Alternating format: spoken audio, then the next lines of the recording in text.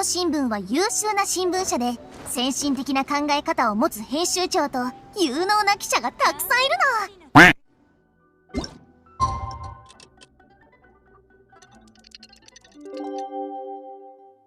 の。フォンテーヌ邸には記者がたくさんいるけど、全員が全員プロの資質を持ち合わせてるわけじゃないの。取材を受ける気になったら、やっぱり私のところに来てね。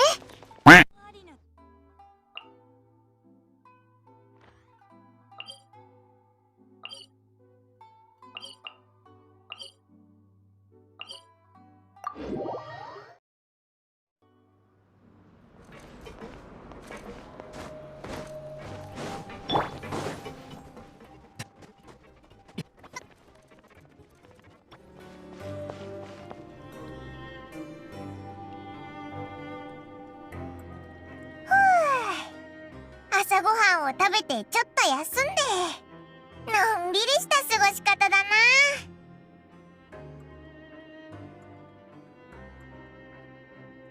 いや、今日は何か大事なことがあった気がするぞ。あ、今日はオイラたちがメロピデ要塞を離れる日だ。早く受付に行って手続きしようぜ。もう予約はしといたからな。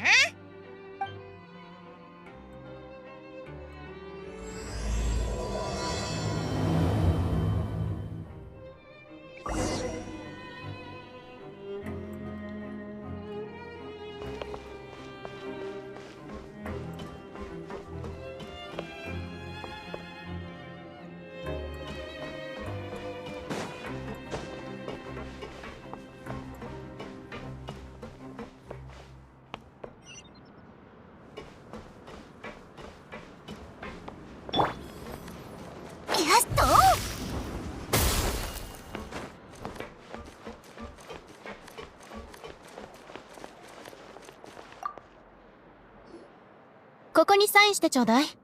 すぐに受理するから、正規のルートでメロピデ要塞から出られるわ。ずいぶん長い間上に戻ってないよな。早く。うわあ！どういうこと？あ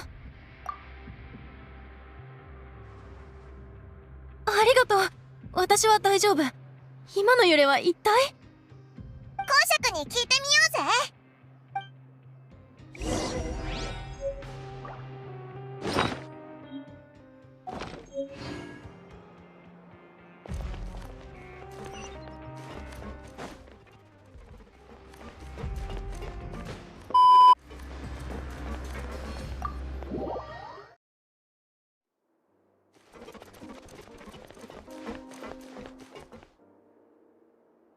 あんたらに会えて光栄だ。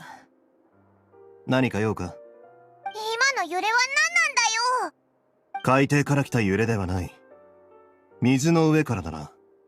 ここ数年メロピデ要塞を管理してきたから、水の上か下かって違いについては結構敏感なんだ。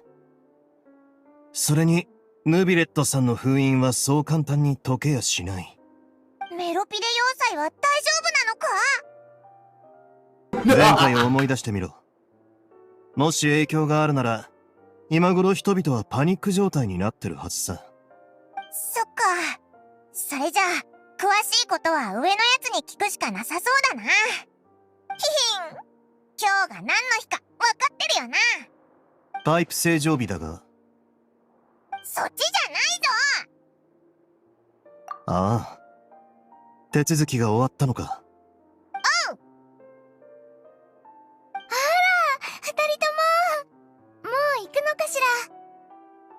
そうだぞ。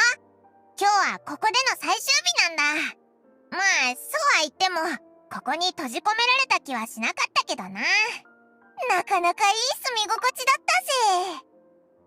ひひ、おいら、結構メロピデ要塞が好きだったぞ。じゃあまた遊びに来てね。うちも君たちにまた会いたい。サインをしたら上に向かっていいぞ。看守があんたらを護送する。お前はオイラたちを送ってくれないのか？そう言うと思った。なら一緒に行こう。おお、直々に来てくれいや、忙しいんだろ。おいら、ただ冗談で言ってみただけだぞ。ほう。いつになく控えめだな。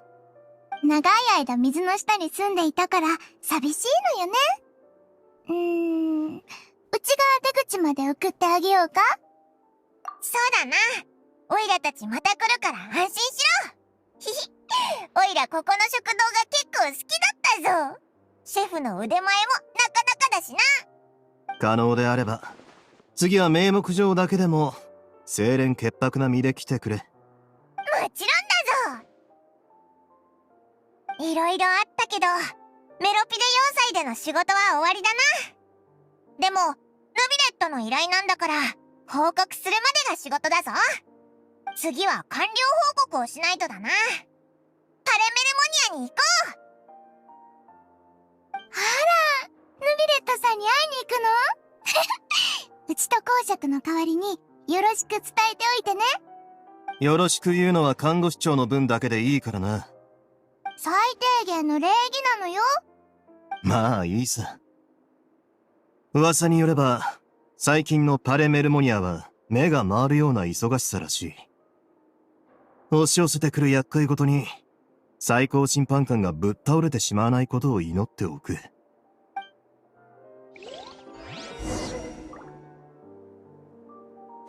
っ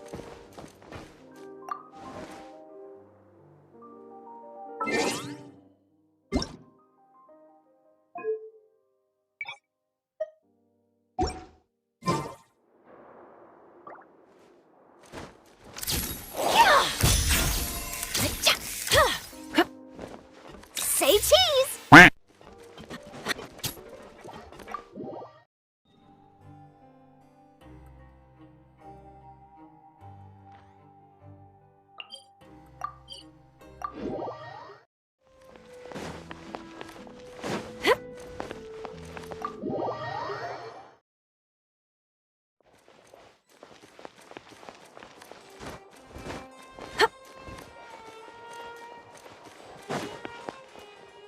The Pendosa sure is buzzing with activity today. Halt! Huh? Oh, it's you two. Apologies. Monsieur Neurvalet did say you'd be welcome at any time. Excuse me, would you mind helping me take a look at this report? I'll be right there. Sorry, I've got my hands full here. You can see yourselves in. Everyone's so busy. Seems a lot has been happening.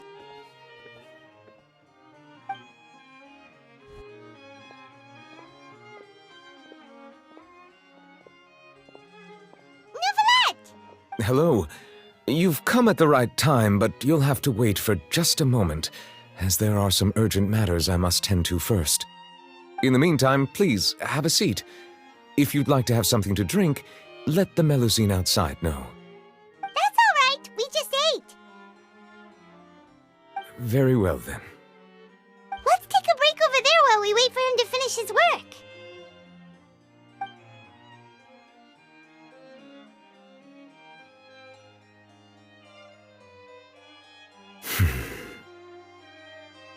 All right. That should wrap things up for now. Are you done with your work? Yes, sorry to keep you waiting. Today should be the day you were released from the fortress of Meripede, and it appears that you've managed to complete all the release paperwork. That's right, and we came here to see you right away.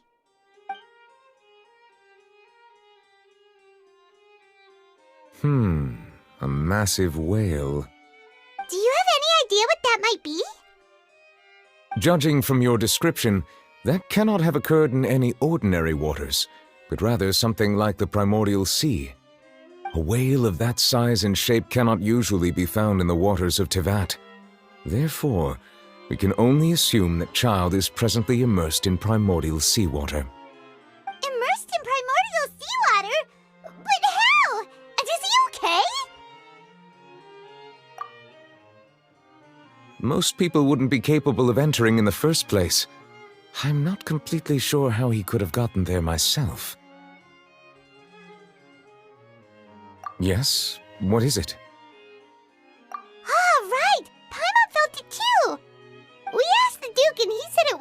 underwater, so we figured you might know something about it. It turns out that I have just received a report about this particular matter. In fact, that's exactly what I was busy with a moment ago. The source of the tremor was here on the surface near Poisson. After the shaking stopped, the water levels in the Poisson area rose at an alarming rate. The water levels rose? Oh no! What about all the people there? Fortunately, the water levels only rose for a short period of time and have already returned to normal now. However, I still have a bad feeling about the whole phenomenon. If the change in water levels is connected with the leaking primordial seawater, then the situation in Poisson may be much worse than it appears. Navia should be in Poisson, right? We need to go check on her! I would also like to go there as soon as possible, but I'm afraid I can't leave just yet. We must immediately formulate disaster prevention plans for the surrounding coastal areas to avoid potential catastrophes. I'll have to ask you two to go to Poisson first. I'll meet you there to check on the situation once I finish things here. There's no time to lose! Let's get going! Please be careful.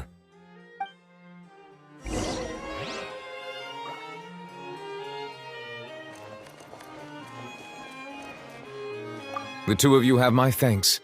If you need any help, just let me know.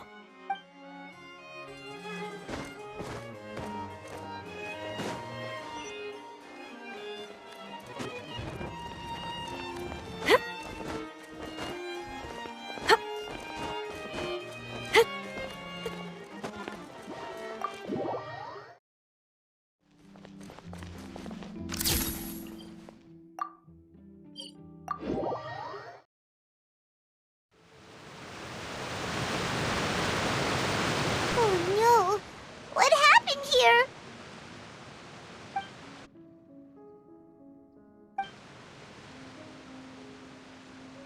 Navia should be around here, right? We need to make sure she's still... Hyma means we need to check on her.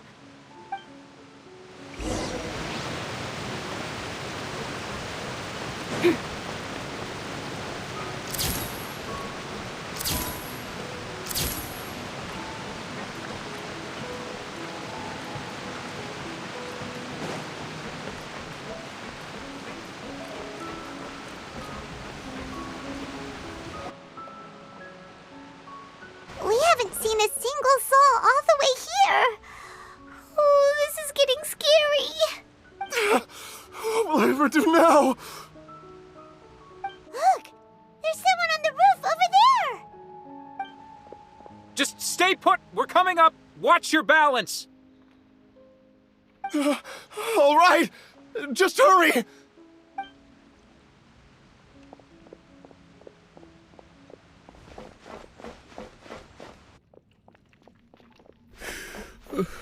I'm not young anymore. How will I survive on my own? My Desiree! Oh, he looks pretty sad. My leg! My leg! How could this have happened? It hurts! Just hang in there. Help is on the way. You can hold my hand if it makes you feel better.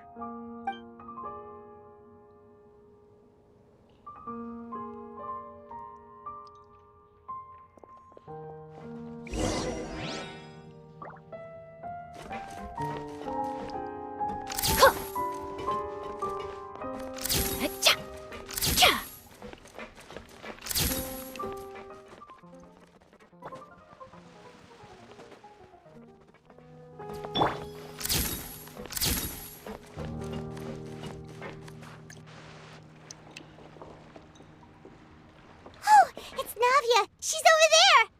Hey, Navia! Are you okay?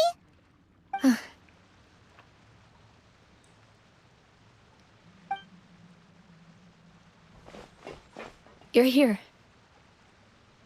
We heard there was a situation in Poisson, so we came as quickly as we could. Yes. As you can see, the water level suddenly rose. It caused quite the disturbance, in fact.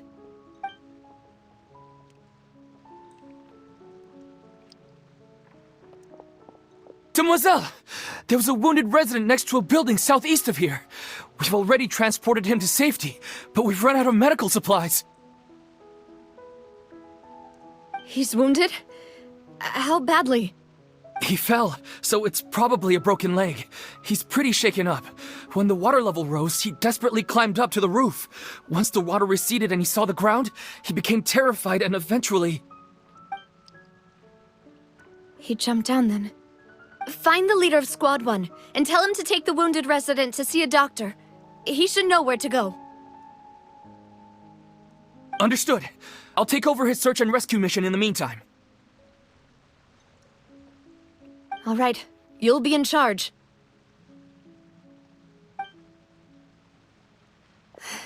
I'm sorry. Where were we? The situation in Poisson?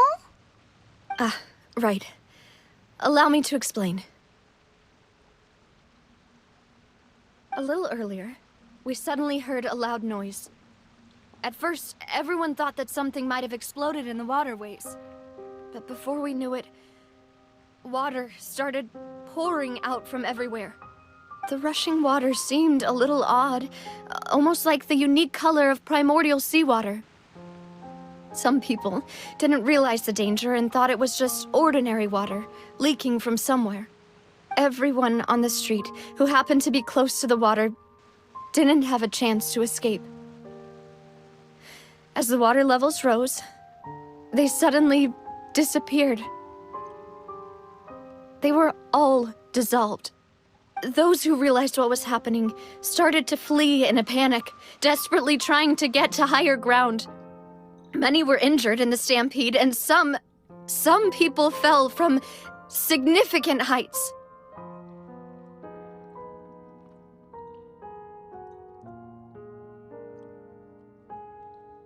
The Spina di Rosula initiated rescue operations as quickly as possible, but there have been a lot of casualties.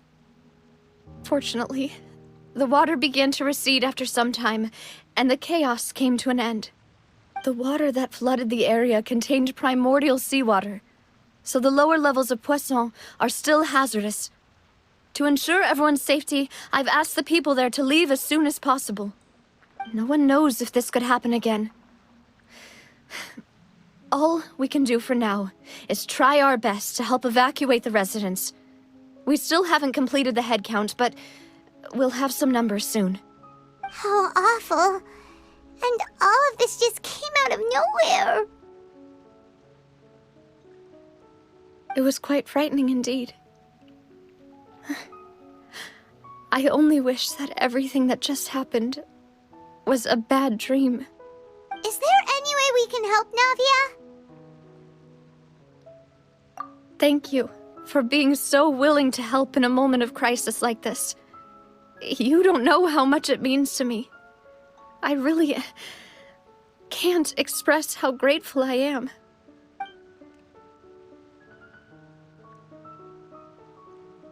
Don't say that, Navia. That's what friends are for.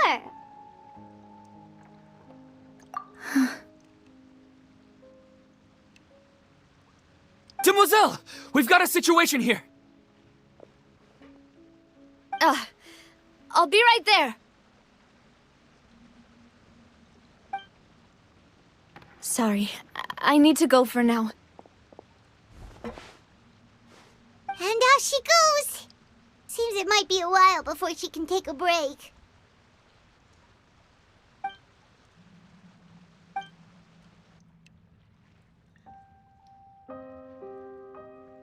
Okay, the wounded are being tended to, and we finished a preliminary head count. More support has just arrived, so I suppose I finally have a moment to focus on my own matters. Of course, we should remain ready for anything, and continue doing our best to rescue others. I'll be sure to have everyone at the Spina di Rosula ready to render assistance. Traveler, Paimon, would you two accompany me to my father's grave for a moment? Huh? Right now? Thank you.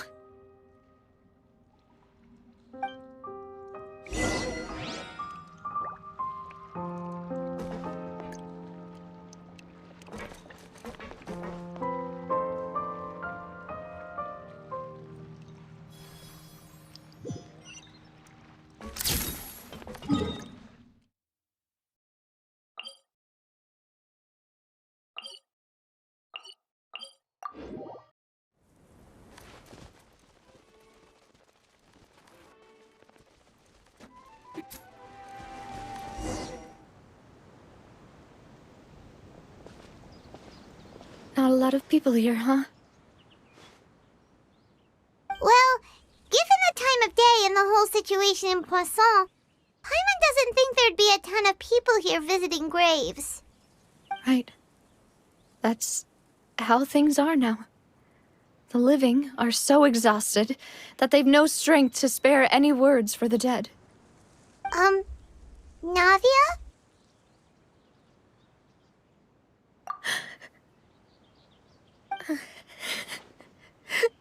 Navia, what's wrong? Sorry. I just... Malus and Silver... They won't ever come back here again. What should I do, Papa? Huh? What happened to them? Everyone agreed on the rescue plan, but still... I was the one who initiated it. They were helping evacuate the residents, but they couldn't leave in time. And they were caught in the seawater.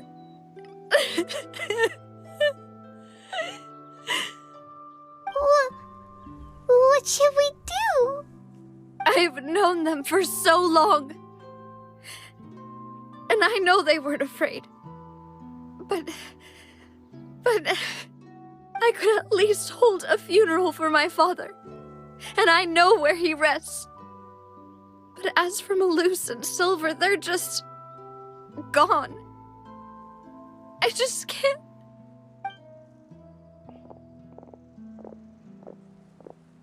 Everything looks so clean after it rains. Even the gravestones. I didn't expect that you'd enjoy a glass of red wine in front of Master Callus's grave. I can understand. Besides, the scenery here isn't half bad. See, it's not just me. I always want to bring something when I visit Papa. Perhaps we might even have a picnic. He wouldn't be angry, would he? How could Master ever be upset with you, demoiselle? Yet the cemetery is the home of those who have passed, is it not? Everyone ends up here sooner or later, no matter who you are. Buying yourself a plot in advance, are you? No need yet. But when I do, I hope you'll let me be buried beside Master Callus, demoiselle. Hey, stop joking around. I'm quite serious. That way, it'll save us both the trip to see each other whenever you visit your father's grave. That makes sense. In that case, could I be buried on his other side? After all, besides you, demoiselle, the two of us could certainly be considered Master's closest companions, no? Personally, I believe we fill those shoes just fine. Why are you bringing this up all of a sudden? Seriously. All right. I'll remember your requests. But I'd really prefer not to talk about this stuff. And what do you mean by saving me a trip? I'd make the journey even if I had to visit you two somewhere else. I'd promised to let them rest in peace here. But here I am breaking that promise. I'm sorry for letting you see me in a mess like this. I don't usually cry, really. Paimon doesn't know how to help you feel better. But, well, she understands how you feel. I had always thought I could make my wishes come true. But now that I think about it, that never solely relied on me.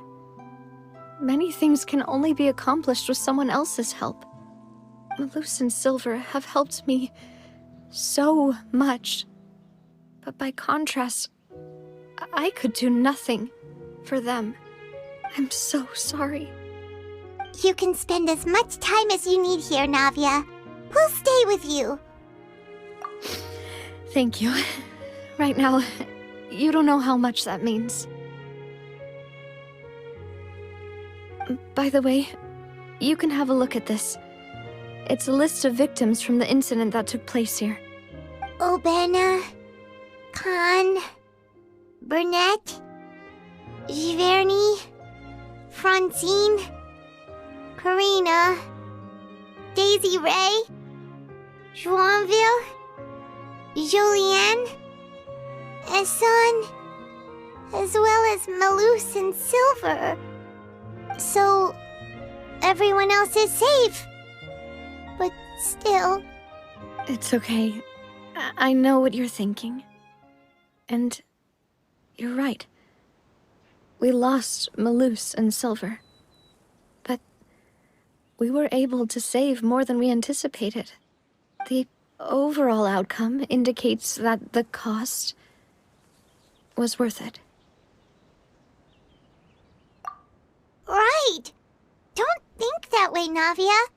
One person might be saved at the expense of another, sure, but that isn't something we should ever consider a trade. Malus and Silver were not the price for saving anyone. They're heroes. You're right. Thank you, Paimon. What you said just now was pretty amazing, actually. I'll remember your words. Oh, really? Seems you've become more eloquent in the time since we last met. The knave? What are you doing here? Is everything going well on your side? Yes, my people are carrying out the mission according to your request. All the residents of Poisson have been evacuated, and we're preparing to relocate them to higher ground. As for these supplies, we have everything taken care of. There is no need to worry. Thank you very much. Wait, do you two know each other? We just met recently. Right, Miss Navia? Usually, I would call this a coincidental encounter, but that doesn't quite fit this time. Besides, it never even crossed my mind that a Fatui Harbinger would come looking for me. Thanks to the knave, Spina di Rosula received generous support from the Fatui, which allowed us to complete the rescue and evacuation work so quickly. Mutual aid is essential to fostering positive developments. We were already in the area, in any case, so it was nothing. That said, I must say that you're a lot sharper than you let on. I'm sure you understand what I mean. I apologize for all the ways in which I tested you previously. We've never worked with a Fatui before, and it's extremely important for us to know who we're working with. My subordinates have reported that Fatui soldiers have been observing water levels and taking head counts in various locations. I hear that they've also prepared a large amount of emergency supplies. I'm quite surprised. This is nothing to brag about, nor do I intend to. It is simply the way of powerful organizations to act forcefully, whether they are doing good or ill. You've witnessed that firsthand, in any case. As I've told this traveler before, I know of the prophecy, and I intend to prevent the impending disaster. Lending your organization a hand was a natural first step in accomplishing that. As such, do not be troubled by this token of our sincerity. Perhaps one day, you'll also be able to help me in the same way. Without your help, there would have been many more casualties. I won't forget your kindness. Furthermore, I sincerely regret what happened to Malus and Silver. I only wish that my people could have arrived a little earlier to prevent this from happening. Don't say that. You and your subordinates did everything you could. As Paimon said, Malus and Silver didn't choose to sacrifice themselves for any specific person, and they weren't the price paid for other salvation. They chose to become heroes themselves. I've never liked hearing people put it that way. It's like trying to relieve pain by saying some noble-sounding words. But right now, there's nothing more suitable. They really did become heroes. You're right. I'm sorry for your loss, Miss Navia.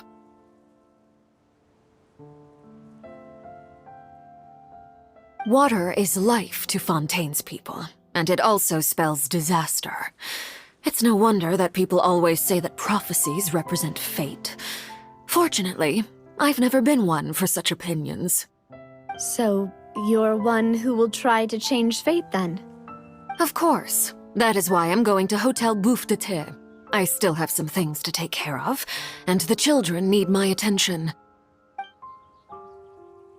By the way, Traveler, Paimon, one more thing. Alright, then we'll just... Huh? This isn't right. Paimon thought you would ask us to walk with you for a moment so you could tell us something in private. That is a clever and useful conversation technique, which I do like to use when necessary. But there's no need today. It would not hurt to have Miss Navia listening in. Traveler, I'm sure you remember that I said we could work together when we had the chance.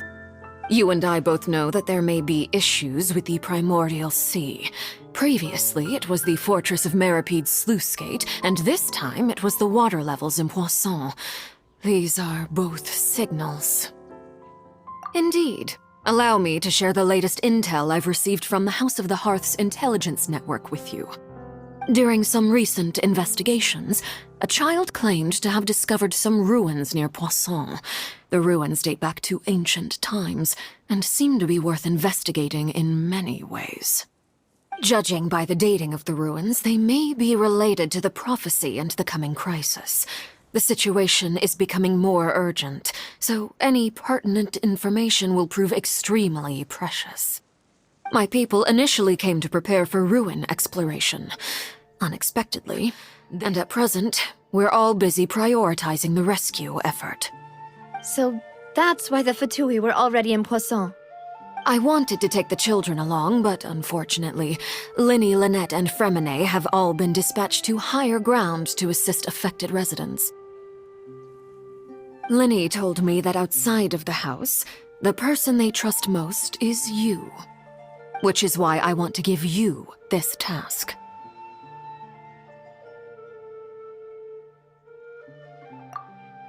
The House of the Hearth's members see each other as family, but Linny, Lynette, and Fremine said that they also see you as such, even though you are not from the house. I'm sure you already understand how earnest they consider their friendship with you to be. Oh, that somehow makes Paimon feel kinda happy. The intel I just shared about the ruins could fetch a high price. But since the children consider you family, it's only natural that I freely share it with you. Got it! So all we gotta do is go to some ruins, right? We can handle that. Excuse me, but may I tag along? You wish to join, Miss Navia? But are you sure you're up to exploring some ruins? You need to rest. Well, I'm sad, yes. But I can't just go back and plop myself into a chair by the roadside and do nothing. There's no point in being depressed while we still have a disaster on our hands. As my father's successor, I must live up to the hopes he had in me. Besides, I'm also doing this for myself. I need something, a distraction, to keep my mind off Malus and Silver.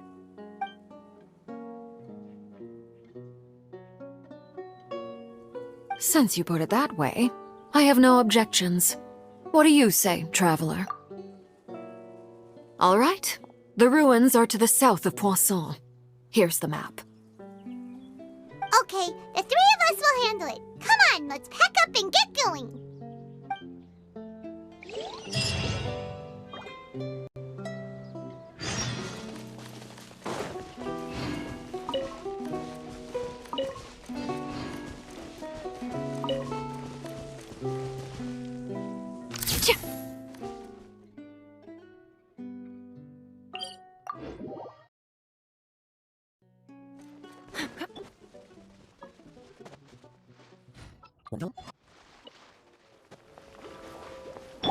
Hold that pose!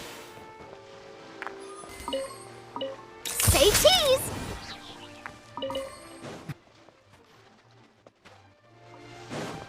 So, are these the ruins the knave was talking about? Whoa, talk about old. They seem to be pretty ancient, all right. Let's go in and have a look. Just be careful. Okay.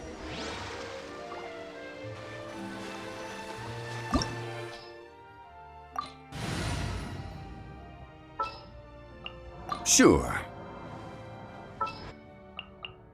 All right, let's head off.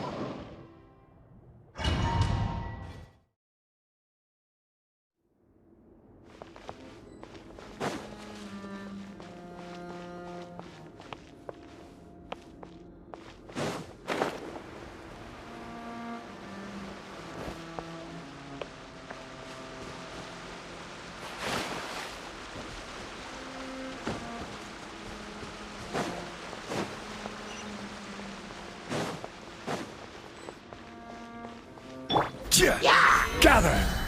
Dada Kundala.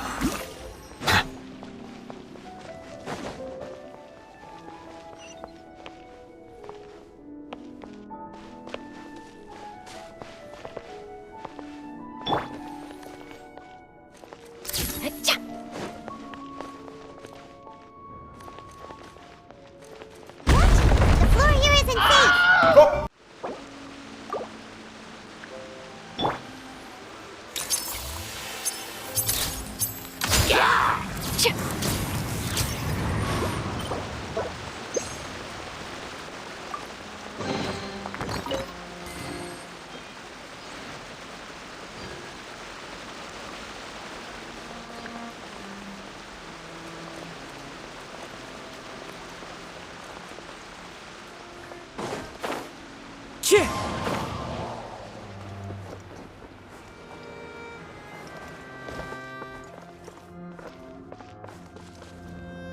Time to go.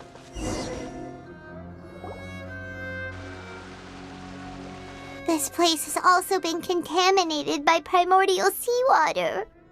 Yeah. And a lot of it, too. A Fontainian would most likely dissolve the moment they fell in. Right! You can't go down if there's primordial seawater. It's too dangerous, and it won't be any help for you to just stay here. Don't get Paimon wrong. We're not saying you're useless. It's just that... No, you're right. I can't do anything in this situation. I'll leave this to you.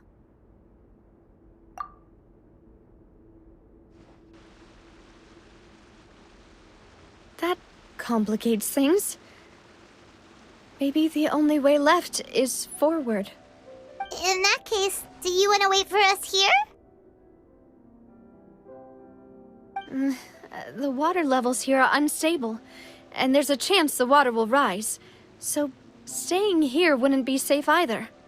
I'll go together with you. Perhaps we'll find the exit just up ahead. All right. Come with us for now then, but please be careful.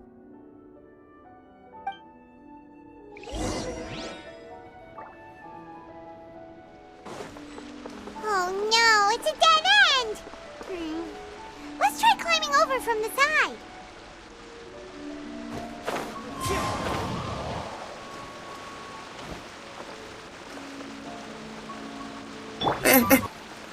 Whee!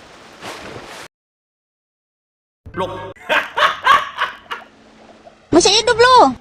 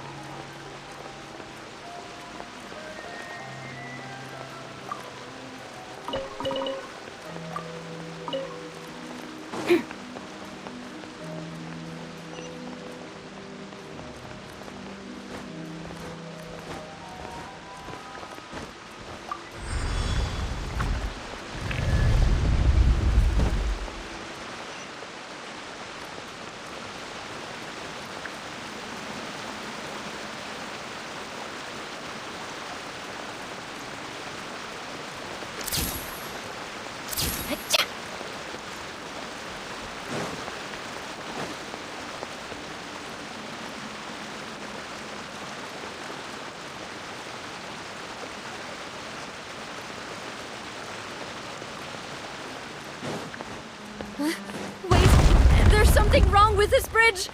Run for it!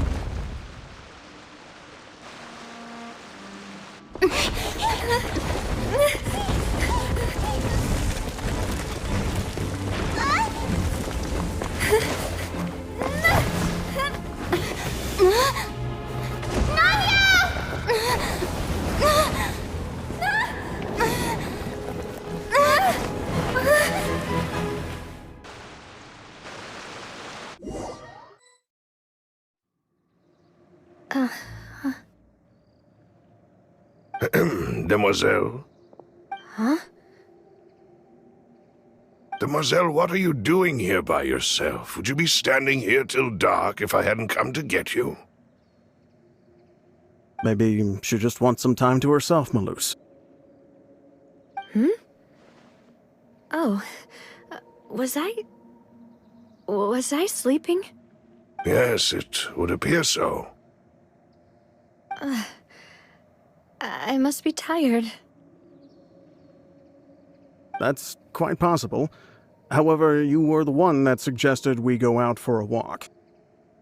Oh, right. I nearly forgot.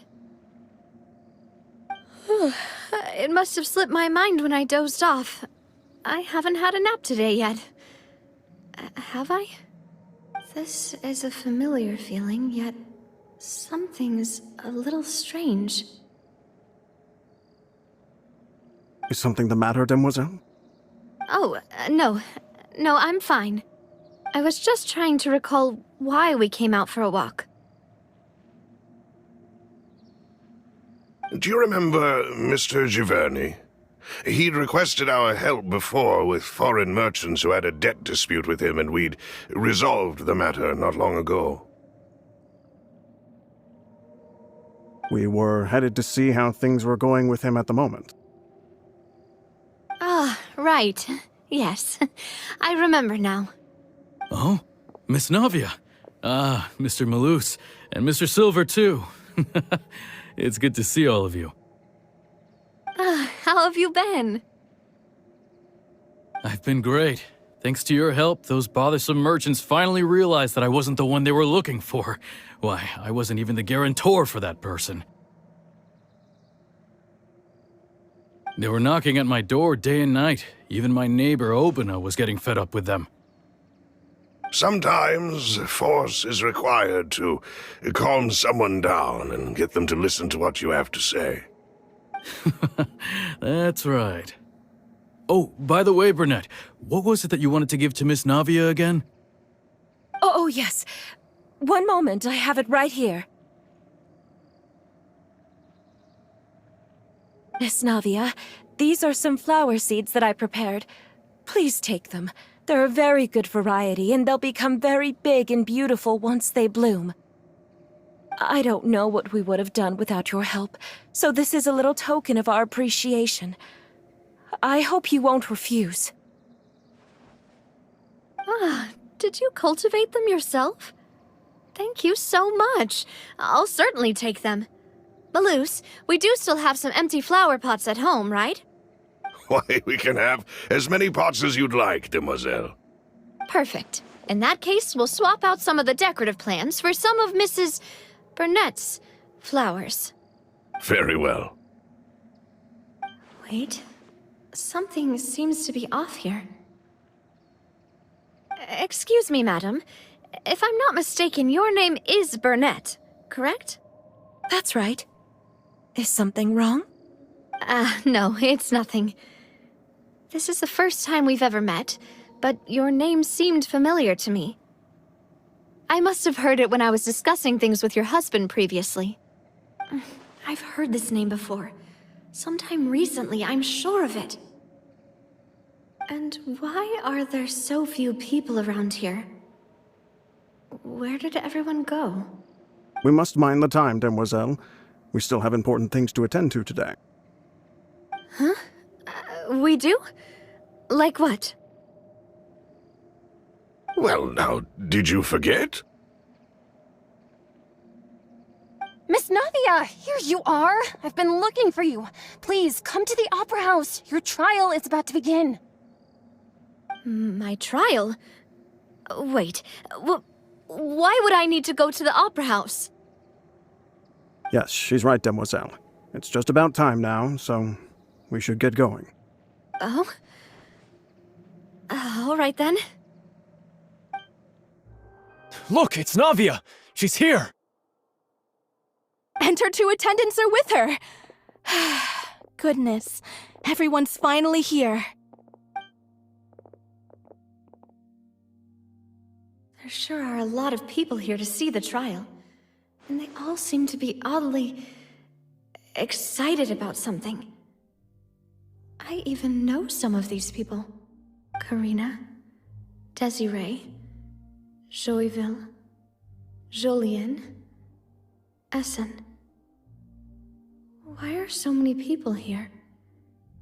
And why do I have no recollection of this case? And as for the judge... huh? Where's Monsieur Neuvillette? Please sit in the defendant's seat. Don't worry, Silver and I shall accompany you. All right. But are you sure you can stand behind me?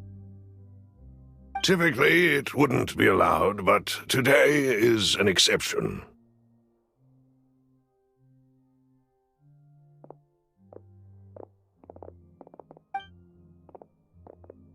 Hey, what kind of place do they think this is? Come on, do they have any idea what they're doing? Seriously.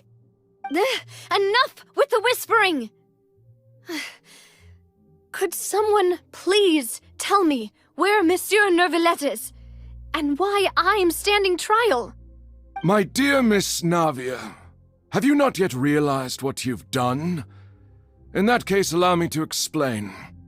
As all here know, you are Master Callus's successor, the head of the Spina di Rosula, someone held in high regard by every soul in Poisson. After you took over the Spina, you treated all of us just like the late Master Callus had. If anyone in need reached out to you for help, you responded. Not only you, but your butler, your subordinates, nearly everyone in the Spina di Rosula fought for the well-being of those in Poisson. Wait a moment. Aren't you just proving that I'm a good person? Yes, correct. Absolutely right. And that is why you stand accused. You have helped so many people get through so many difficulties. You are one with us. We are inseparable. We are one big family, all of us who are from Poisson, inextricably linked. And with you being so important, we couldn't possibly do without you. Therefore, this fair and honorable court shall declare you guilty, and you shall stay here. You will be together with us forever. Huh? What are you saying? Everything you have said is correct. I have indeed done a lot for my hometown, and I would be willing to be with you all, but what is the purpose of having me stand here like this? What is there to discuss? Ah, well, if that's what you think, then I have no further comments. How wonderful, Miss Navia!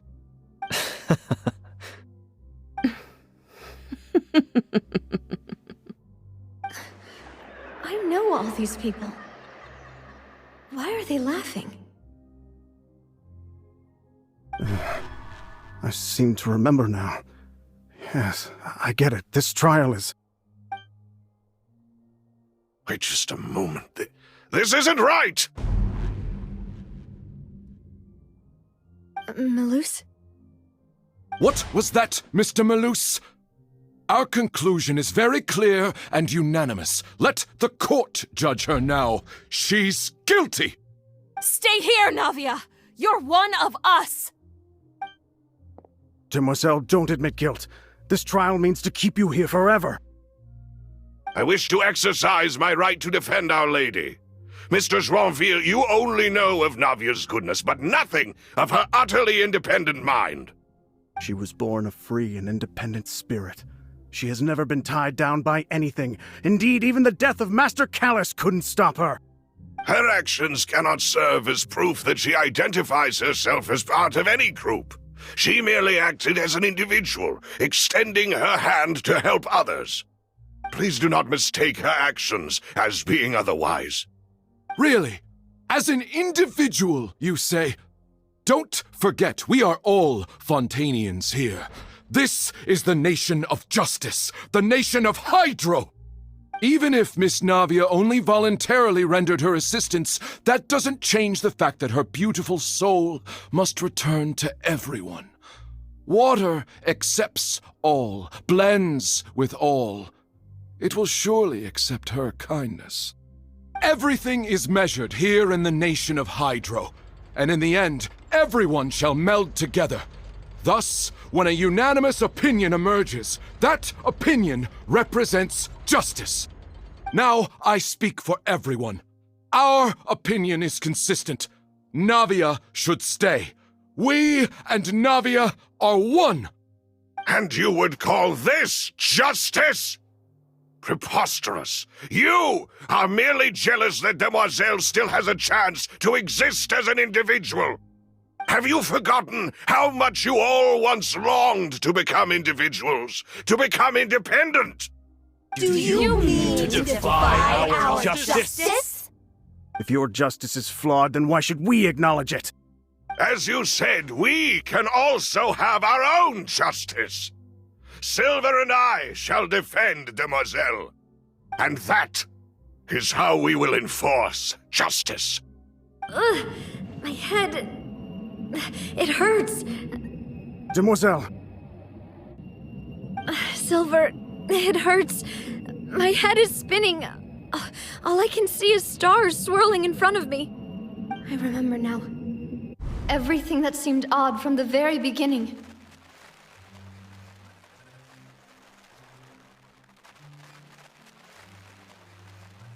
Karina, Desiree, Joyville, Jolien, Essen, and Mr. Giverny and Mrs. Burnett, who we met earlier. Even Malus and Silver. I don't want to admit it, but they're all dead. Don't be afraid, and don't admit guilt. We will protect you to the very end. Absurd! Who are you to say that she cannot be judged? We are the majority, and in the nation of trials, the majority is absolute justice. We are the will of all. Don't let them escape! We shall keep Navia here with us! Mr. Malus and Mr. Silver, must you be so stubborn? How could the two of you possibly hope to stand against the collective? Do not resist. This judgment is fair and just. Navia belongs to us. After all that happened, she should not be left alone in Poisson. What are you saying? No more excuses! He says we're jealous. Jealous? How could she possibly be an independent individual? What's with these people? Who's jealous of her? She belongs to us! Miss Navia, she... Silence! That's...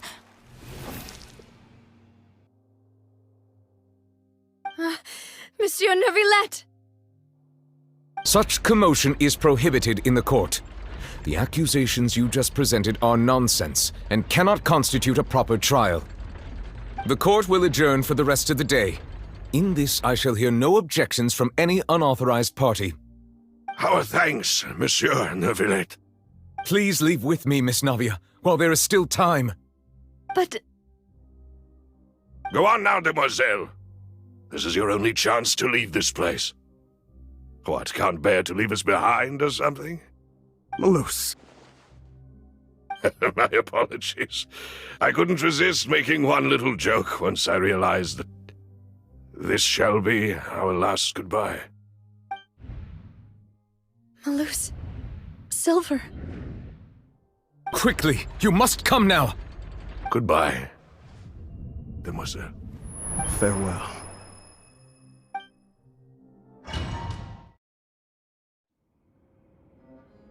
No Wait! Just a second!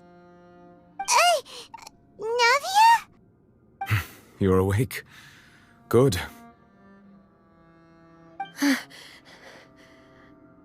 I must have been dreaming.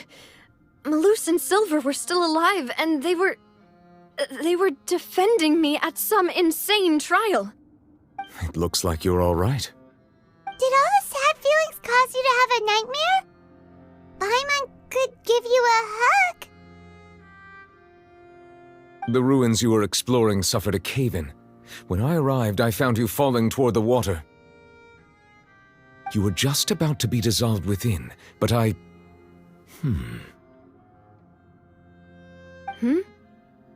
What is it?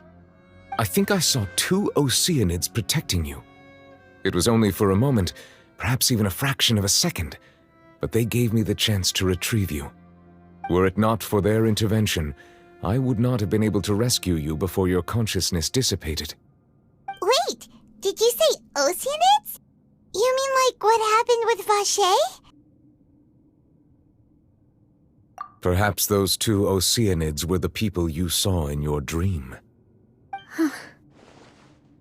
I always told them that they didn't have to protect me.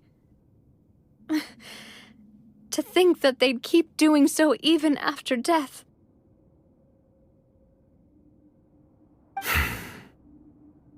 Please come with me.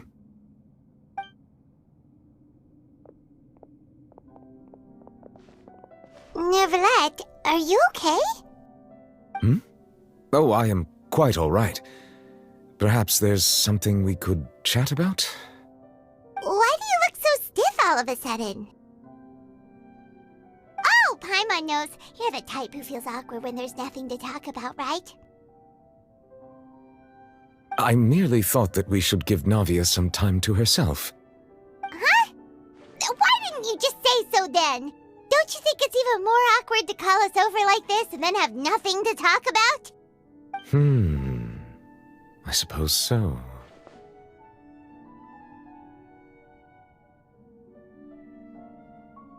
Ah, Sigewinne. I hope all is well with her these days. Her work in the fortress of Meropide has not been too much for her, has it? No way! Don't worry. She's doing fine down there. She's an amazing head nurse. I see. Well, that is good. I have always worried that Sigewinne would need a lot of time to understand the world of humanity, just as I have.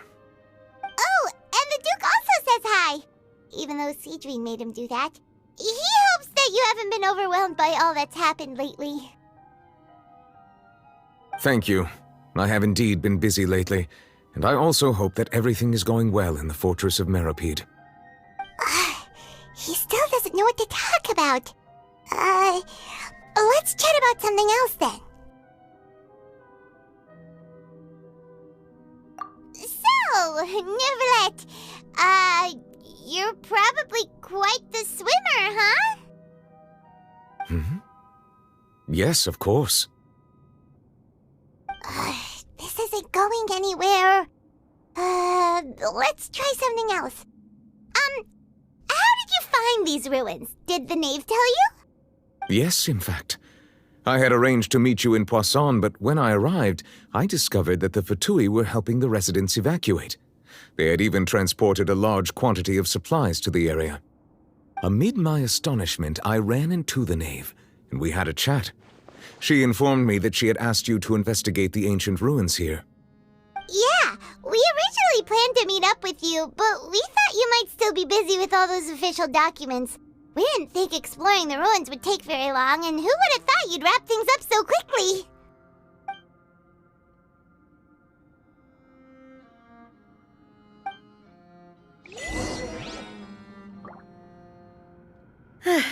I'm sorry to have kept you all waiting like that. I'm feeling much better now. I guess we should get going again. Will you come with us, Monsieur Neuvillette? Yes, if you wouldn't mind my company. All right! Another one joins the party! Let's get going then!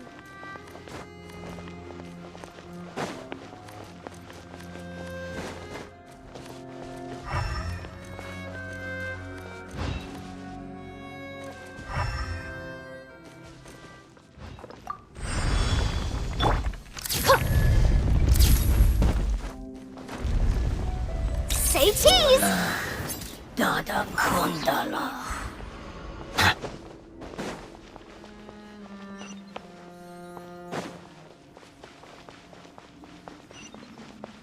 no, another unstable path. Watch your step.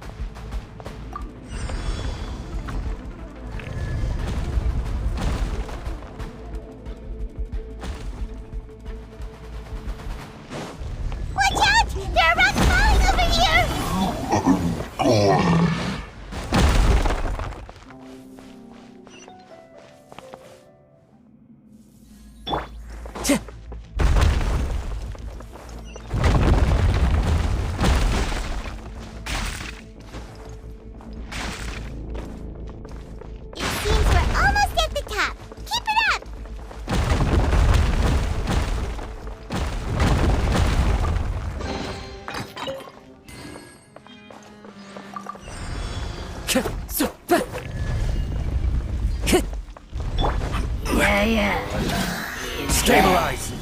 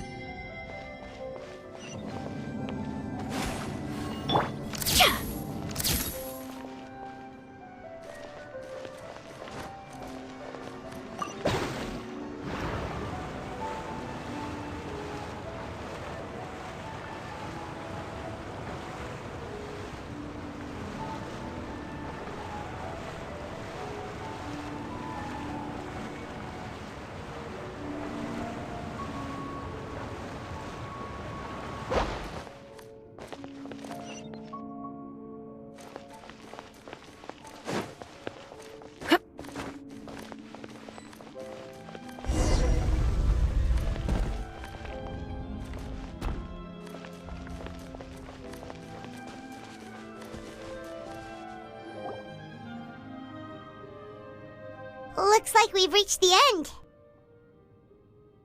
This is the place. There should not be any other hidden spaces in the vicinity. The path sure had some twists and turns, but it turns out that this place isn't actually that big.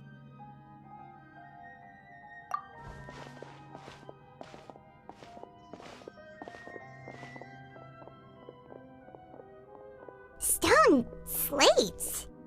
It seems like they were put here as an offering. Could we take them down and have a look? Perhaps we should just leave them be for now. There are 4 locations in total, but only 3 stone slates.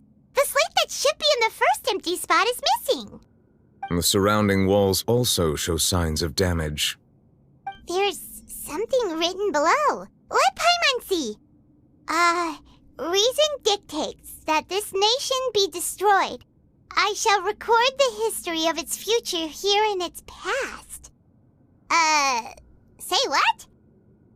It feels like someone left these slates and these words here for a purpose. But does he mean that Fontaine should be destroyed? That would fit the circumstances dictated by the prophecy, yes. Indeed, the slate's contents correspond to it. Take the second slate, for example. There's a person kneeling here. She seems so dedicated. And there's a whole bunch of other people behind her doing the same. She's facing this... what is this? Some kind of island in the sky? And is that Lady Farina in the third image? Did the Hydro Archon fall into the water? And is that a ring of people around her? Paimon doesn't quite get it. Are they all in the water? The fourth image. I know this one. This exactly matches the content of the prophecy. The people will all be dissolved into the waters, and only the Hydro Archon will remain, weeping on her throne.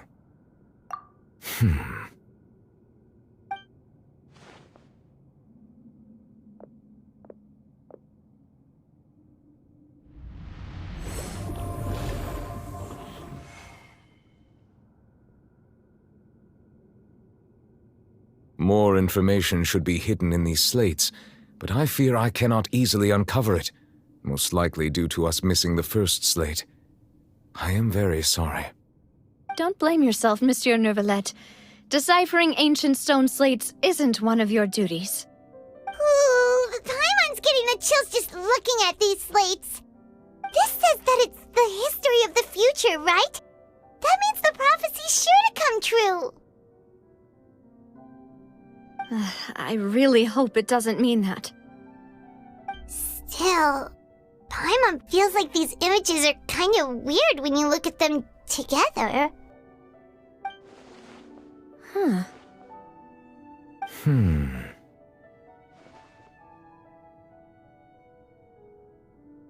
That's right! If the images are in chronological order, shouldn't the fourth, the waters drowning Fontaine, come before the third, where the Hydro Archon herself falls into the water? And yet the order is reversed here.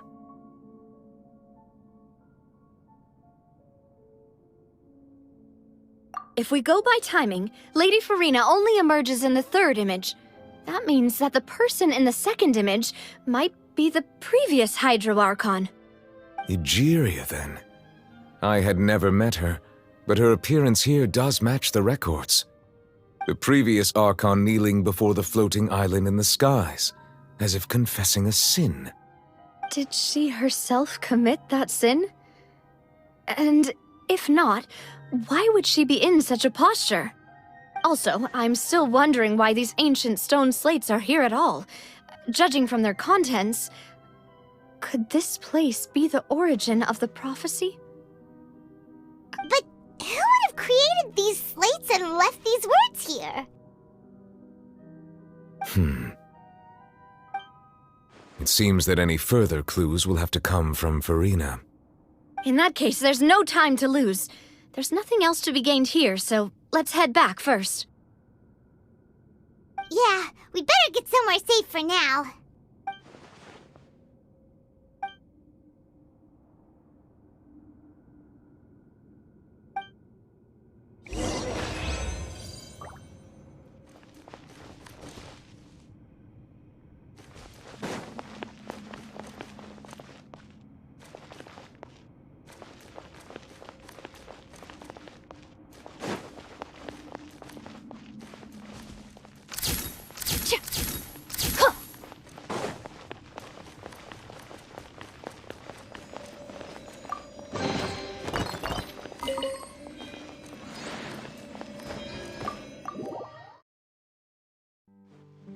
Let's split up here. I'm going to check on what's happening with the Spina. You know how it is. There's some things you just need to be there for yourself. You still have energy for that, Navia? Paimon's already beat. Just head back to the Fleuve Cendre and have a rest then. I'll depart as well. Thanks for your hard work today. Rest well, everyone. Traveler, I will go talk to Farina tomorrow morning to ask about the stone slates. I'm sure that you're concerned about this matter as well. If you have time, drop by my office. I will share the results of our discussion with you. Are you really gonna talk to her about this directly? Will that be a problem? Paimon's getting a little scared now that it's come to this. She has long been harboring secrets and will not give them up easily, which makes it all the more my duty to ensure that she understands the present situation. Alright, we'll leave it in your hands then. You're probably the best person to talk to her anyway. I will be carefully considering my words tonight. Traveler, Paimon, our safe house at the Fleuve Cendre is always open to you as ever, so please don't think you're an imposition. All right. I'll be on my way then.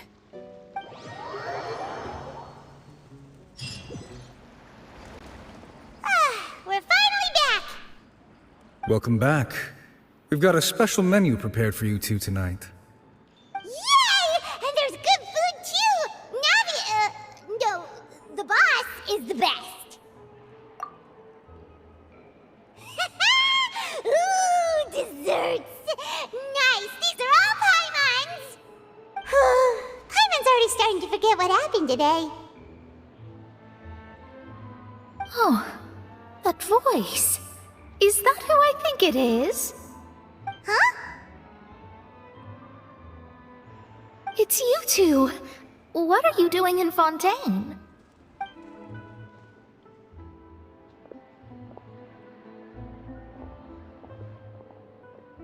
Mona? Seriously, nobody just uses a scry glass whenever they've got time to just see who they'll meet on the road. Still, we didn't expect to see you here. Wait, you're not a Fontainian, are you, Mona? Well, I have some business to attend to here, so I booked a hotel in the city. I was just out for a stroll when I bumped into you. Quite unexpectedly, if I might add.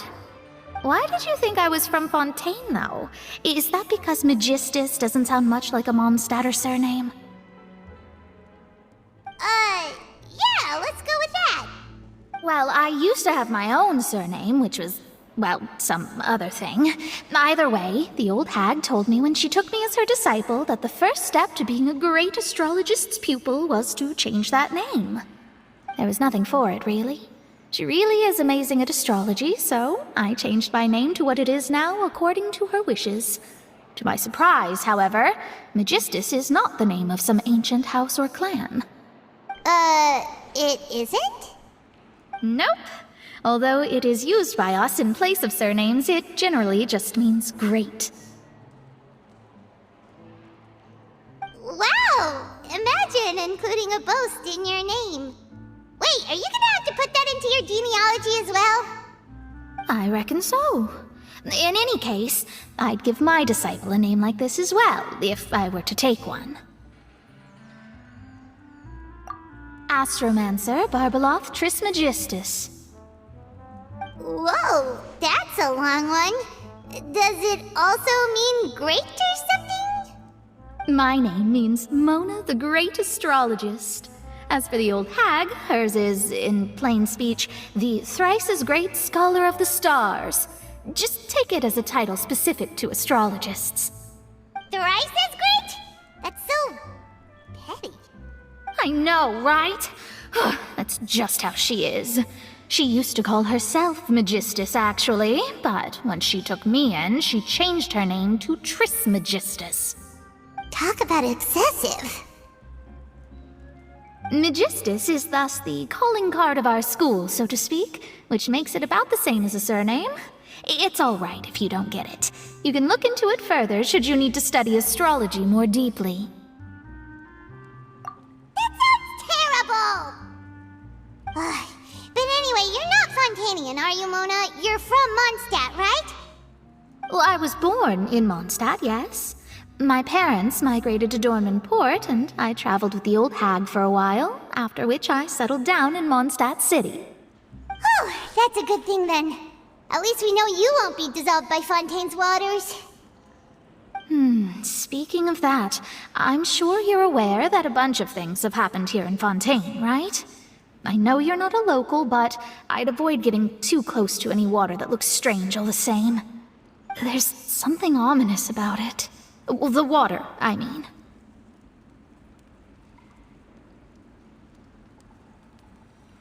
That was the main reason, yes. Just a while back, the Steambird invited me to take part in a panel and speak about the circulation of the prophecy as an astrologist. The invitation was sent quite early on. I don't think anyone expected Fontaine to be in this much trouble. What do you make of that prophecy, Mona? Just tell us what you think as an astrologist. Your word would go a long way to make things more certain and less scary. What I can tell you is that I'm an astrologist, and that this prophecy concerns the fate of Fontaine, even that of all Tevat. Ascertaining this is akin to reading the fortune of the whole world. I'm afraid that this is not something that just anyone can do. If I could do it, you would no longer call me an astrologist, but a visionary. But on the flip side, the prophecy is so huge and powerful that it must surely come from a powerful visionary. Its contents involve the fate of the world. Disregarding it would be a mistake. A visionary? Sounds really powerful and all, but does such a person really exist? Of course. The old hag could do it, and I'd bet there are others amongst those Hexenzirkel colleagues of hers who could do something similar. Huh? Are you sure? Akhir. All right, I'll help you. It isn't often that I see you with such a serious look on your face. I'll tell you once I hear back from her. Thanks, Mona! You're amazing as always! Oh, well, this is something only I can do after all. So yes, your praises are quite welcome. That's the greatest of astrologists for you! Of all the people we know, you know the star's the best! Indeed, indeed. That's the spirit. Oh, sorry. I came to see what all the commotion was about. If there's anything you need, do not hesitate to inform the Spina di Rosula. Oh, whoops. Guess we were getting a little too carried away there. Well, I'll go tend to my own business now. If I receive any news, I'll be sure to come find you two again. And there she goes, quick as rushing water. And here we are with the Spina guy giving us suspicious looks. Right, but we were able to recruit Mona's help, didn't we? Our Fontainian friends will thank us someday.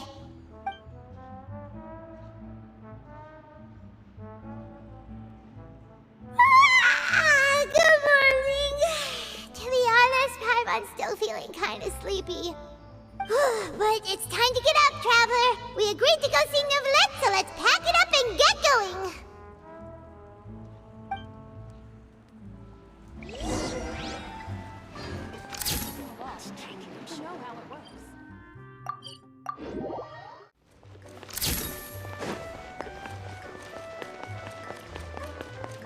I have to keep an eye on them.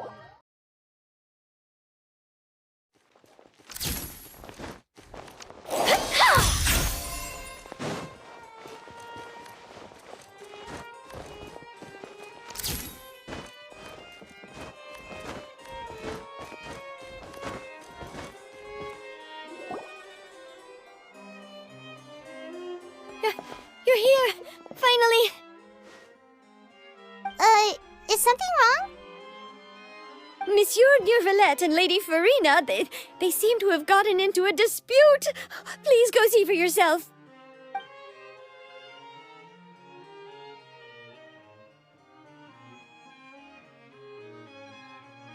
Like I said, I've already explained everything! And yet the problem has not been properly solved. There is little space for excuses between us. It is not my intention to offend you, but please, tell me where you stand. You are the Hydro Archon Focalor, are you not? Look at this. This is a list of the victims from the recent Poisson incident.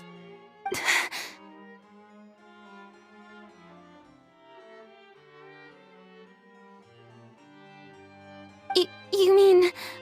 they're all... We did not arrive in time to avert this disaster, and I will not have it happen again.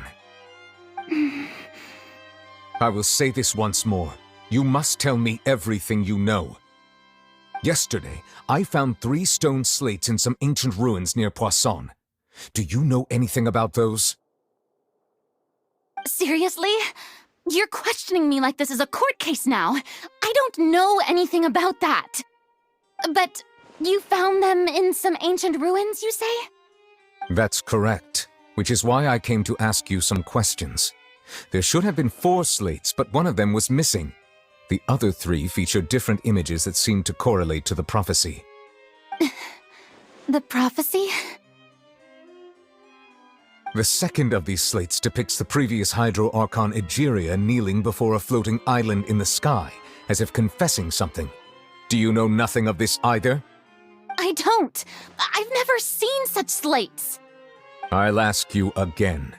Do you really have no information regarding the previous Archon? My deciphering of the slates indicates that the Hydro Archon Egeria once had to confess to or apologize for a certain sin. If anyone would know about it, it should be you. All gods don't have the same secrets, you know. She was herself and I'm me. Is it really so strange that I know nothing? I understand your concerns, but I'm sorry. I just don't have anything to tell you. Forgive me for saying this now, Lady Farina, but I have long known of your various secret investigations into certain matters. There are several indications that you have been investigating the prophecy on the sly. This is not strange in itself, considering that you are the Hydro Archon. But it is strange that you should also claim to not know any of Egeria's secrets, as well as do nothing following your inquiries. You have never been as superficial as you have presented yourself to be, nor are you a fool. And yet, your behavior is very inconsistent.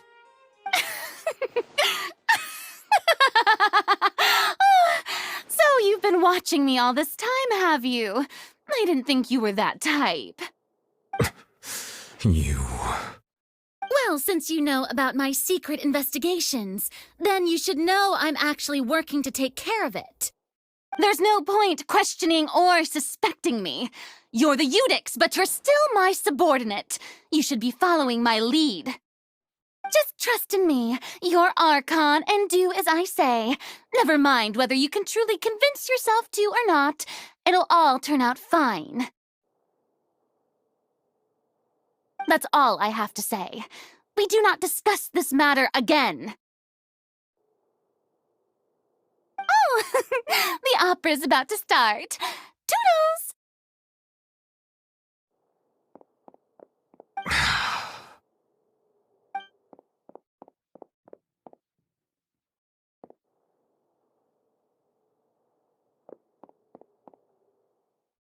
Did Farina not notice us standing by the door? Wonder what's up with her. She was smiling. She didn't seem in the mood to care if we were listening in or not.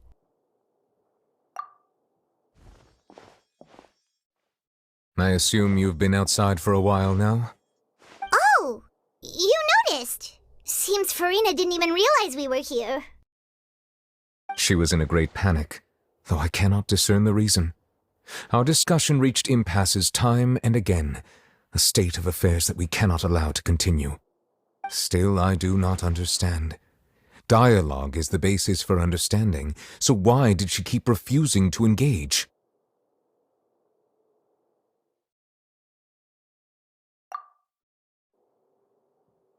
Everyone in her inner circle has noticed that she is hiding some secret. The issue is her attitude. I fear that she will not reveal anything unless absolutely forced to. We may have to create a situation in which she will have no choice but to speak. Oh? Like what? Normally, people will only reveal the truth when standing trial. Perhaps we must have the Hydro Archon experience just such a scenario. But Farina's seen so many trials, and she's really good at dodging questions. How do we make sure that she won't just slip away at the first chance she gets? We will need to consider this thoroughly, join forces with various parties, and then do what we can. If at all possible, I would prefer to recuse myself from this affair, but we must prevent the prophecy from coming to pass. This may be cruel to her, but all Fontaine is in crisis. The information a god possesses is too precious, and so we must take a chance on this. But who will lend us their aid to do such a thing?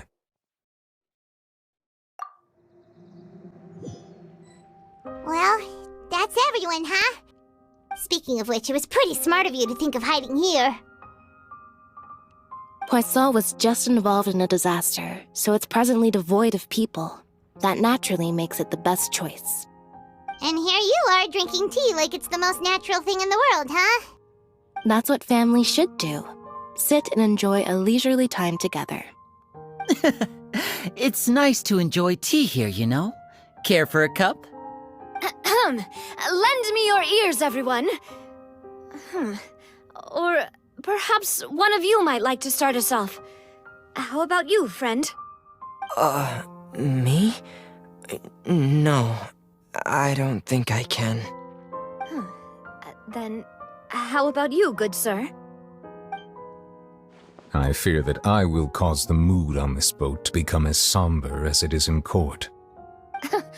Well then, I guess we're lucky we've got a local like me to organize things. Wonderful, the spotlight at last. I guess I'll be facilitating things from here. That was a little long-winded, don't you think? Oh, you might be right. Anyway, to cut to the chase, our friend here, the Traveler, has brought us together to discuss something. As for what that is, well, let's start by saying that we'll be pooling our efforts together to create a series of traps. Oh, how intriguing. Well, it's just an expression, really. One that I just learned from Chlorand, and used on the spot. So, let's invite her to explain in detail. A round of applause, please. Huh? Didn't you say that you would be facilitating this? Oh, come now. Your work doesn't involve much public speaking, right? This is a good chance to practice. You might even pick up some fancy oratory tricks to impress your boss with in the future.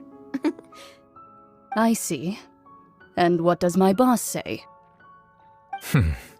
He is glad that you consider him your boss. Do go on.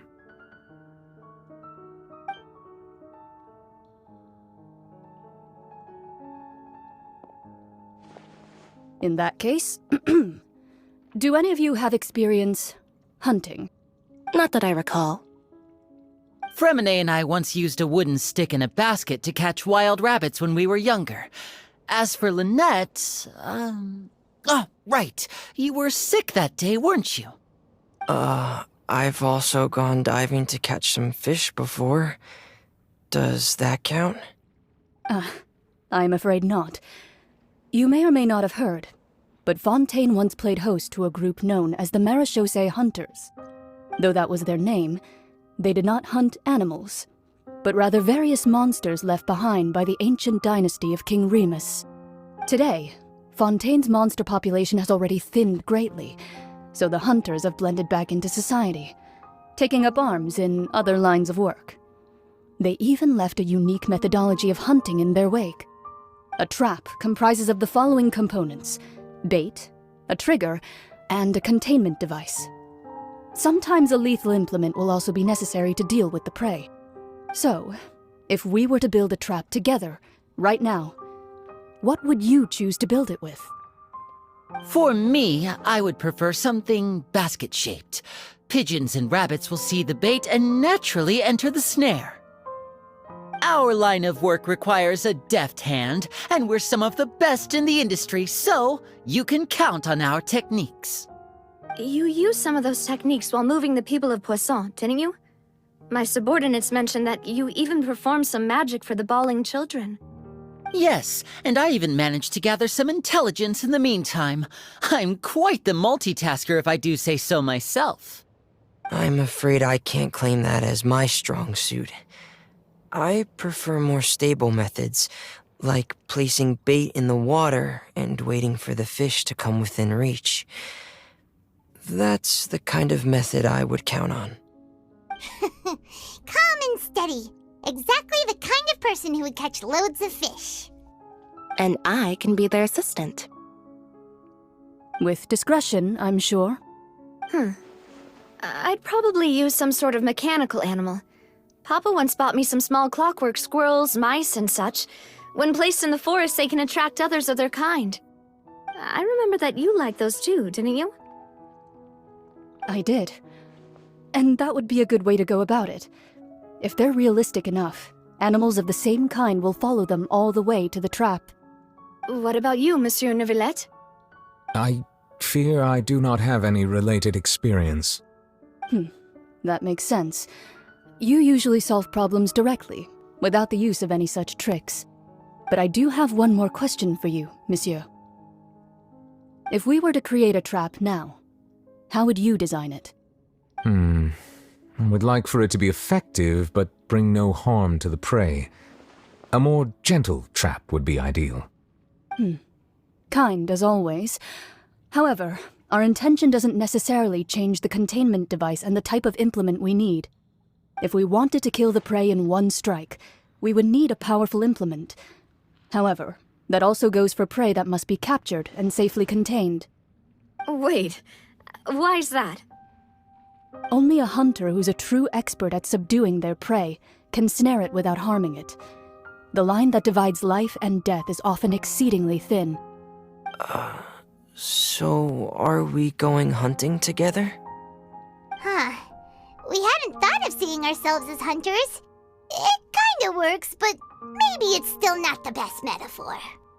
If our means of capturing and dealing with our prey is to put them on trial, then the hunting metaphor is actually quite accurate. But we shall require much more courage than any hunter to judge a god, a being whose seat is an exalted throne.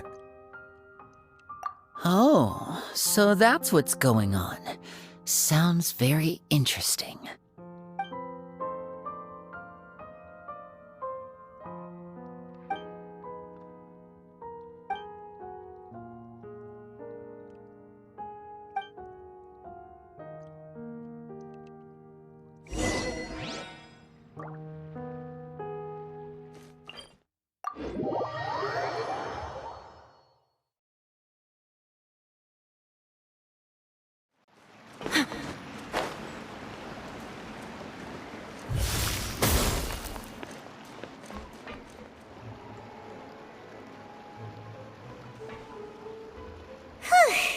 It's been a tough few days, hasn't it? So much has been happening. Paimon didn't think the meetings would go on for so long, but everyone seemed pretty fired up, huh? Paimon thought they'd be at least a little frightened. Well, Fremine was, now that Paimon thinks about it, but everyone else just looked a little surprised. Well... It's hard to say. Paimon doesn't have any experience with this sort of thing.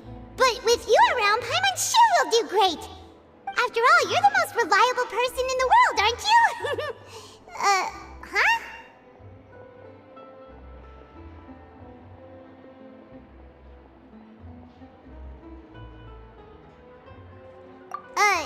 Did you just pour some tea? Paimon didn't notice you doing that at all. Then what's that? Paimon's never seen that cup before. Don't be frightened. I'm just joining you two for tea. I merely refrained from saying anything till now. Who's that voice? But there's no one here. Ah, have you forgotten me already? Wait, you are familiar. You're the voice we heard from the sky in Sumeru. The voice from the sky, I fear that description is wrong. Though, not completely wrong. You're feeling lost now, just as you were feeling previously. I sensed that confusion and thus came to you. Guiding people is an irresistible hobby of mine, after all. Consider me a passerby, just accepting a commission from my friend's disciple on a whim.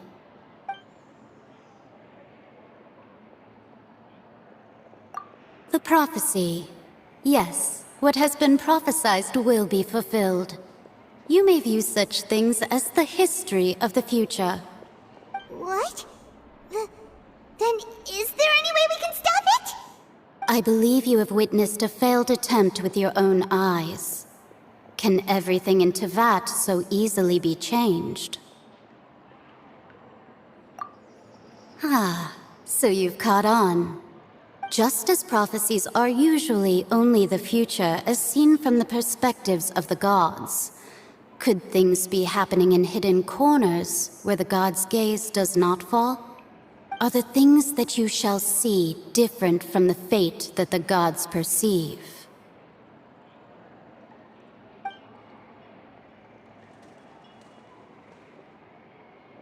What is she talking about? It all sounds really impressive and important and stuff, but it also sounds kinda scary.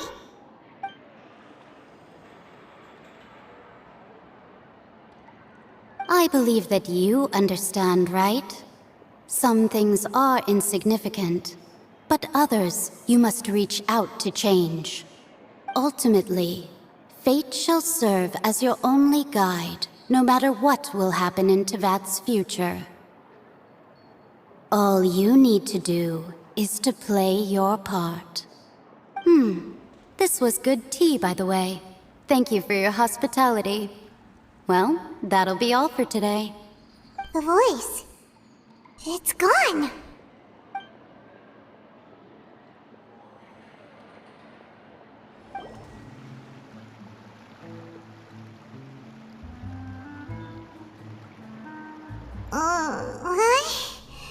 I want to hear someone talking. Alright, coming! Hey, it's you who's getting lazy, okay? Well, I see I've walked in on some lively banter. Luna! Fine, just fine. I went to take part in that Steambird panel. It turned out to be more interesting than I expected. Not all Fontainians are pessimistic about this. One journalist mentioned that sitting around and waiting for the end to come would be wrong, and that they should make their own rescue preparations. I agreed, so we had a brief chat with her. Did she have pink hair by any chance? Why, yes! It was Charlotte. You remember her, right? That daredevil journalist? I'm in full support of her view. Prophecies are very important, but how can people allow their lives to be commandeered by just a few words? That's right! Paimon's glad to hear something sensible for once. Ah, yes. About what we had discussed before. I did try, but I'm afraid I couldn't reach the old hag. I'll try again tonight, but I wouldn't get your hopes up. Huh?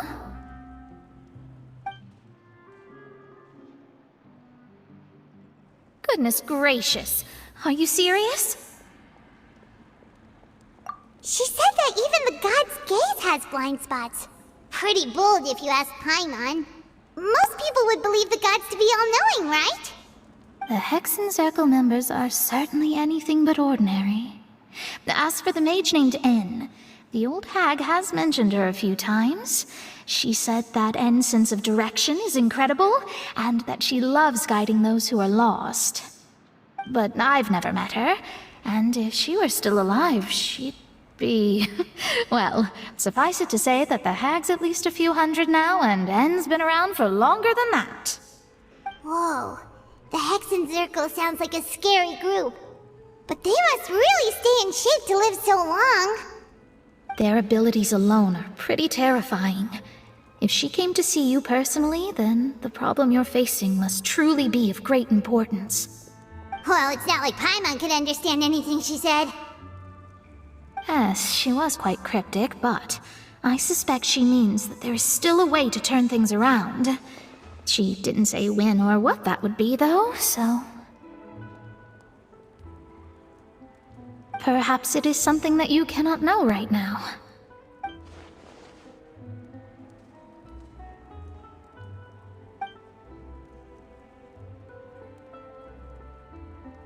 Traveler, Paimon, are you two all right? Oh, we're fine. We're just a little down right now. It kind of feels like the end is coming, you know? I see. I feel that same sense of desperation, too. I guess you could consider me someone who has often witnessed fate. So far as I have seen, it cannot be swayed. But even so, I still hope for, and believe in, miracles. Astrology is eternal and rational, but fate may not be. It is cruel, but it can also be beautiful. Perhaps that's what En was trying to tell you. Not to lose heart, and to believe that what you are seeing playing out before you is not yet set in stone. I did originally think of steering clear of all this, but I couldn't. Even if this is all futile, I still wish to help everyone. If we don't struggle to the last, then how can we face the end when it comes? Huh. You do have a point. There I go, talking about astrological principles again. Sorry about that. The moment I start talking about work-related stuff... I need to get going. It was worth trying to comfort you, even if only a little.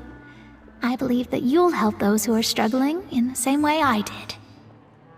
I suppose that might be why we always seem to meet by coincidence. Paimon feels kinda moved by what Mona said. But also kinda sad, too. Hey, Traveler. Paimon suddenly feels like going outside for a walk. Let's go.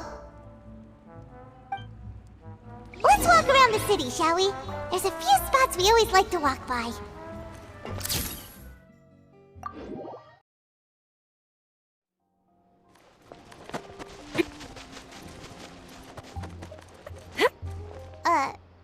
Huh? Our names are written in this newspaper. What's going on? Let Paimon see! The underwater stronghold, the Fortress of Meripede, has continued in its noble autonomy, but that does not mean that others cannot interact with it. My recent attempts to enter the fortress bore little fruit. Huh. Guess Charlotte still hasn't given up on that. Thus, did an Outlander friend become the focus of this report, a blind adventurer with their white fairy legends trailing in their wake. It is said that this mysterious traveler once visited the underwater fortress. So while the fortress's interior remains a mystery behind closed doors, do not fear, for the tales of the traveler contain surprises in spades. Journalist Charlotte's biggest scoop yet, the Traveler's Trail, World Walker. Huh. Charlotte took so many awesome photos of us and we never even noticed her! She hasn't been able to get a hold of anything at the fortress, so since we're easier to find, she's using us as the subject matter instead? Ugh, seriously?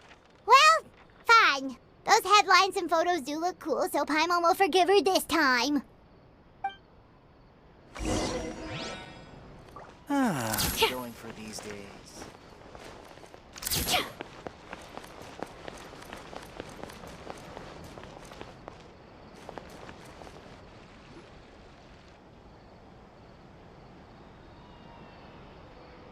We're here! Paimon's hungry. Should we go in and get something to eat?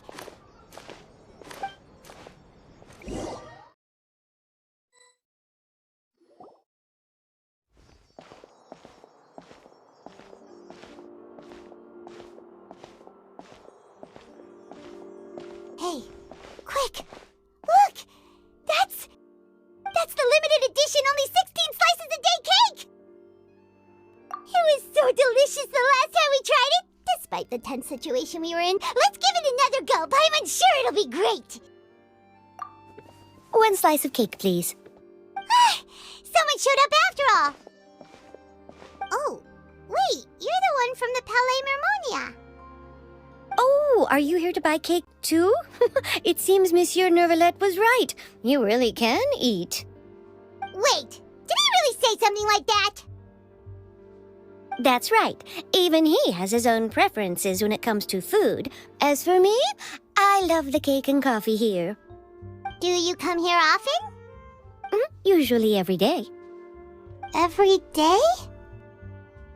It's part of my daily schedule, apart from work. I shall have my cake and coffee. Then what if someone told you one day that this place would be closing soon, and you wouldn't get to eat cake here anymore? What would you think? But why would it close? Well, Paimon doesn't know either, but maybe the waters will rise tomorrow. You know, like in the prophecy. Oh, the prophecy. To be honest, I haven't paid much attention to that. No. Still, even if there'd be no more cake tomorrow, that wouldn't keep me from having some today. No. It's the same for eating in general. You might not be able to eat tomorrow, but if you can do so today, then you should carry on. That's what people call living, you know. Huh. Don't be sad. Excuse me, could I have 2 more slices of cake to go? These 2 slices are for you. Sijuin said that this kind of expression you're making is what humans call being sad. Oh, you know Sijuin? I sure do. She was born before me, and she sometimes comes to the surface to teach us things about humans. She said that humans are creatures that are saddened easily, yes, and you can only lift their spirits by feeding them delicious food. So please try the cakes here. I've got something else to do, so I'll be going now. You two try to stay in a good mood after eating, all right? Bye!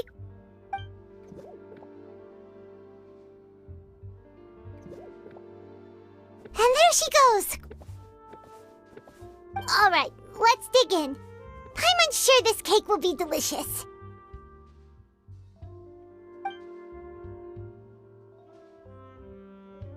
It's more delicious than last time! And the flavor gets even better with a sip of tea. It sure would be nice if we could come again tomorrow. Sure would be nice if we could always eat delicious food here.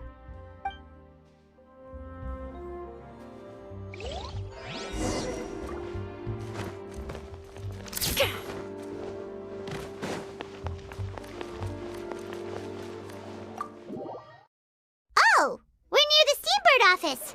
Let's go look for Charlotte and have a chat.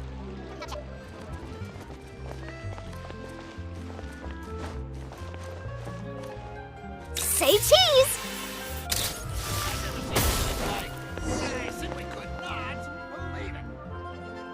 Wow! If it isn't the Traveler and Paimon! Oh, have you seen the article I wrote about you? Ha! You've got some nerve! You just used us to make some quick mora! Oh, you needn't worry about that. I heard that you were in Poisson some time back, so I sent you a letter to discuss just that. It appears you didn't receive it, though. It's all right, though. I've set aside the amount intended for you. I've even set the table with some food. Really? Oh, you're the best! You're almost a little too easy to win over, Paimon. If I were a journalist with ulterior motives, you'd be in trouble now, you know. Oh, Paimon knows you're not like that. Still, what brings you here all of a sudden? Were you looking for me? When Mona mentioned you, we thought of coming to see you at work. I see! It seems you've already bumped into Mona here in Fontaine. So she mentioned me? What did she say? She said that you're a real daredevil of a Nice. In which case, can this daredevil journalist dare to request an exclusive interview with the legendary Traveler and Paimon? Huh? So your article in the paper today doesn't count? Oh, of course it doesn't. That was more like live photography. What I'd like to do is dive deeper and ask you to talk about the things you've seen and experienced. Yeah, are we even qualified enough? Why not? If I say you're worth an interview, then you're worth it. But not right now, of course. I'll need a few days to prepare. Oh, in that case, we'll just chat when you have the time then? Oh, so that's a yes? Ooh, splendid! I'll tell the editor-in-chief immediately. I'll have to apply for lighting, a venue, some props, and... Whew, so much to get done now. Talk to you later. Wait, Charlotte, Paimon's still got a question for you. And what's that? If, just for example, Fontaine were to be flooded tomorrow, what would you do today? Huh, that's the prophecy you're talking about, isn't it? I mean, I do hear about it often, but I've never once thought that the day could be tomorrow. If you're seriously asking, then I might try and think of a way to leave Fontaine. Oh, but I'm still a journalist first and foremost. That means I have a duty to be reporting from the scene. And secondly, I wouldn't forsake my homeland that easily. From what I've seen, most people don't know what they'd do should the worst come to pass. In truth, it might be better just to behave like normal rather than worry over such an end. So in all likelihood, I'd probably still be prepping at the office for that interview of ours. I know what you're thinking. That sounds a bit sad, but I've always believed that it's best to do what you enjoy. Just think about it. If this nation really were to be suddenly destroyed tomorrow, but I still successfully finish an exclusive interview with a truly unique person, then the story I would wind up writing would truly be timeless. And then do you know what I'd do? Well, I'd write that story, send it for printing, and use messenger pigeons to get copies out to the various nations as soon as possible. I'm not a dreamer, nor am I a workaholic, but I do love my job, and I'd be proud of leaving such an article behind. I guess you could say that I was born to be a journalist. But anyway, that's my answer. And on that note, I'll get back to my preparations. That's so nice. All of a sudden, Paimon actually kinda envies her. Anyway, let's go and take a look at the sea, shall we? The sea breeze and scenery can be a pretty soothing combo, huh? Paimon's been thinking. If it wasn't Fontaine, but all of Tevat that would be destroyed tomorrow, where would we go and what would we do? No, Paimon should ask, if you could choose, what would you like to do?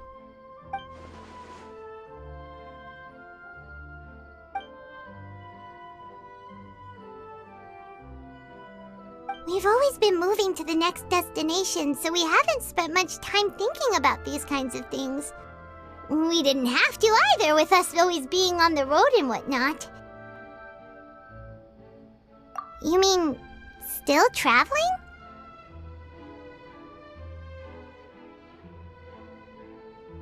Huh. Wait, isn't that what we've always been doing?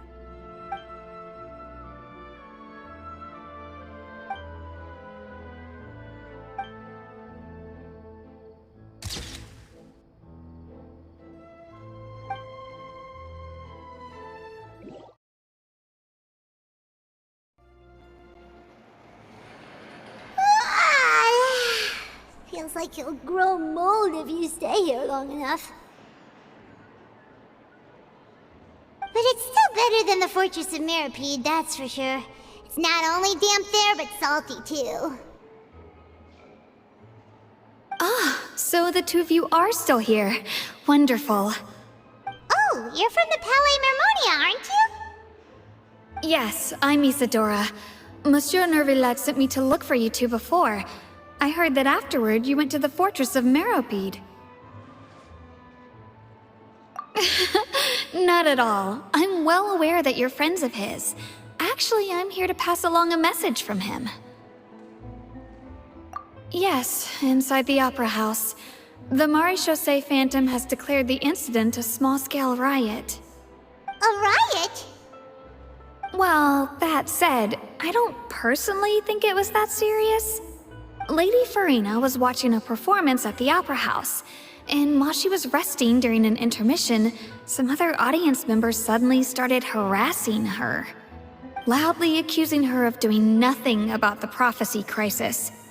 And before she could respond, others started to join in. The crowd continued to grow, and protests against the Hydro Archon started to break out. So people have started to put the blame on Farina. Guess they finally found an outlet for the pressure they've been under due to the prophecy. I agree. People will naturally rely on gods, as is customary. But the moment people feel threatened, gods are also the first to be blamed. So what happened after that? Is Farina okay? Seeing that the situation was spiraling out of control and that further argument was pointless, she claimed that she'd gotten tired of this and left in a hurry. The Maréchaussée Phantom had their hands full maintaining order and did not catch where Lady Farina had gone. Only when things had stabilized did we realize that she had gone missing. So, you mean she's still missing? That's right. The marechaussee has dispatched many people to search for her, but we don't have any leads yet. That said, I don't think there's much to worry about. She is a god after all. Even if she were to fall into the hands of rioters, what could ordinary people do to her? Good. Monsieur Nervillet sent me to tell you about the situation, but he didn't say anything else. Don't worry, this is more than enough to go on. Thanks for keeping us informed. Ah, is that so? Well, alright then. In that case, you two take care. I'll be heading back to the Palais now.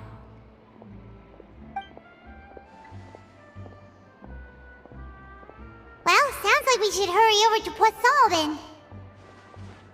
If we know Farina, she won't try to fix things in this situation. Instead, she'll look for a place to wait out the heat. And, as we also know, she may be loud and dramatic, but she doesn't have a heart of stone. When Nervillet was talking to her in the Palais Mermonia, and she heard about Poisson, she couldn't hide her sadness and remorse. It would be hard for her to ignore being accused by the public today. Paimon thinks Farina's probably taken the opportunity to slip away to Poisson and try to relieve the sense of guilt that she's feeling. Huh. Well, what do you think? Paimon knows the answer, of course, but Paimon can do the analysis to back it up, too. Cool, huh? In that case, there's not a moment to lose. Poisson, here we come!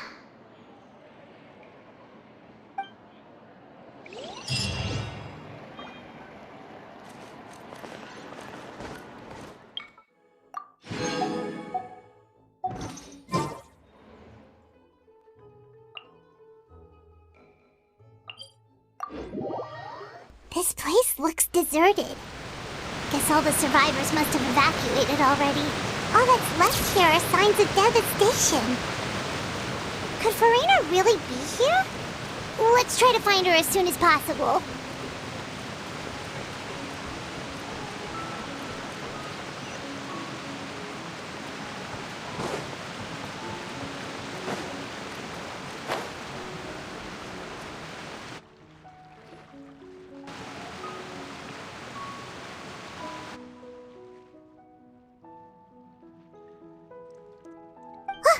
That's Farina, right over there. She really is here. Should I just give up? This is all meaningless. What was meant to happen did happen after all. Everyone's dead. I'm sorry. I'm so sorry. Give up, Farina. There's no point in holding out. I'm sorry, but what can I even do other than to repeat meaningless apologies over and over? Who's that? Don't worry, Farina, it's just us.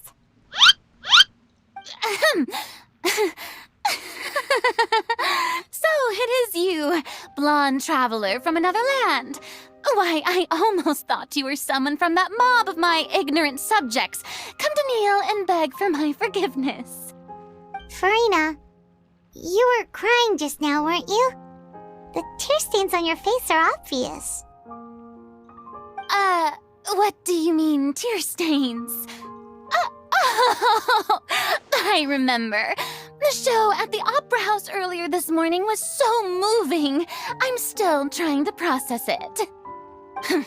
Who did that uncivilized rabble think they were, disturbing my enjoyment of the arts? They even dare to tout their Archon. I must teach them a lesson. I can just imagine their twisted and frustrated faces once they realize that I'm nowhere to be found. Oh, and I'm sure Neuvillette and those people from the Maréchaussée Phantom are freaking out right next to them, too.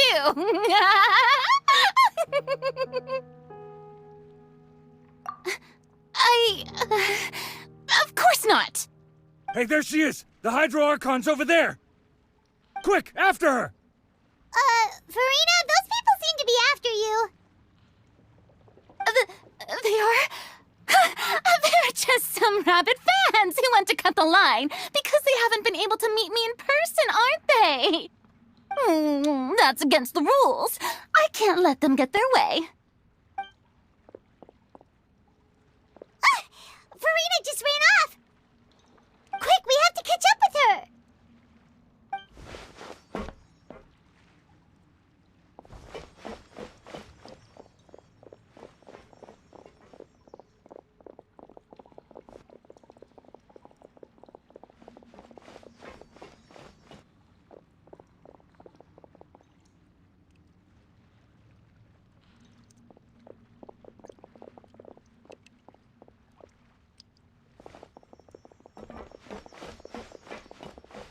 This should be the place, right? Hey, Farina! There's a good hiding spot over here. Quick, come to Paimon before the rest of them catch up to you. What is this place? Hurry, they're almost here! Fine. I suppose haste is warranted. Lead the way.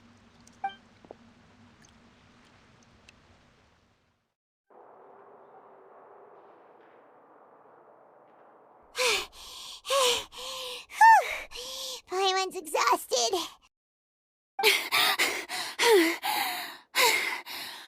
No, I mean, I merely gave in to the sheer enthusiasm they displayed.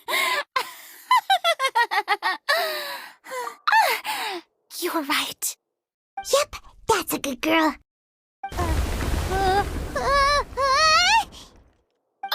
What's happening? The ground's shaking. Is it an earthquake? Yeah, a quake of this kind preceded the flooding in Poisson, didn't it?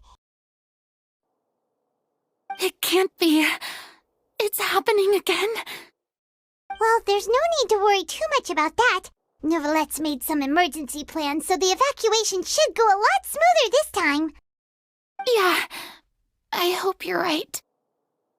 But the people of Poisson, they've already...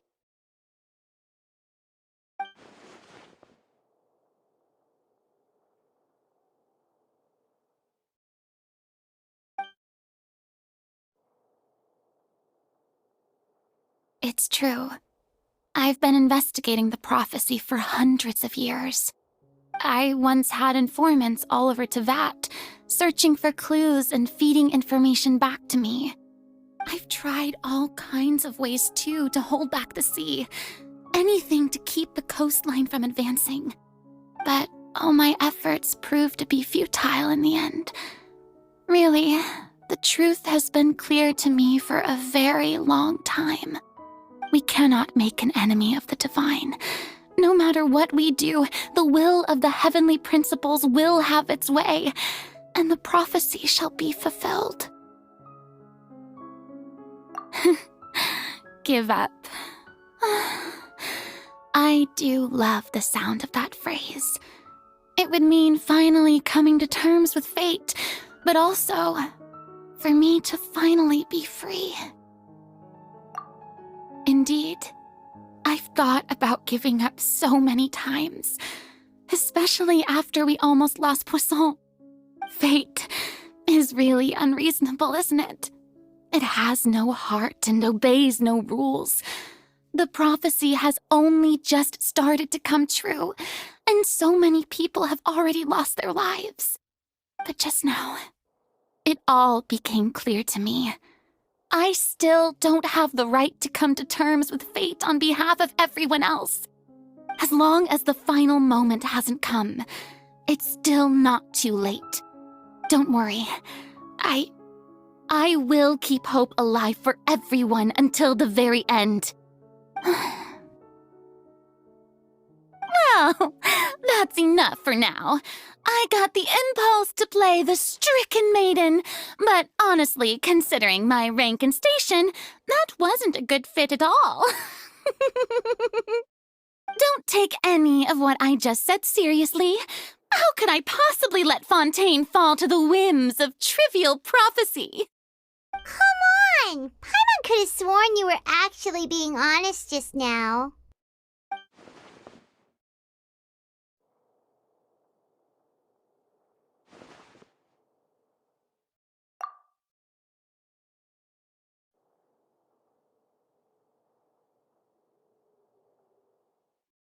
share my burden. That's impossible. It was fated right from the start that this would be my duty alone. A witness. Yes, I've heard that you came to Tevat from beyond the stars, yes. In other words, you never belonged here. And if Tevat is, in its entirety, a show on a stage, then you're just a spectator, aren't you? If that's the case...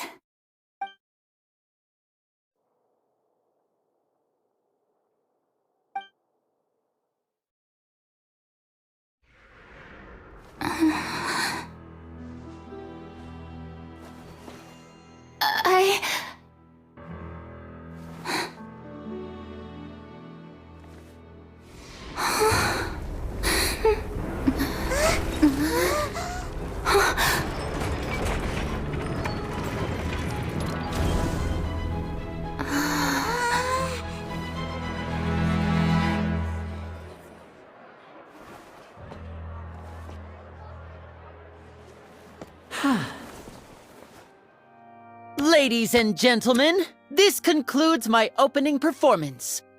Now, without further ado, we may proceed to the trial of our god. So this is what it is. Yes, you deserve praise for the effort you took to raise the dramatic stakes. Do not forget, however, that I am Fosalor, the god of justice, the embodiment of justice itself. Does it not strike you as even the least bit absurd to bring the very concept of justice to trial? May I interpret these words as your refusal to stand trial? In that case, you will have the opportunity to defend your honor through a duel. You would draw your blade against a god? I see. It seems like you have made up your mind.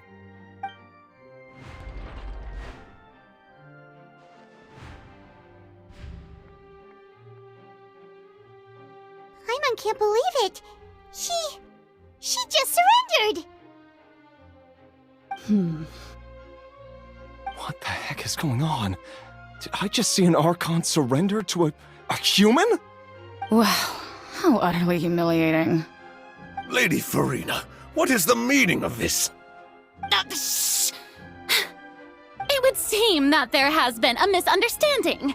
To be clear, the raising of both hands is not always an indication of surrender.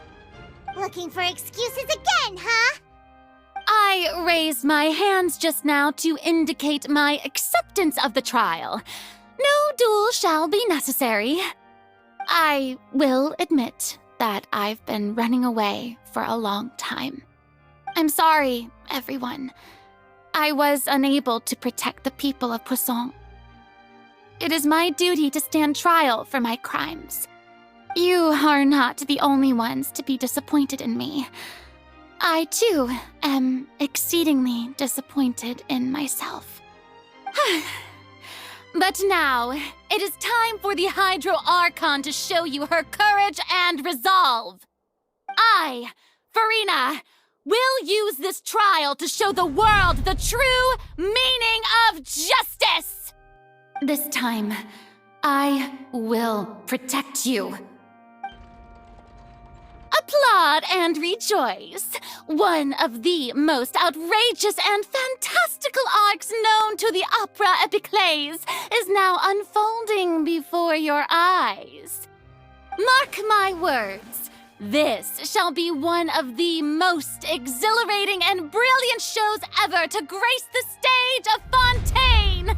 The trial of the Hydro Archon, Fosalor, will now begin! Woohoo! Oh, now we're making history! Why does it feel like Farina just took over the whole thing? Like, come on! Didn't she just get forced to stand trial for her crimes? Also, even though she's still acting super dramatic, she is taking this seriously this time, right? All right, then. Who will be my opponent in this trial? The court asks the prosecutor to please take the stand. Is that so? Very well. Then please speak, witness of Tivat, my accuser and fated opponent.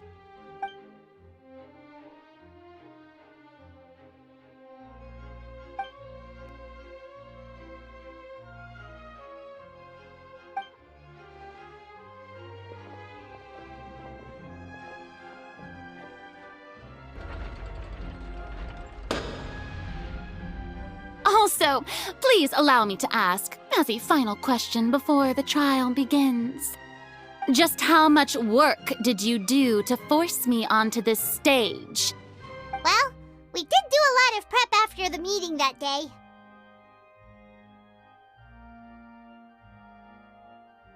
I can go over the tasks assigned to the Spina di Rosula, since they were rather straightforward and easy. Navia, the president of the Spina di Rosula. Most of the people who participated in the disturbance this morning were my subordinates. They changed into plain clothes and came to the Opera House as regular audience members, waiting for the perfect opportunity to incite insurrection against you. The people's resentment against their Archon has been building as more and more of the prophecy is fulfilled. A spark was all we needed to turn smoldering anger into a flame. Moreover, according to our understanding and analysis of you, when something like that occurred, you would likely flee the scene and head to Poisson by yourself. So, we arranged for a second group to lie in wait there. So, you mean, the ones who scoured the settlement for me were also from the Spina? And their goal was to force you to step into the giant magic box so you may personally participate in the greatest magic performance in all of Fontainian history. That's right. That house was a magic box, rather than someone's residence. As the super ultimate version of the setup that I used when I first performed at the Opera Epiclese, the volume of the box was increased by a whole order of magnitude, and the distance it traversed was the entire gap between Poisson and Aranias. Its cargo, of course, was an Archon instead of a human. My thanks, Farina. Without your help, we could never have pulled off such an extraordinary performance. You're welcome? Of course, this performance was only made possible with Father's support. The House of the Hearth spent a massive amount of labor in Mora to pull this off. We had to select a location, construct the giant magic box, dig a tunnel, and open up a path through the water.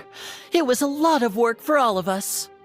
So, in other words, the earthquake that we felt within the giant magic box was just a normal tremor from the transportation of the whole house? That's right. It wasn't a sign of another disaster to come. Then, I can guess Nervilette and Cloran's parts. You gathered a crowd, prepared a stage, and made sure that the champion duelist would be immediately ready for a fight. Also that as soon as I appeared on the stage, the trial may commence without a hitch. Am I right? Yes, that is correct. Well, Clorand, I must commend you for your courage. Only the most outstanding champion duelist in all of Fontaine would accept a duel with an Archon without flinching.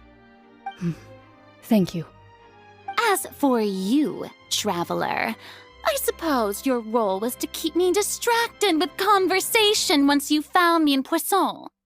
You'd make sure that I didn't notice anything amiss before revealing yourself as my prosecutor once we'd arrived onto the stage. Oh?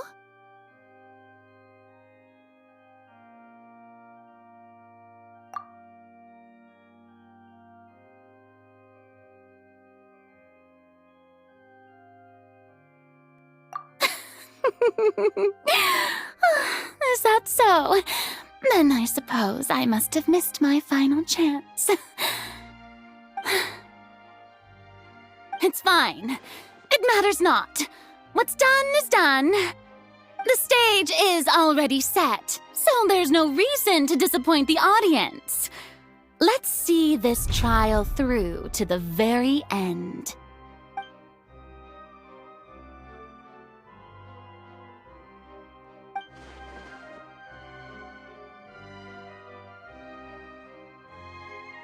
Madam Prosecutor, please allow me to pass this along.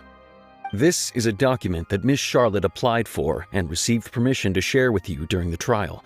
According to her, it should speed up the proceedings. Huh? Charlotte wanted to give us something? Oh, so she's here too! Hey, Charlotte! Oh, let Paimon see. Isn't this the exclusive interview that she did with us before? So she's already finished it, huh? Wait, then that means this document is a perfect timeline of everything that's happened ever since we stepped foot in Fontaine! So in other words, we can refer to this anthology of evidence every time we want to use something from our journey as evidence for an argument! Let's quickly confirm the information in it. Just think of it as a refresher, alright? You defeated the Hydro Archon in the very first duels you took part in at the Opera House. That's one for the history books, all right. The words of someone as extraordinary as a witch can probably only be truly understood when something surreal happens to you. I nearly lost my awesome friend Navia. To be honest, that still gives me shivers. According to Monsieur Neuvillette, both Child and that whale should have been in the primordial sea at that time. The fortress of Meripede was almost destroyed in a single day. That I didn't witness that scene personally will always be a source of professional regret, I think. A Fatui Harbinger.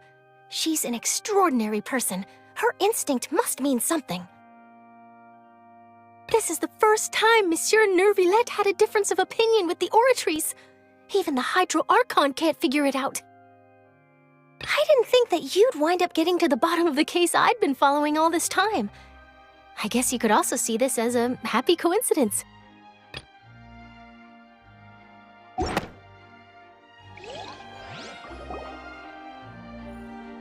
The prosecution and the defense are both in position.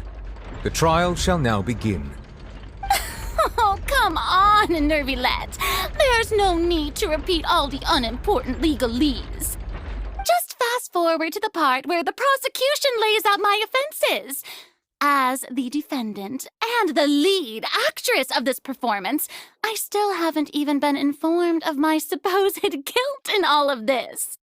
Of course, it is only natural for humans to struggle to understand the actions of a god. However, you will need more than that to convict me of a crime. That's true, but my charge here is unrelated to your conduct as an Archon. Instead, I would like to charge you as a fraud who has never been the Archon in the first place. Wait, what was that? Lady Farina's a fraud? Hey, I came here thinking that we were going to try the Hydro Archon for forsaking her duty, but did I hear that right? She's not our Archon at all? Charge accepted. Lady Farina, do you plead guilty to the charge?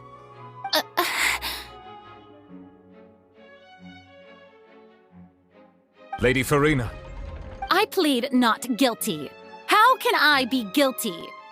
There is no way that I, Focalor, otherwise known as Farina de Fontaine, a member of the Seven and the Regina of all waters, kindreds, peoples, and laws of Fontaine, could be anything other than your true Archon. Yeah. Even though Lady Farina can be rather eccentric, isn't it going too far to doubt her very identity? Yeah, I've never questioned her identity either. Sure, Lady Farina can be super irresponsible, but what grounds does that prosecutor have to make such a huge claim? I have cause to believe that common sense will prevail in this case. Many of the members of the audience have known me as the Hydro Archon ever since they were born. There would be no fooling their memory. See? Even the Oratrice has decided to show me its favor. Are you sure you want to commit to a charge that will never be upheld? If you wish to drop the case, I can promise you as the god of justice that you will not have to face trial for making a false accusation. We will treat everything that's happened as a dramatic spectacle and move on with our lives. What do you say to that? Huh. An argument with near impossible odds, huh? We have to not only refute Furina's claims, but also overturn the long-held beliefs of the people. Well, I tried to give you the chance to surrender. If you must persist, then let me ask. If you believe I'm not the Archon, then what manner of being do you think I am? And if I was not the Archon, then how did I manage to live for over 500 years?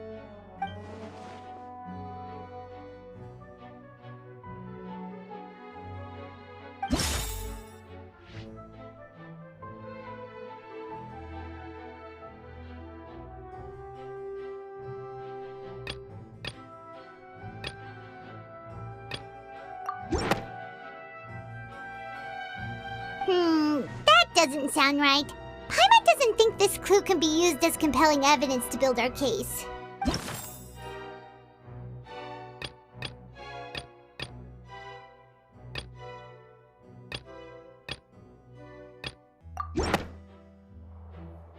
First of all, you may be a member of another long-lived race, which would allow you to naturally possess an extended lifespan. And second of all, even if that wasn't the case, there could be other ways to extend your life. Who gave you that idea? Was it the knave? You'd sink so low as to use a harbinger's words against me. A curse?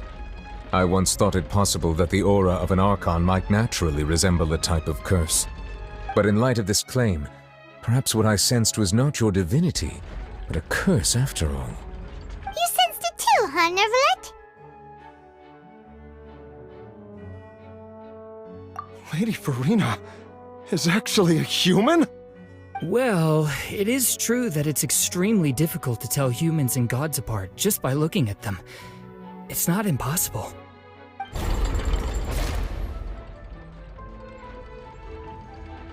Well, don't start celebrating too early now. Even if I have been carrying a curse like you said, how does that prove that I am merely a human being? Besides, everyone knows that the main difference between a human and a god is the possession of authority. Gods can do what humans cannot. That's why they're worshipped as gods. For centuries, manifestations of my authority have served the nation of Fontaine. One need only to turn their eyes towards the Oratrice Mécanique d'Analyse Cardinal in this very opera house, or consider the endemnitium that is used in every aspect of life.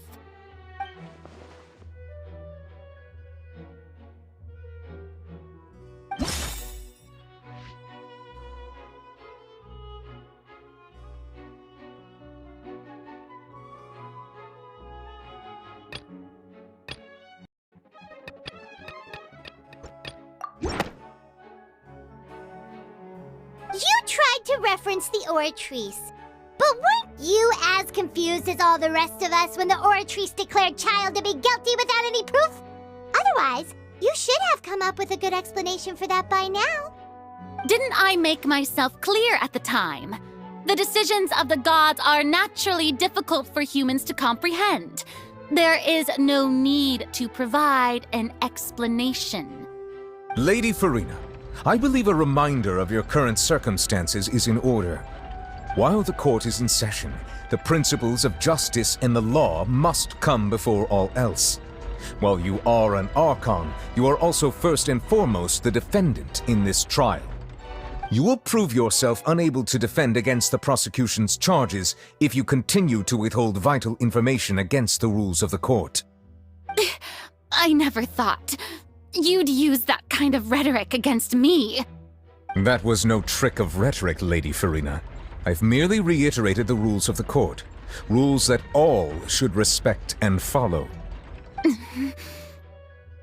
So, you neither knew why Child was declared guilty, nor did you understand the structure and operations of the Oratrice. Instead of having been created by you, the manifestations of authority you mentioned have been made by the real Hydro Archon, haven't they? The real Hydro Archon? Well, now you're really losing me. It is true that I did not know why the Oratrice gave out a guilty verdict that day. But the Oratrice handed out that verdict unilaterally, and it has been operating independently ever since it was first created. You can't argue that just because a divine creation is flawed, that the god behind it must also be no god at all. She's still throwing out all kinds of excuses. Seems like she's confident that we won't be able to produce proof that she has no power over the Oratrice. My power as an Archon. There are many ordinary citizens in the audience. How can I just carelessly demonstrate the formidable power of an Archon? If that poses a concern, I'm prepared to extend my protection to the audience. You don't need to go that far.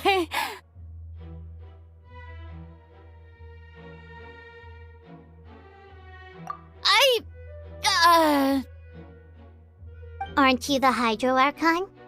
Or is it that you can't even wield the power of Hydro, much less the authority of a god? Indemnitium! Yes! It's all because of Indemnitium!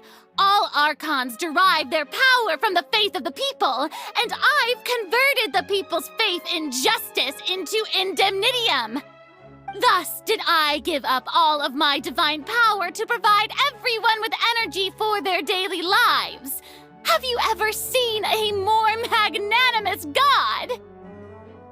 Isn't that a huge stretch?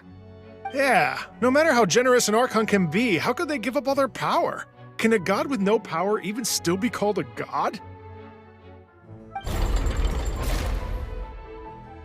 It seems like nobody's buying Farina's excuse. Hey, come now, everyone. Please don't stare at me as if I was a liar. I'm still the same Farina you knew, right? The one that you loved. Shouldn't you want to believe in me? Please? You've got to believe me. If what the prosecutor said is true, she really has committed a grave offense. Did she deceive all of us? And all of our parents and grandparents too? And all of our ancestors? Ever since they were born? Enough! That's enough. Tell me then, if I'm not the real Hydro Archon, then who is? If you have no evidence of another Hydro Archon's existence, nor can you find anyone who can back up their claim to be such, then what grounds have you to say that I'm not actually the real deal? Wow, she came up with yet another argument. How can we refute her now? Seems like she really doesn't want to give up.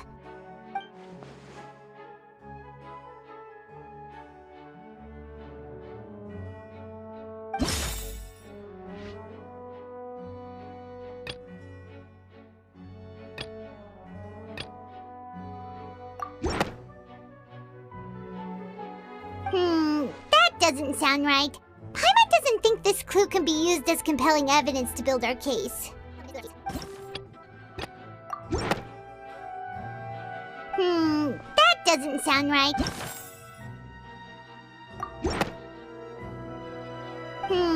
That doesn't sound...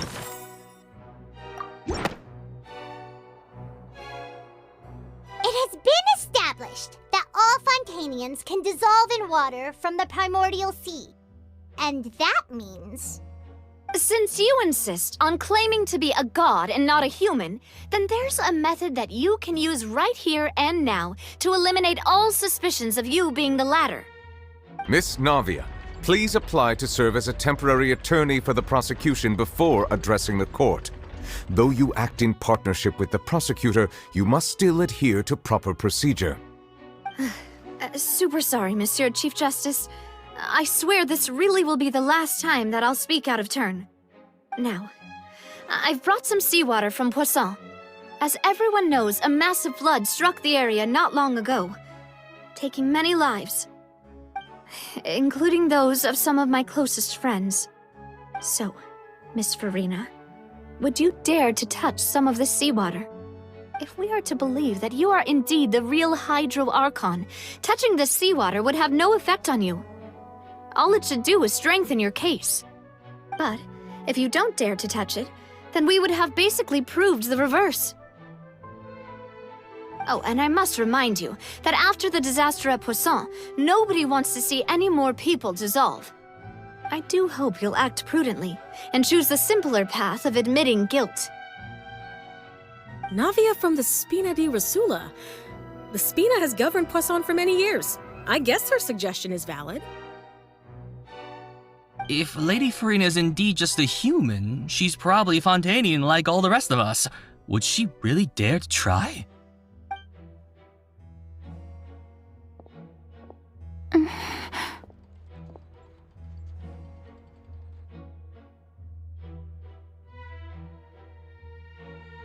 Lady Farina, this test has been unilaterally proposed by the prosecution.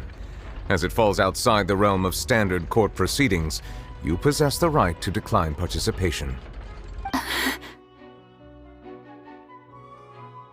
Well, of course he had to tell her that.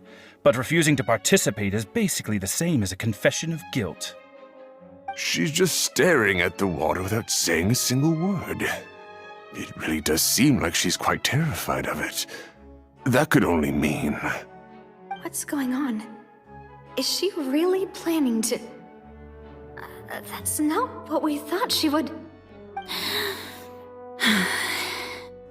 Due to the inherent risk of the test, Lady Farina, you may... What? Hey!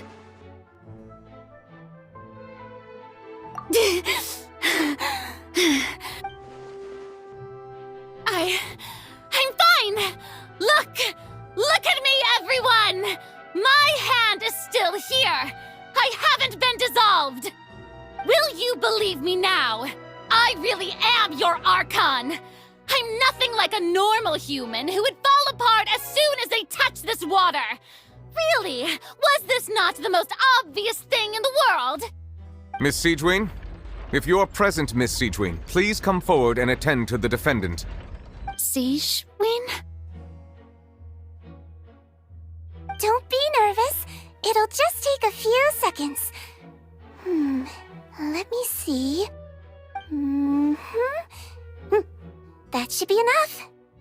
Please announce the results of your evaluation to the court, Miss Siegewien. As everyone doubtlessly saw, Miss Farina was displaying symptoms of hyperventilation and flushed skin. These indicate that she was experiencing the adverse effects of exposure to primordial seawater. The extent to which she was affected is the same as other humans when exposed to primordial seawater of a similar concentration. Thank you, Miss Siegewien. Lady Farina, you may return to the defendant's stand. Oh wait, what did she just say? I didn't get dissolved! Shouldn't that be enough to prove my innocence? Well, considering your tendency to run from your problems, we did originally prepare a direct sample of the seawater around Poisson. However, after extensive discussion, we exchanged it for a sample that is not concentrated enough to dissolve an actual human. After all, on the off chance that something entirely unexpected might occur, we don't want anyone else to lose their life to the sea. Yeah, so out of regard for Farina's life, you secured a low-concentration sample and asked the head nurse to serve as an expert witness. It's a great thing that the direct sample wasn't actually used. Farina could have... I can't believe... You...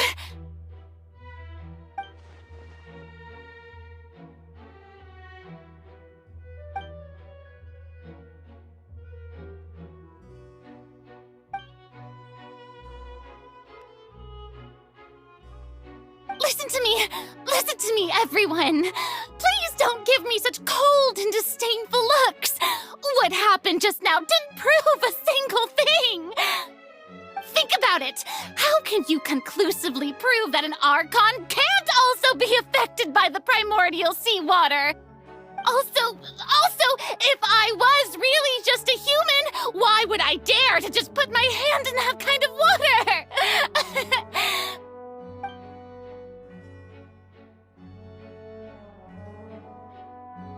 Please, anyone, just listen to me! I swear, I really am your Archon!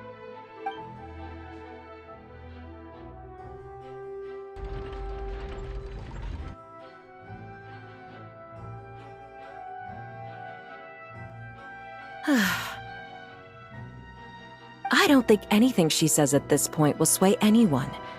The odds are just too stacked against her now. With all the things that have been said, Paimon doesn't think there's any way left for Furina to win. I believe the time for arguments and presentation of evidence has come to an end. If there are no objections, we will move on to the final judgment.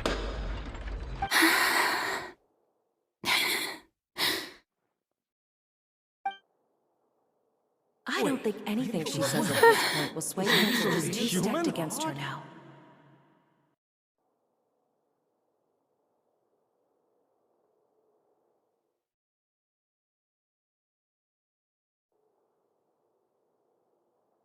In my capacity as Chief Justice, I shall now render judgment on Furina's misrepresentation of herself as the Archon of Fontaine.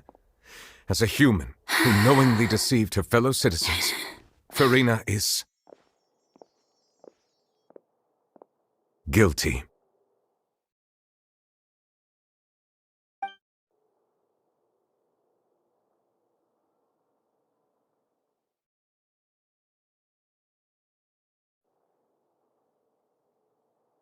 We shall now turn to the Oratrice Mécanique d'Analyse Cardinale to render the final verdict on the charges.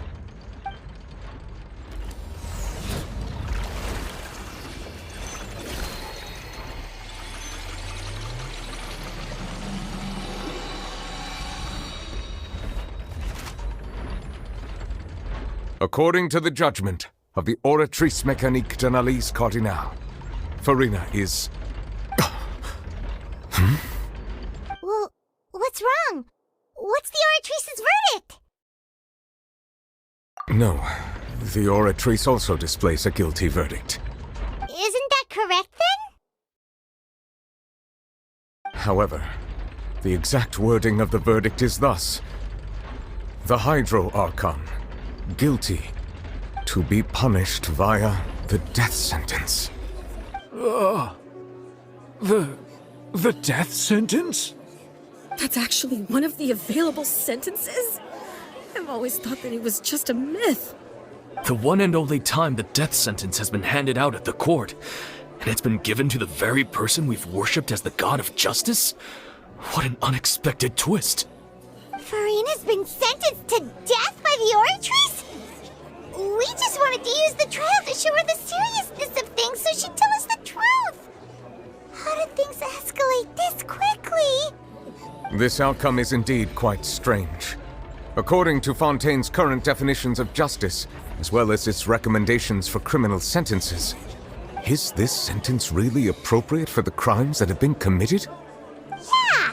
Even Fauché wasn't sentenced to death by the Oratrice. You know, the real evil mastermind behind the serial disappearances case.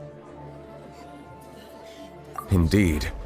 Not only is Furina's sentence overly excessive, the very point of our trial today was also to prove that Furina has never been the Hydro Archon in the first place.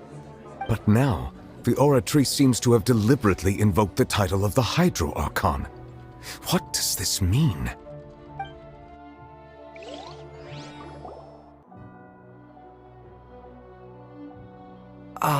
Excuse me, if I may interrupt. Is the trial still going? Fremine! Oh, you finally made it. I assume this means you've completed your mission? Mm-hmm.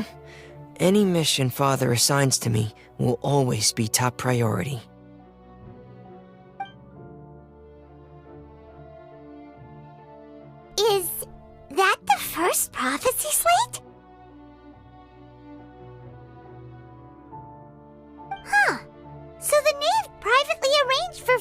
to try and find the missing slate? I looked everywhere and finally found it at the bottom of the sea. It took me a long time to get around some dangerous stretches of water. But has the trial already concluded? Then, doesn't that mean I've come too late? Oh no. Father will be disappointed in me. Thank you for your hard work, Mr. Fremine. Please allow me to review the record left on the slate. Traveler, I believe that you have already seen the other existing slates, and would like you to come here and confirm their contents.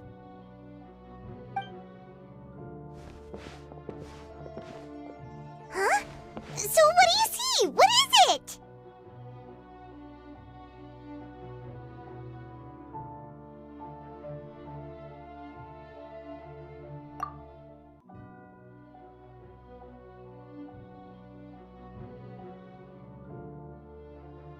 I believe I've now made sense of the Hydro Archon's crime.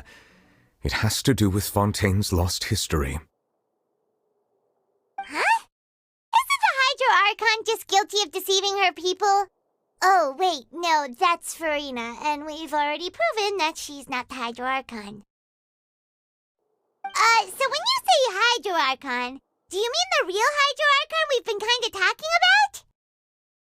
In truth, everything that you've encountered in Fontaine up until this point can be traced back to the contents of these stone slates. However, I'm uncertain as to how much sense they currently make to you. Okay, let's try to recall the contents of the other 3 stone slates.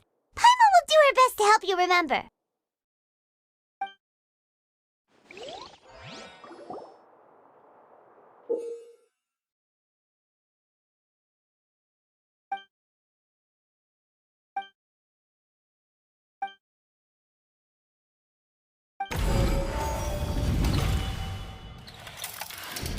The first stone slate describes what you just said.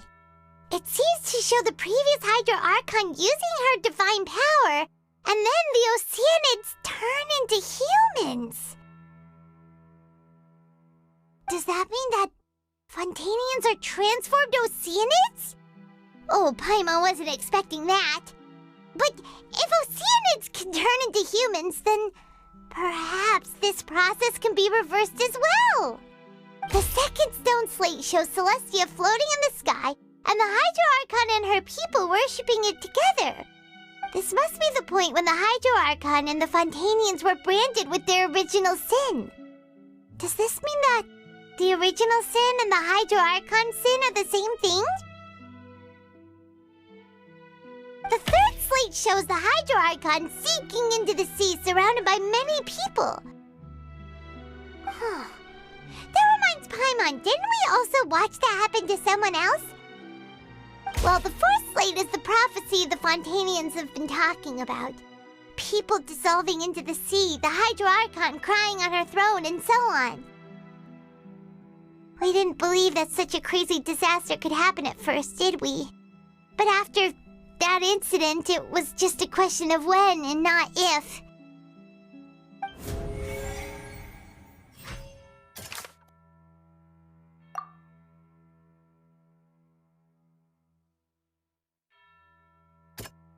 That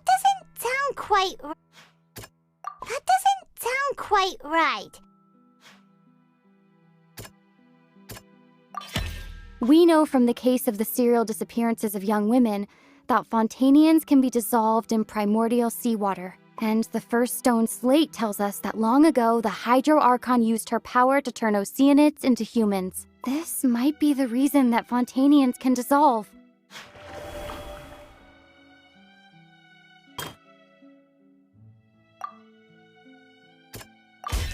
Perhaps what is about to take place has all happened before. The true sin of the Hydro Archon that Nervilette mentioned, and the original sin cast down on the people of Fontaine by Celestia, as recorded on the stone slates.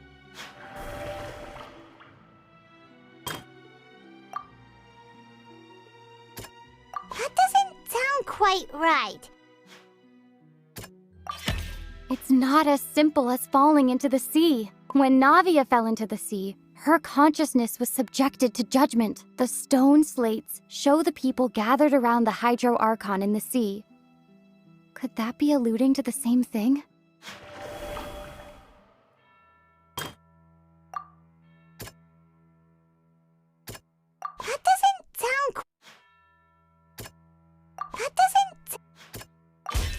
The prophecy from the stone slates found its way into society, but not many people believed it at first. The fortress of Meropide was nearly flooded with primordial seawater, which we know can cause Fontainians to dissolve.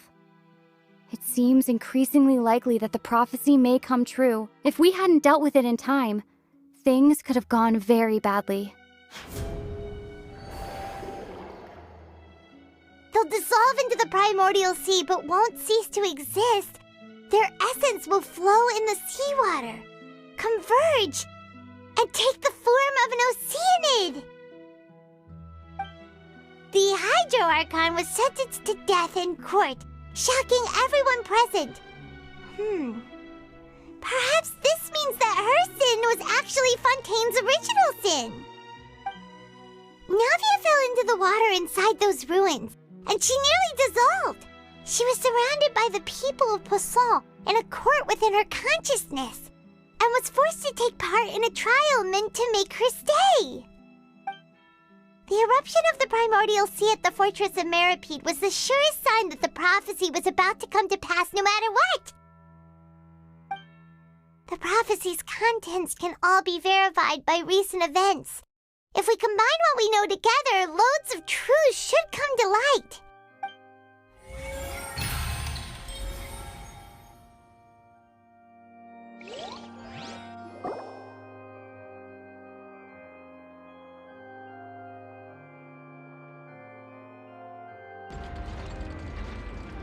Huh? Oh, Paimon gets it now! So that's how you can make sense of it. But then it feels like we're going to have to share some truly shocking revelations. Let's hear them.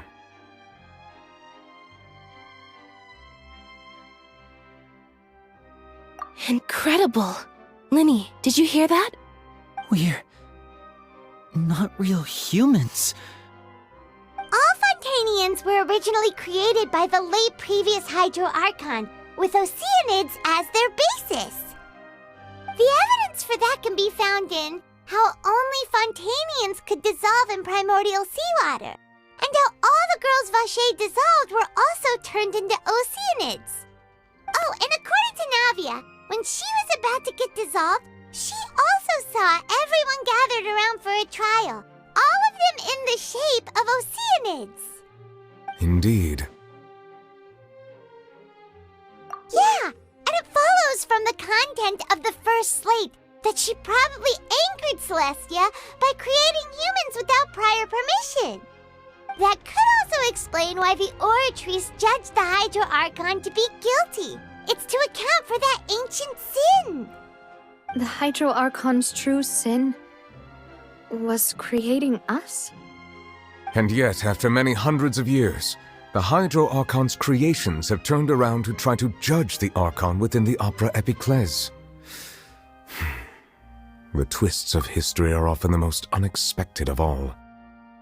Yeah, isn't the image here just like when Navia fell into the sea? So wouldn't it be trying to show the image of the Hydro Archon also falling into the sea once the prophecy has been fulfilled in the fourth slate? In the end, the people will all be dissolved into the waters, and only the Hydro Archon will remain weeping on her throne. Only then will the sins of the people of Fontaine be washed away. Did Paimon get all that right? You've made some keen deductions. I must say, given how much you still don't know, it is impressive that you've already managed to connect so many pieces of the truth.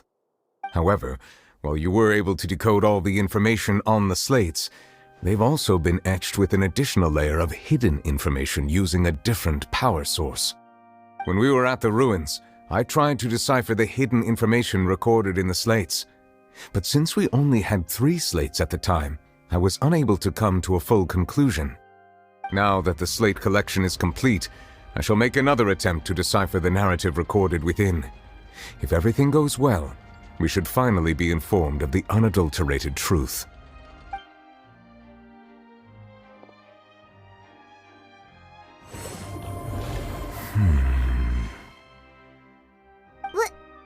Well? Did you get it? I believe I should share this truth not only with you, but with all the people of Fontaine as well. I will try to briefly summarize it for you.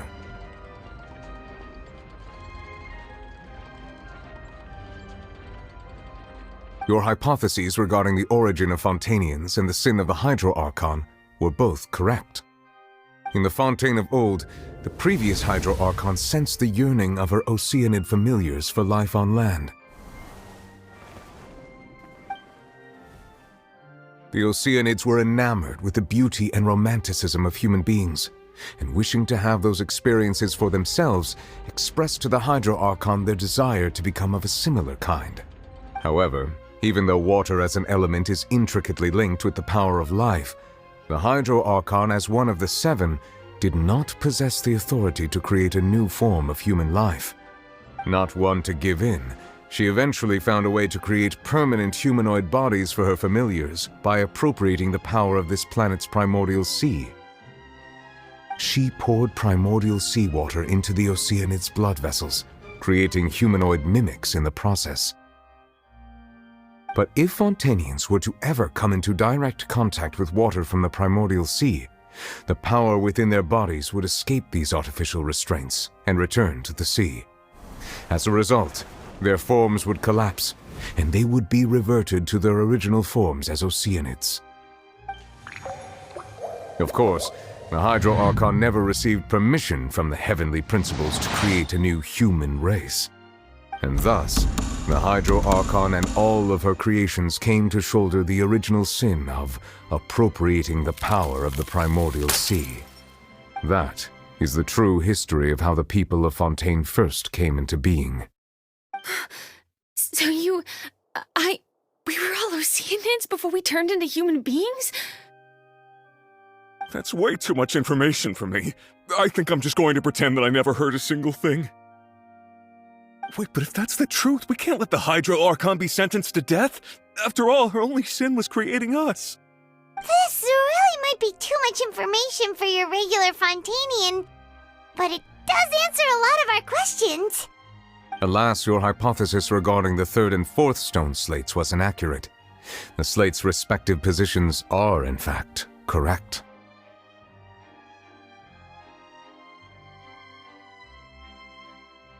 A key point of the visual on the third slate is how all the individuals depicted in the water are humans rather than Oceanids. They have not been dissolved, which implies that the water depicted in this slate is not water from the primordial sea. The nation of Fontaine is the nation of Hydro, as well as the nation of trials and justice. Instead of being the literal element, the water in the scene symbolizes judgment and justice. You may also recall Navia's experience. When she fell into the sea, her consciousness was surrounded by that of many others who intended to hold a trial to determine her fate. Therefore, the meaning of the third slate is that the people of Fontaine shall try the Hydro Archon at the court of justice. Yes, it refers to our present situation. I think I'm following now. So, what you're saying is, even though we decided to put on this trial to avoid fulfilling the prophecy, in truth, everything we've done has happened exactly as the prophecy foretold. So now, it seems, we're the ones making sure it comes true. What should we do? Huh. No matter what, the prophecy will be fulfilled. Is this what it feels like to be a prisoner of fate? If that's the case, does that mean the scene in the fourth slate will also be fulfilled soon? Traveler, I would like to point out another small fallacy in your deductions. About the fourth slate, you probably thought that the eruption of primordial seawater beneath the fortress of Meripede served as the surest sign that the prophecy was about to come to pass, yes? However, I believe that rather than being a sure sign, that eruption could in fact only be a small warning of something far worse to come. As for the root cause of the catastrophe, I believe you've already encountered it once before.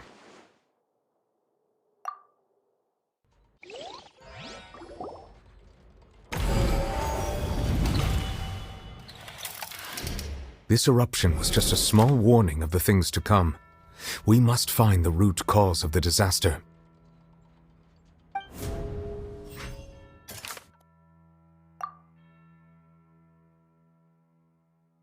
That doesn't sound... It was both dream and reality.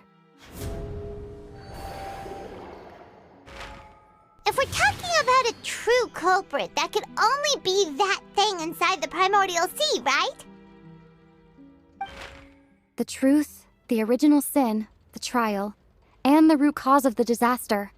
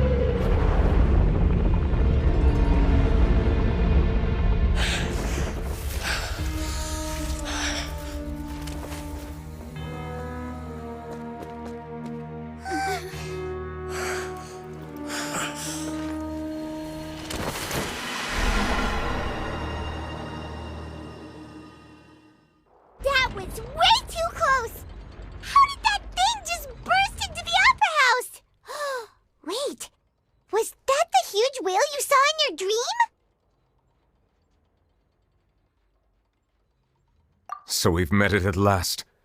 I understand very well why it has chosen to make an appearance here. That whale does not belong to Teyvat. It is a monster that has traversed the stars, weeping all the while. It has been greedily consuming the energy from the planet's primordial sea, using it to grow. That is the main cause for the rising sea levels. And once it has finished consuming all of the energy contained within the sea, its next step will be... You said that when the Hydro Archon first created Fontainians out of Oceanids, she filled their blood vessels with primordial seawater. Precisely. That whale finds the blood of Fontainians nigh impossible to resist. Therefore, when it left the primordial sea, it decided to make its next stop a packed opera house full of food.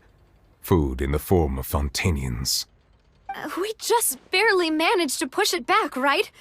In that case, won't it come back to target the people again once it's managed to recover its strength? That is correct. Indeed, it is more accurate to say that we should thank that Harbinger for buying us some time. Without him, the whale would have likely come onto land far sooner. From the way he looked, he must have been fighting the creature for quite a long time. That battle maniac. We've always known that he had a special connection with that whale, but we definitely didn't expect it to help us out like this. Anyway, now that we know that this whale is the actual cause of the disaster recorded in the prophecy, all we need to do to stop the prophecy would be to find a way to beat it up, right? It is too late. It had already absorbed too much of the primordial sea's energy before we could notice it. At this point, it has become practically integrated with the sea itself. Even if the entirety of Teyvat were to be destroyed, it could still survive and swim off towards some other world. That's not something I will accept. We've already done everything we can, and we even found the true culprit. We've come so far.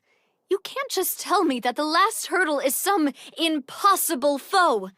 That's just not fair. Indeed, that's not how a grand performance should end. I'll fight it to the end, no matter what.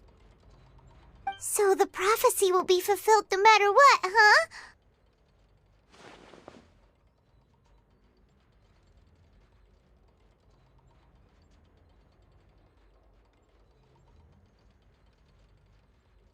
The prophecy. Yes, what has been prophesied will be fulfilled. You may view such things as the history of the future.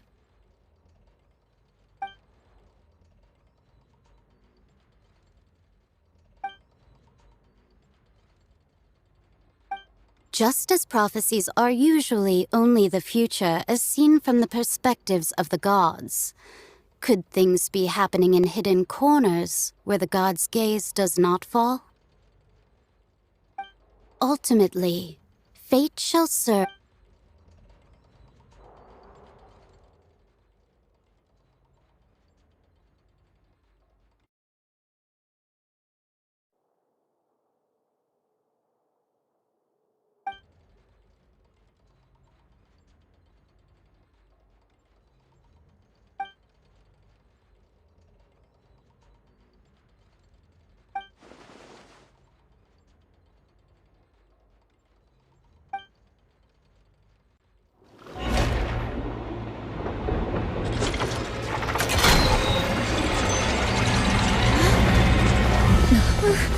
What's happening with the aura trees? I believe it is preparing to carry out the death sentence.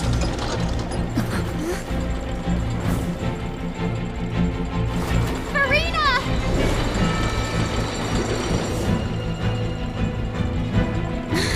No, I still need answers!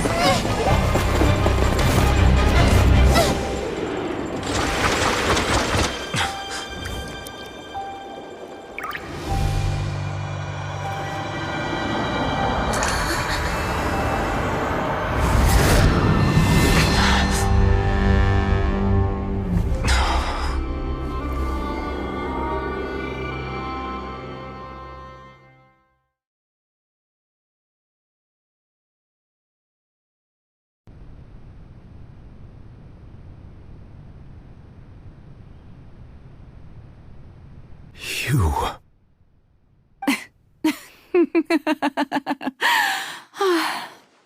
Sorry. That shocked expression on your face is just too amusing. I couldn't help myself. You are not Furina. Who are you? Ah, the sweet sound of bewilderment. Marvelous. A sure sign that my attempt to deceive everyone was a resounding success. But to answer your question, I am Focalor. You know, the god. Focalor? Why did you deceive us?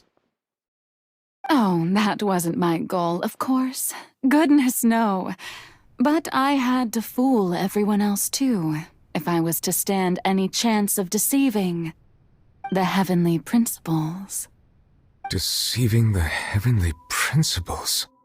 It's all because of that pernicious prophecy. Dreadful, wasn't it? Everyone doomed to dissolve. Fontaine condemned to be flooded. One was not amused. In fact, one was positively bemused when that problem was thrust upon me by my dearest predecessor. That's the former Hydro Archon Egeria for the uninitiated. It hardly gets more disastrous than a preordained national catastrophe, now does it? She knew full well that the prophecy would surely come to pass. And as one of the seven, she also knew full well that one defies the heavenly principles at one's peril. So yes, as you have no doubt surmised, it was a rather impossible situation that I found myself in. I spent a terribly long time mulling it over, alone on the ocean floor. And I was almost growing barnacles by the time I finally realized there was only one possible solution to this confounding conundrum. I had to outwit the heavenly principles, allow the prophecy to be fulfilled, ostensibly at least, while saving everyone at the same time. I'm a genius, I know. I can only assume that's why Egeria chose me as her successor. Although, looking back now, it was hardly the inheritance one dreams of.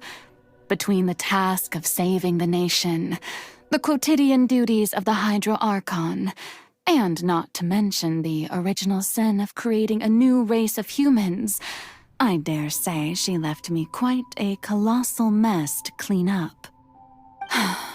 But one can only play the hand one is dealt. I did not choose this, any more than I chose to be one of her Oceanid familiars. So you were also once one of the Oceanids, transformed into a human by Egeria's hand? Yes, I was. I always dreamed of becoming human. And I still do, even now. In my eyes, to be human is to be part of the greatest opera ever known. After becoming a god, I separated my divinity from my body and spirit, leaving behind only a self that was as naive and bewildered as my past self on her first day as a human being. The me you see before you now is that divinity. And the human counterpart I left behind, I named Furina. She could feel joy, sorrow, and everything in between. She could be as vain and conceited, or as meek and vulnerable as she wished. Her strengths were of a kind only a human could possess, as were her shortcomings. But in my eyes, Furina's humanity was what made her perfect. She was perfectly human in every way. The person I always wanted to be. Anyway, so then I cursed her. All part of the plan, of course. The plan to deceive the heavenly principles. Do you still remember the final scene of the prophecy?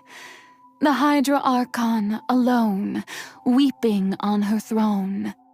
In order that the prophecy might appear fulfilled, I invited Furina to be an actress, to play the part of the Archon in the prophecy. Under the curse I placed on her, so long as I, Focalor's divinity, continued to exist, she could not die. But nor was she free to live her life in the pursuit of happiness. Instead, she was forced to take the stage in the opera house, to embrace the role of leading lady, to forever play the part of the god from the prophecy, all to create a deceitful appearance of that prophecy coming to pass. I suppose now you probably understand why your court is called the Opera Epiclese.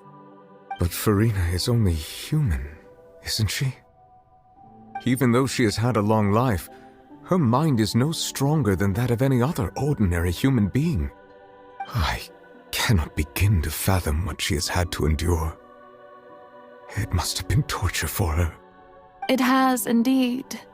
And although she is, in a sense, me in human form, I most definitely owe her an apology for it. It's been 500 years, and all along, she's been playing her part in the most unimaginably long, unbearably lonely, and agonizingly painful opera of all time.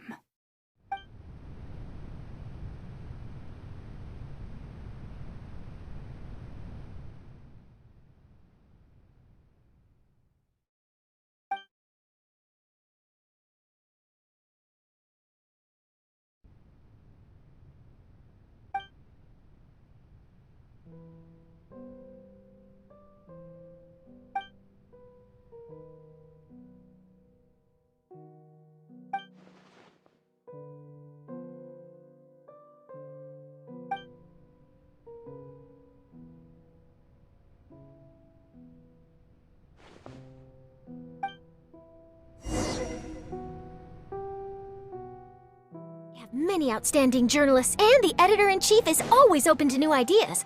But most importantly, they pay their writers on time.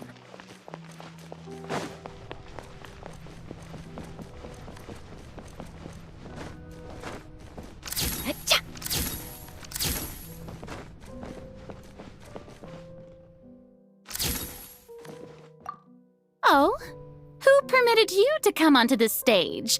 Now, I understand your admiration for my august self, but I must ask you to keep to the rules. All right. It is not my intent to reprimand you. There is no need to state your name. Just be off with you. Do not distract me from my performance. Oh, do not jest. Can you not feel it? I am Focalor. The eyes of countless Fontainians are upon me. I must, at all times, display the utmost elegance and nobility.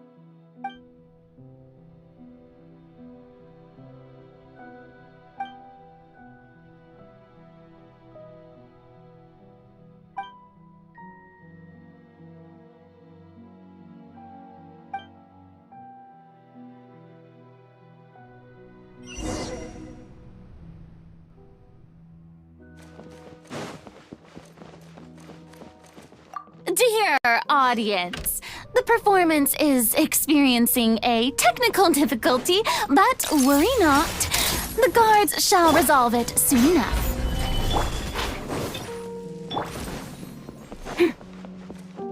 Hey, what gives? The audience is still watching me, you know. Guards? Wait, where are the guards? Guards!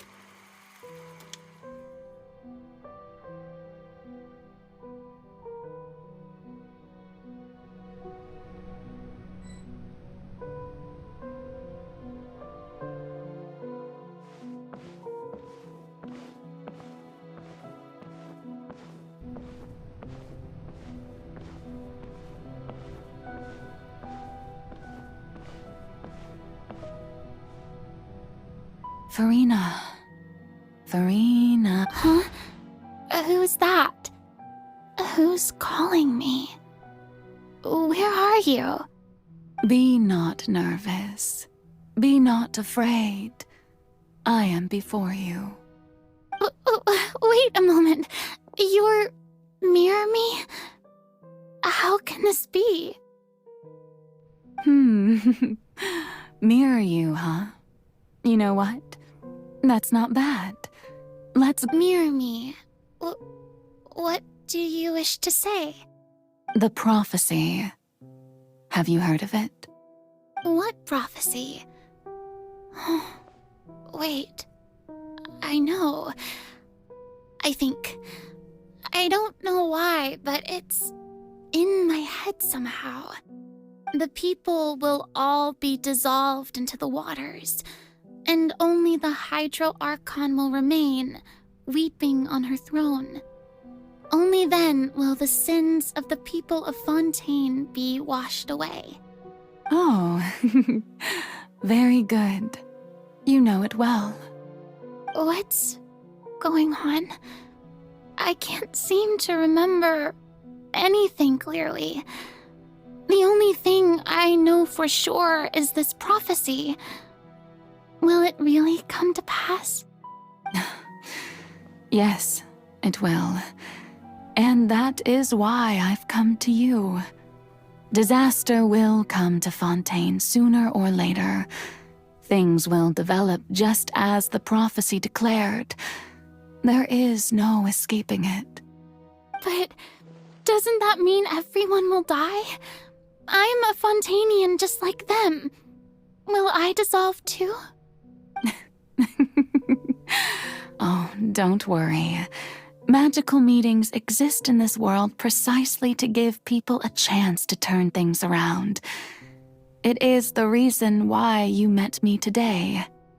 I will tell you how to save everyone, but you may have to suffer somewhat. Oh, so there's still hope after all. Goodness, you frightened me. You spoke so much and with so much certainty.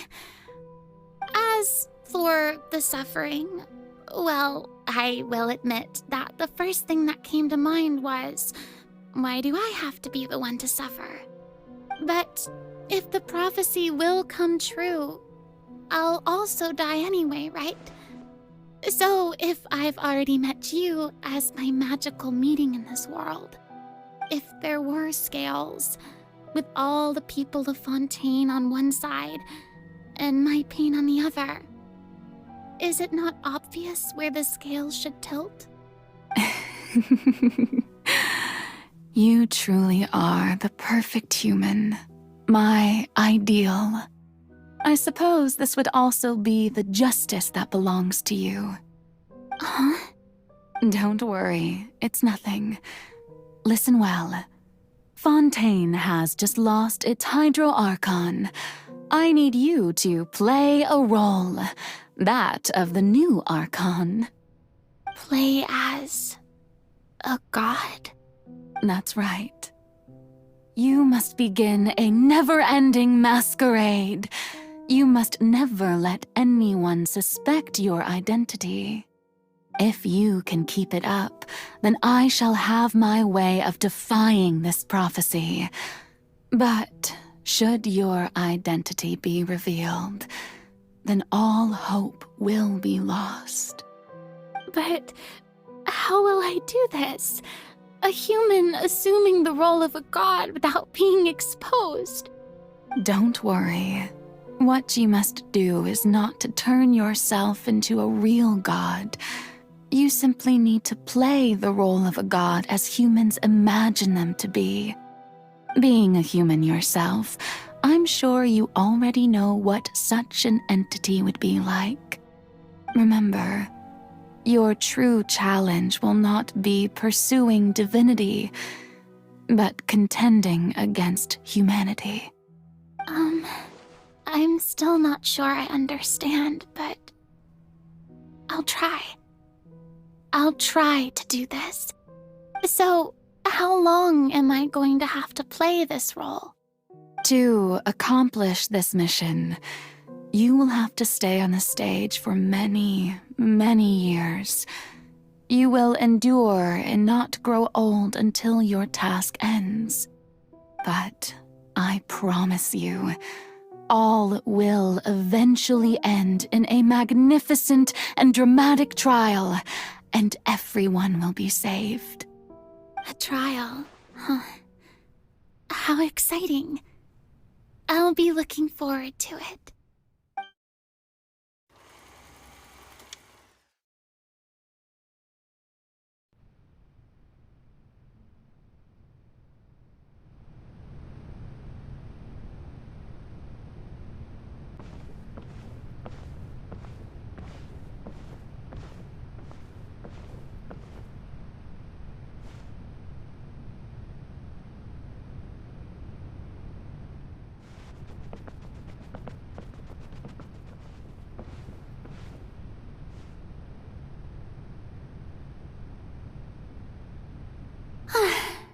The Maison Cardinalise has announced my accession, but this is my first time facing the people. What should I say to most appear like a god? To be honest, I still don't know. Perhaps I should first try to act natural. Ladies and gentlemen, good evening, and welcome to the Opera Epiclese. I'm sure you've all heard about how I have taken on the role of Hydro Archon. Indeed, I am Farina de Fontaine, your new Archon. In truth, I know little about becoming a nation's new god, but it will be my honor to guide you all. As the god Focalor, the god of justice, I shall do all within my power to lead you into an age of fairness and justice. Once again, thank you all for coming. If you should have any questions or suggestions, please send them to the Maison Cardinalise. The future of Fontaine will require us to work together, after all. This should do it. I thought I might stammer, but thankfully, I was able to convey my thoughts just fine. Okay, and next. That's the new Hydro Archon. Is this some kind of joke by the Maison? I would have thought that a being that surpasses humanity would be a bit more assertive. Hey, did you hear that? She even told us to send her suggestions there at the end. Shouldn't gods be all-powerful? She's being so modest. What's the difference between her and an ordinary person, then? If you ask me, perhaps the succession didn't actually happen. She might just be a Maison-back puppet. Wait, what's going on? Why is everyone suspecting me of being a fake? Oh, this is bad. If I get exposed here, there'll be no saving the people from the prophecy. Right. Mirmi said that I just need to play the role of a god as humans imagine them to be. Calm down, Farina. Think. What do the people want? How would they imagine a god to speak and act? Assertive, with a strong sense of presence. One who can dispel all doubt. That is the character I'm fated to play.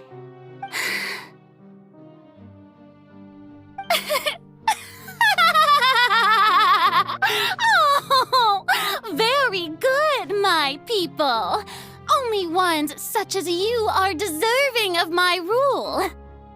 Now, I was wondering if some weak puppet were to one day come onto the stage and claim ownership of this opera house, would the children of Fontaine follow them?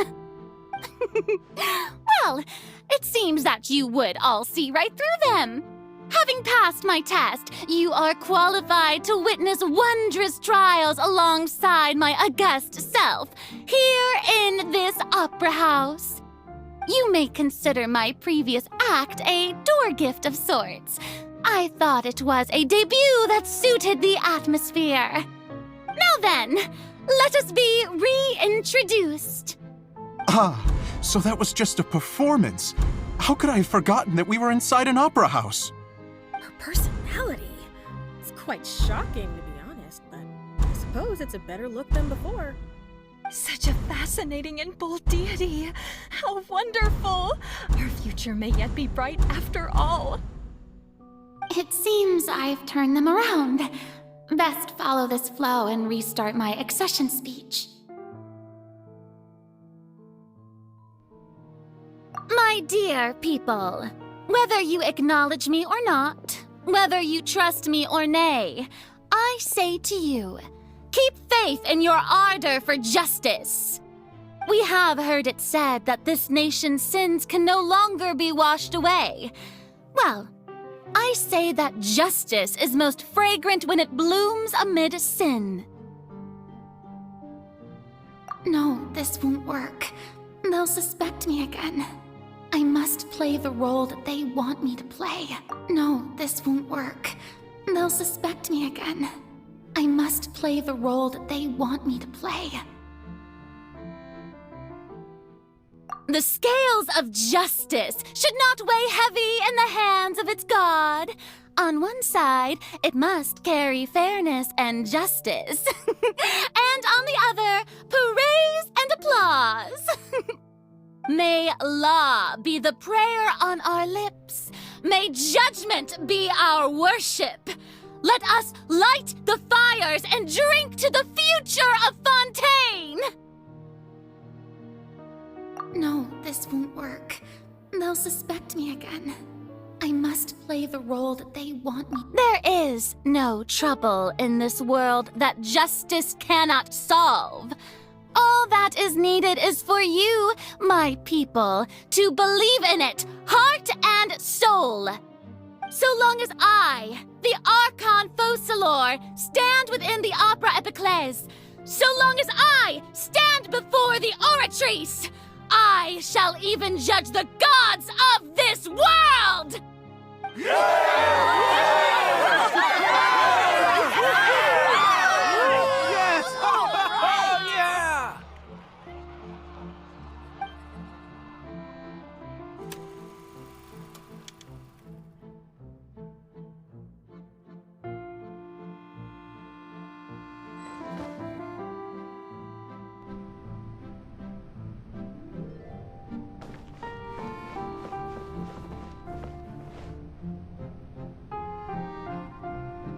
Lady Farina, here are today's case reports, as well as a summary of the follow-up for your perusal. Come now, was I not just at the Opera House in person? Leave these kinds of things to Neuvillette. Besides, none of these trials were the one that I'm looking forward to the most. If I may be so impertinent, what kind of trial are you truly looking forward to? A magnificent, dramatic, and wondrous trial. A trial to end all things. How could you hope to understand? That's true, I fear I lack the ability to grasp your divine thought, Lady Archon. No need for fright, and do not take what I said before too seriously. Go now, do your duties. The trial I await. It will come one day.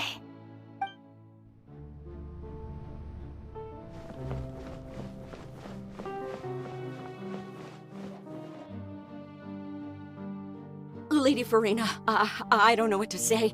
Thank you for agreeing to see me. No need to thank me. Or rather, thank your own sense of perseverance instead. Long have you stood in line to meet me, have you not? Oh, I'm afraid that's just an inevitable consequence of my divine charm. All right, Deuteria, is it? How is your son's illness? You remembered me, and you knew of my family, too. He is doing much better now. In fact, he is far more of an ardent believer than I. He was the one who forced me to seek an audience with you, and to bring your words back to him. Oh, good. Very good.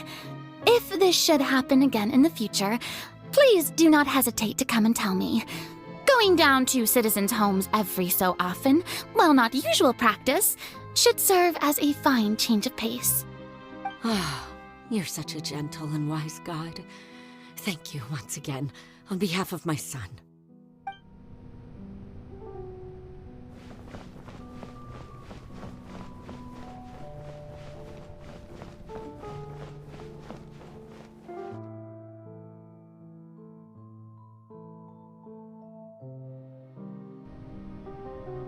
Lady Farina, here are the latest hydrological reports.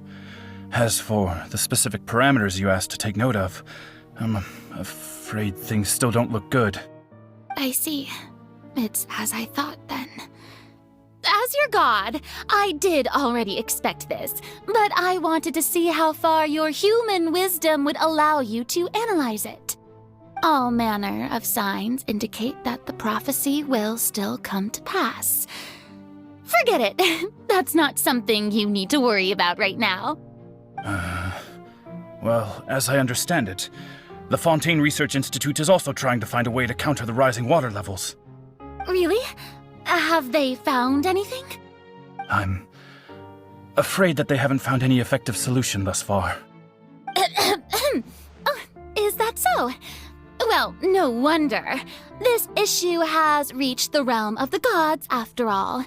Still, their spirit is praiseworthy.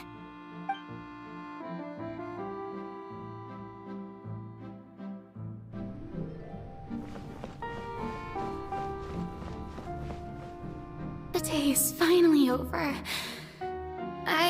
haven't had a moment to breathe this whole time. But it's good to see that everything's getting on track. There are no longer any voices of suspicion. Maybe this is fine.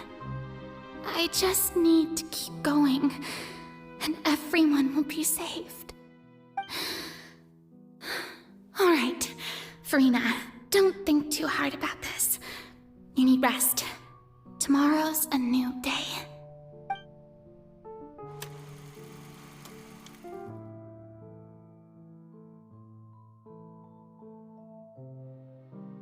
Lady Furina, here are the new trial reports for the latest cases, as well as a summary of the follow-up.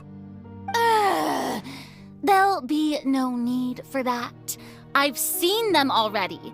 There's no need to go back over scenes I've witnessed in person before. Lady Furina, I've waited so long for this chance to see you in this manner. Indeed, my dear, loyal citizen. This joyous moment is an honor for us both. Lady Furina, we're detecting significant hydrological anomalies near Poisson. Understood. Keep monitoring. Keep me informed should anything come up at the Institute.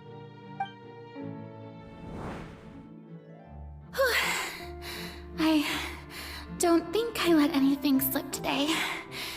I must show the people that there is nothing to worry about. I just don't know when these days will end. I feel utterly exhausted. Best to rest early today, too.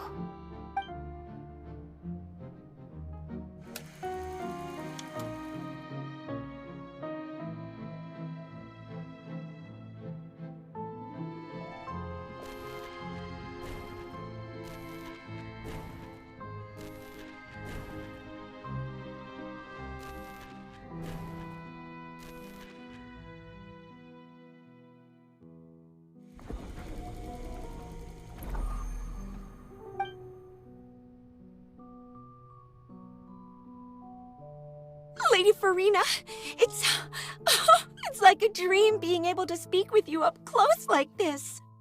I've heard that the first member of our family who was honored to receive an audience with you was Madame Dioteria, almost 20 generations ago. And what a fine family yours is indeed. It brings me great joy to meet such a faithful believer. A descendant of a line most ardent.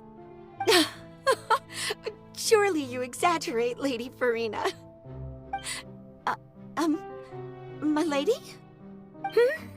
What is it, good citizen? Oh, are you crying?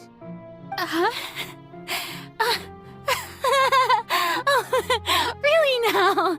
I didn't even notice. This must be the overflow of hydro from my person. Well, can't quite help being the god whose dominion is the waters, can I? No wonder. A manifestation of your power, then. Oh, Archon, I am honored to have witnessed it. Honored indeed.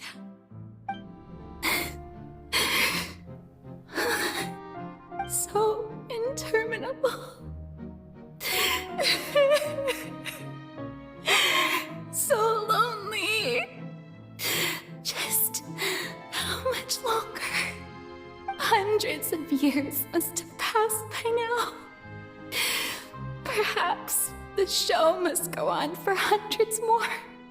I never imagined that it would hurt so much. Have I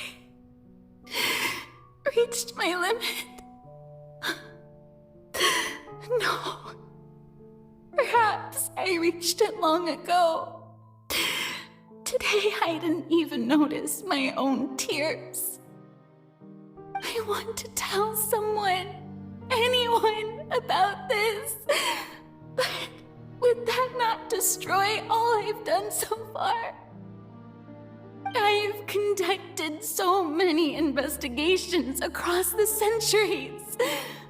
But There's not even a sliver of hope that we might break the prophecy. All I can do is keep heart. I must maintain this act. It is the only way to save Fontaine. Please, mirror me. You have to succeed.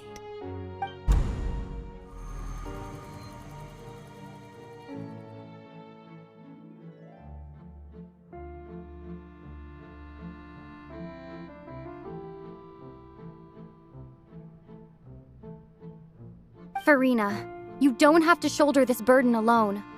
Although I don't know what you might be keeping from everyone, your people are more than willing to share your burden with you.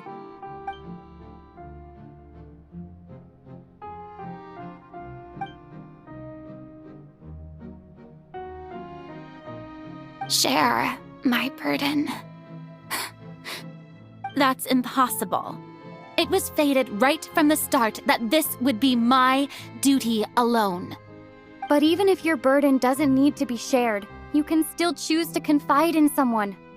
Just share it with me. I'm what you'd call a witness. A witness? Yes, I've heard that you came to Tevat from beyond the stars, yes. In other words, you never belonged here. And if Tevat is, in its entirety, a show on a stage, then you're just a spectator, aren't you? If that's the case... She's right. I could confide in her, couldn't I? But if things don't play out as expected, the people of Fontaine will be the ones to pay the price. No, Furina. You shouldn't be selfish. But what if it's really alright? Furina, you've worked so hard for so long. Surely it would be okay to put yourself first for once. Just this once. Is it such an outrageous thing to do anyway? To find someone in whom you can confide your frustrations and sorrows. Surely it could not hurt. If you let this opportunity slip through your fingers, it might never come by again. Think about it long and hard.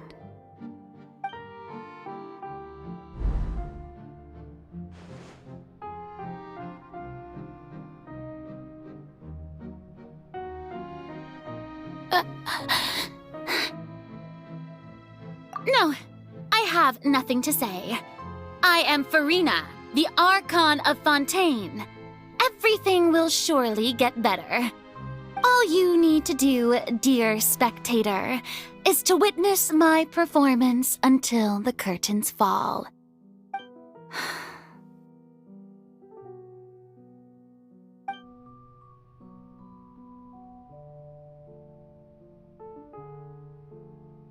Fine.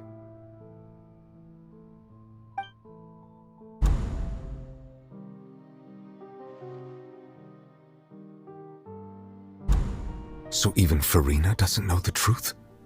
You've never once let her in on the full plan? Yes, it had to be done. To deceive the heavenly principles, you must first deceive yourself. She did very well. If she had let her resolve falter even once in these 5 centuries, Fontaine would have been doomed to the most tragic fate. It seems that trusting humanity was the right decision after all.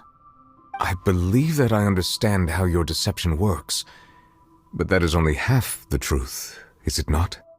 How would you build on this foundation to save the people of Fontaine? That is the most important thing. Ah, good. Of course, the Iudex of Fontaine has pinpointed the crux of the issue. I'm sure you've long sensed that the Oratrice is no simple machine, yes? I've always suspected that it had its own consciousness. And Linny did mention that he heard a human voice within the core chamber. It now seems that that person was you, hidden within the machine all along. Am I right? And then I became one with the oratories, taking Fontaine's gnosis with me. Yes, it would seem so, wouldn't it? Alas, your understanding of this device still lacks sufficient depth. In truth, it is no enactor of justice. It is, in fact, a device created to kill the god of justice. I beg your pardon? Oh, you have it. And to be more precise, not only will the oratories take down the god of justice, it will also take down the divine throne upon which she has been placed.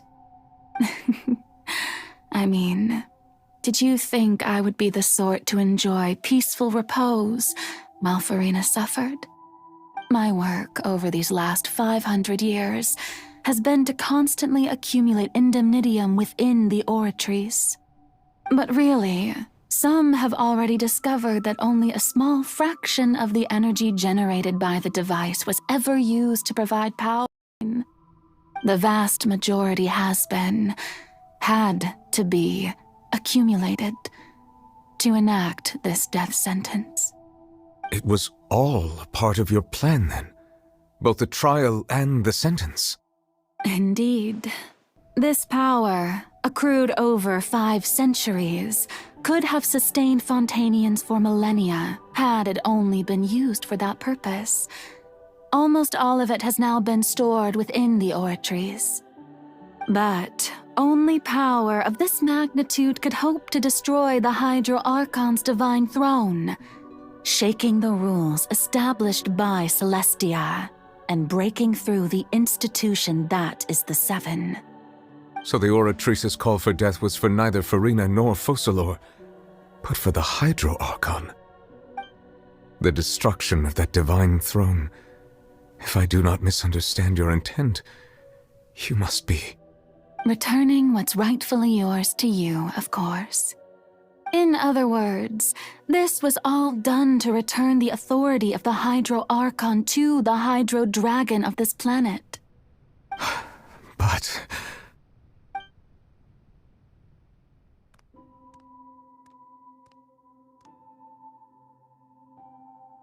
Oh, what? Getting sad again, are we?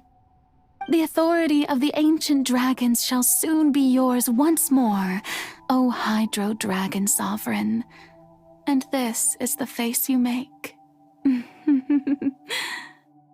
all you've done throughout the years is just so you can sacrifice yourself at the very end. I've never quite seen it that way, you know. Even now, I'm quite pleased at how well my deception worked.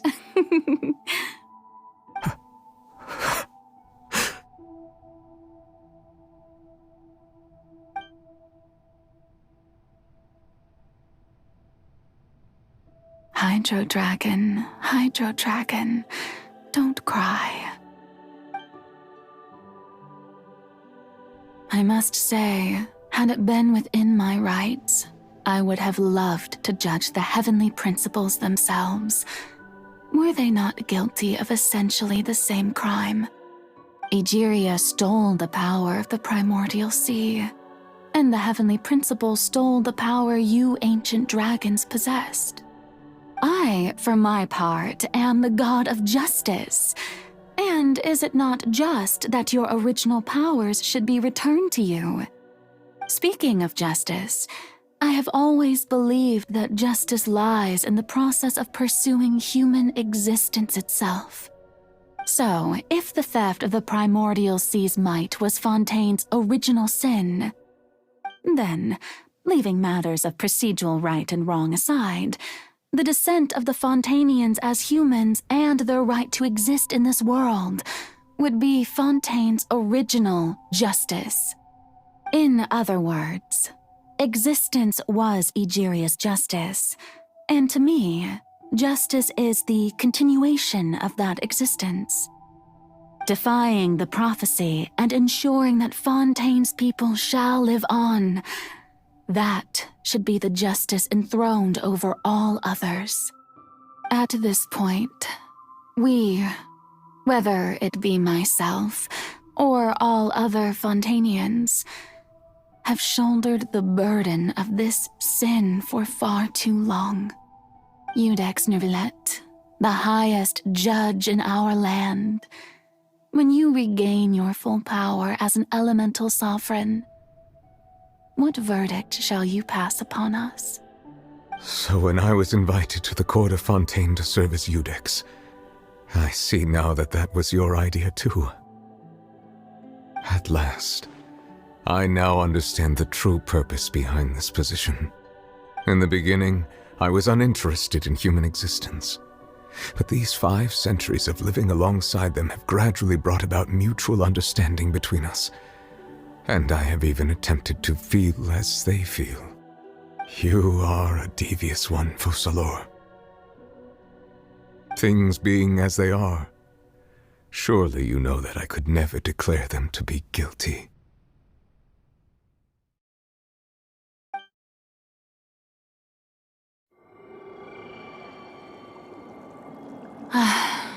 The hour of my execution is almost here. For the sinner, the curtain call has come. I know I may not sound it, but faced with death, I find myself a little afraid. Perhaps this is one thing both gods and humans have in common.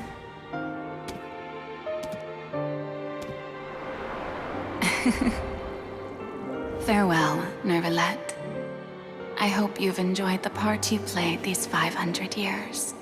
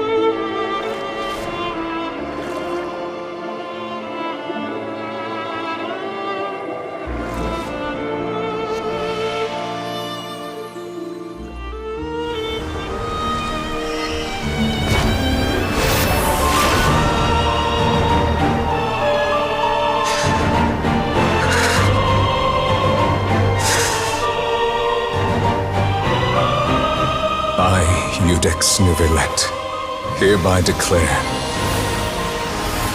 people of Fontaine, your sins are forgiven.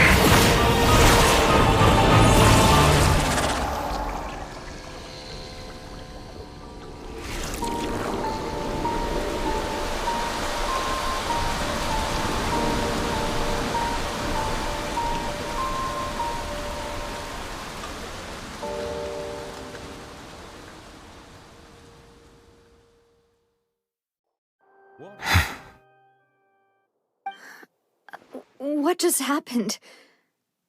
Has the death sentence been carried out? Was that bright light some sort of misdirection? I have a feeling that something huge just happened. But since we're all still alive and haven't been dissolved, I assume whatever happened was good for us. It's time to end this. We must mete out punishment to that beast. But didn't you say just a moment ago that it can't be defeated? I have gained the strength sufficient to deal with it. Through certain means, I now have the ability to separate the power of the primordial sea from that creature. We should seize the opportunity to pursue our quarry. Traveler, now that the oratories can no longer function, I require an executor to help me mete out justice. The root of the calamities befalling Fontaine, the beast that enacts the prophecy. Its name is the all-devouring narwhal. Come with me, traveler. The hour of execution has come.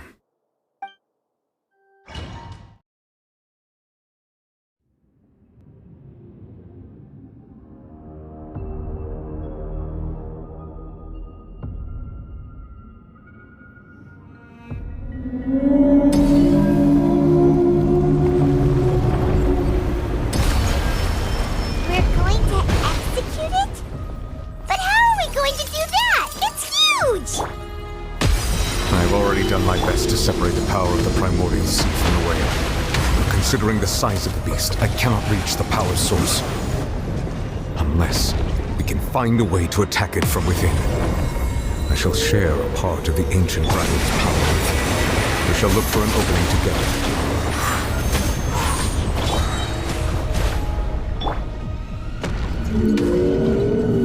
Gather! Silence! I can feel its sorrow turning into hostility. Let the magic begin!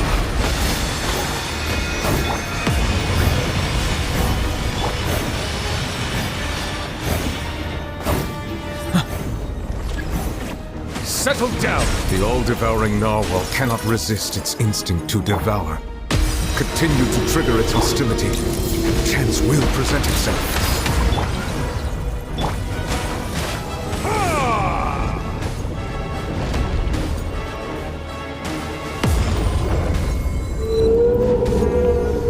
Bow your head.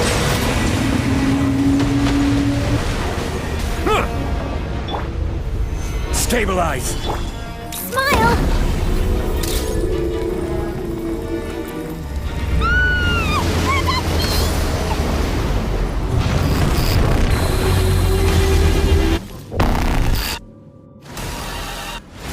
Why is there a hole-looking thingy over there? It looks really scary!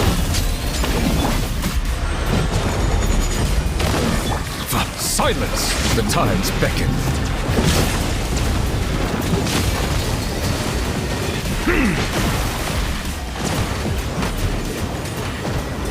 I have granted you my protection.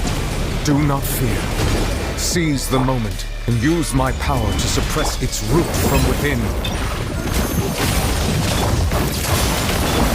Bow your head.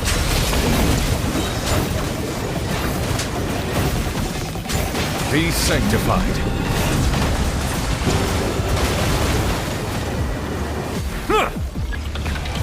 Silence!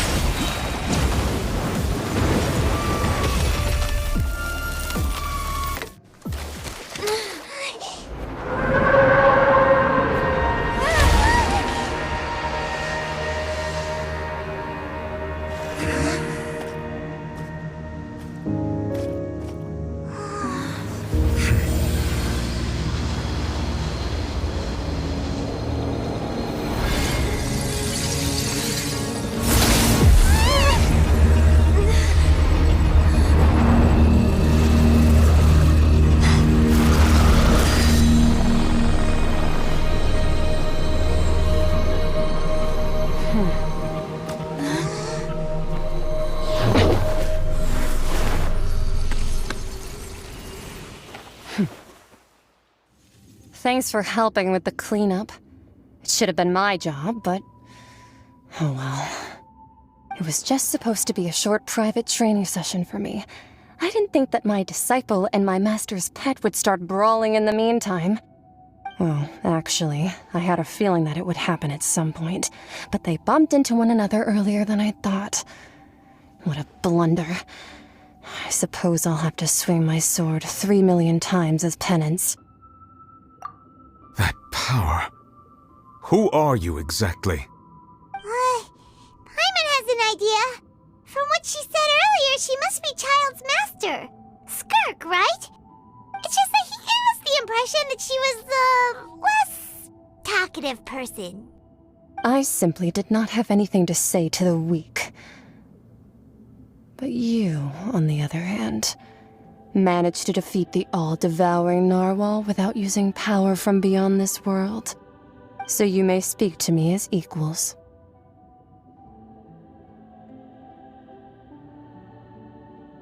I have to agree. It's a strange use of a planet's primordial waters just to raise an all-devouring narwhal. That kind of power is wasted on it.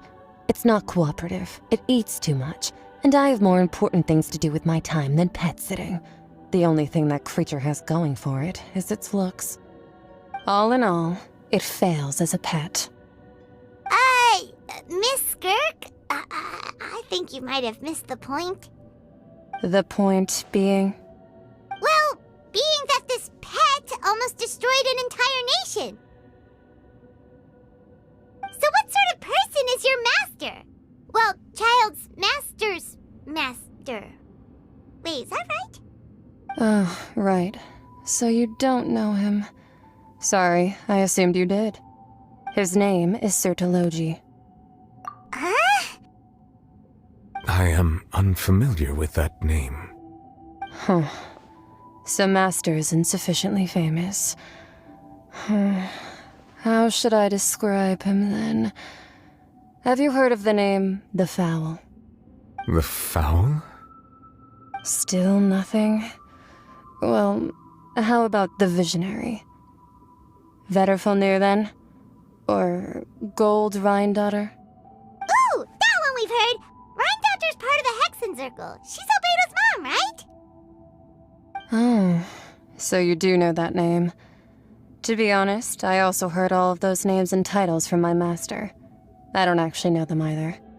But I suppose you understand now, yes? My master is likely a similar sort to Rhindaughter. They are both pursuing some form of perfection. Wait! Didn't you also mention a visionary person? Hyman didn't quite catch their name. Actually, never mind that. I believe it expedient to inform you that the all-devouring narwhal used up nearly all its strength fighting you. Such roiling hydro energies will prove difficult for the planet's deep seas to digest. As such, the Fontaine back on the surface has most likely been thrown into chaos. In other words, the prophecy that you've been fretting over should now be in full swing. What?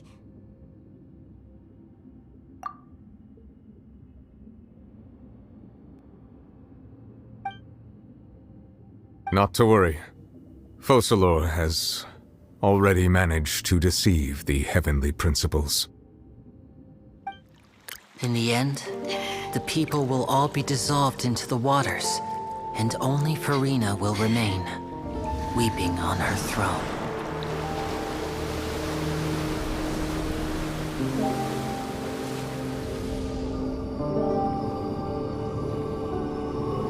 Only then will the sins of the people of Fontaine be washed away.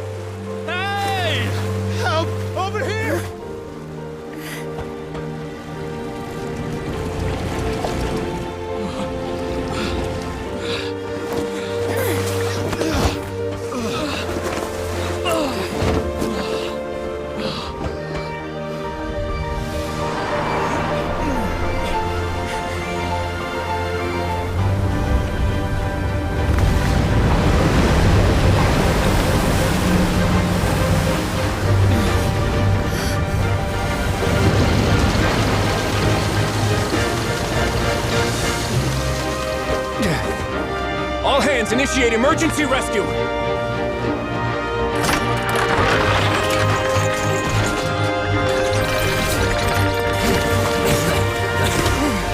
Hurry!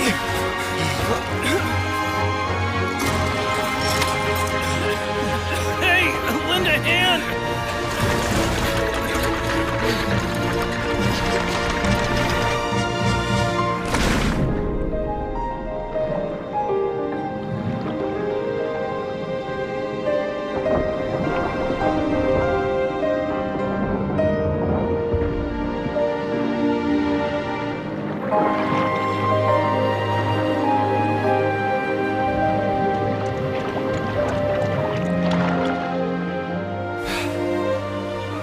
Look!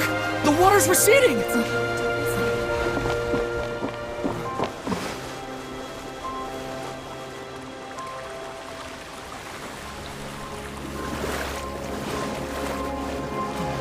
It's a miracle! Water's receding. We didn't dissolve. The prophecy was wrong. The prophecy was wrong.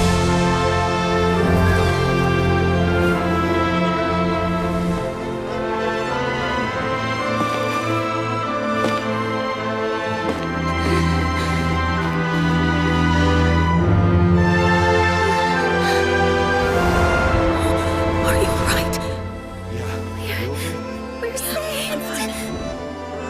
The prophecy was wrong.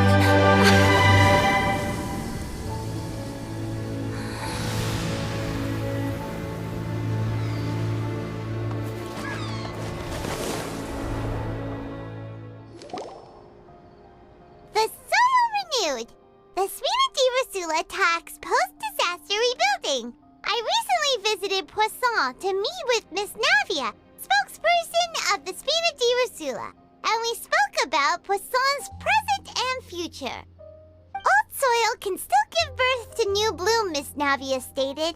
Hope is like seeing a small cookie when you're starving late at night. You just need a little of it. Skyship Winglet, lunar brain of the Fontaine Research Institute. The various disputes that have arisen on account of Mr. Edwin have suddenly become a shield over the Institute, with Jurier turning out to be a once overlooked hidden gem. People always call the first researcher mad, but few know what to call the second. And should that latter person achieve a miracle, they would find it all the harder to find a word with which to classify him and his team. Wow! Paimon barely recognizes the people in the reports. Are those really Jurier and Navia? They sound like real big shots. What do you think? Pretty enthralling, huh?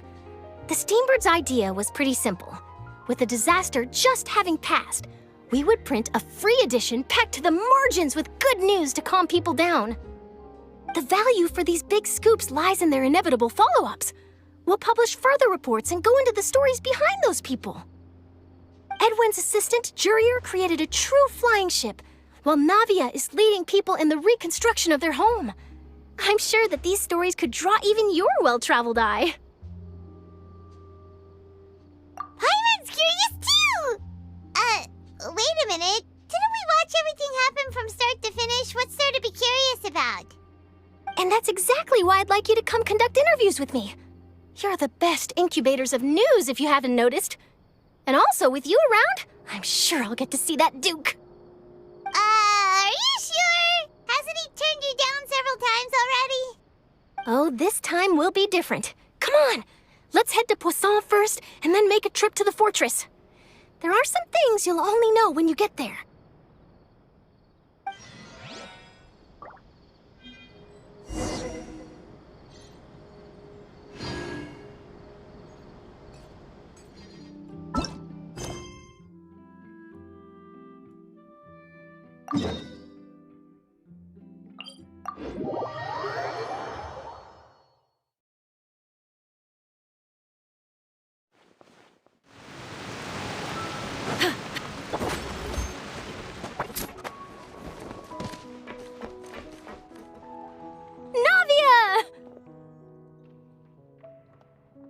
Oh, it's you.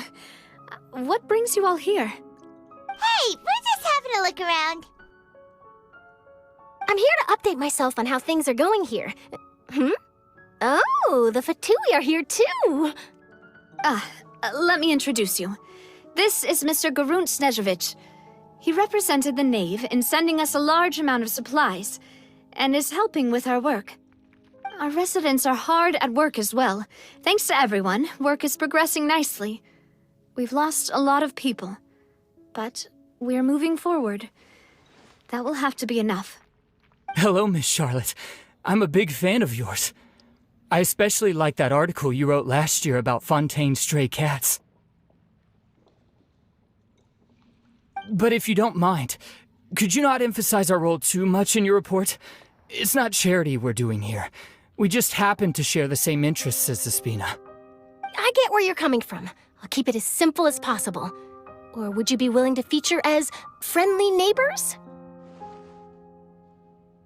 That would be fine. Thanks. Oh, you're back too. How are things? We finished laying down the construction materials. It'll be another hour before the workers are able to go over there. Huh?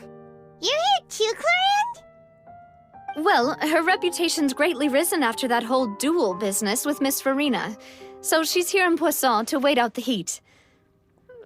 All right. She really came here to help me out. There's too much to consider in the reconstruction of Poisson. The Spina has need of more decision-makers. And, well, I do already happen to be connected to Mr. Callis. Oh, wait just a moment. Do you mind me asking a few questions? You know, about how you felt before the duel, about what it was like facing down a god. There's lots of exciting material there, I bet. Forget it. I'm sure you can find a better theme than that, Miss Charlotte. I see you're the same as always. Couldn't you do me a favor, for Navia's sake? Well, if we're talking about doing things for my sake, you might as well just take a few more photos of me. Or of the Traveler. It's better than wasting time persuading Clorinde, at any rate. Of course I will. I'm not gonna let her off that easy. All right, then everyone who wants to be in the photo, gather up. And smile.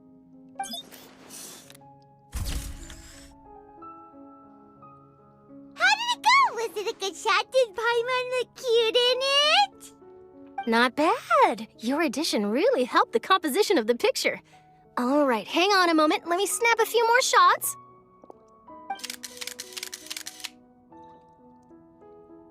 All right, that should do it. I'll be back here later anyway, so let's call it a day.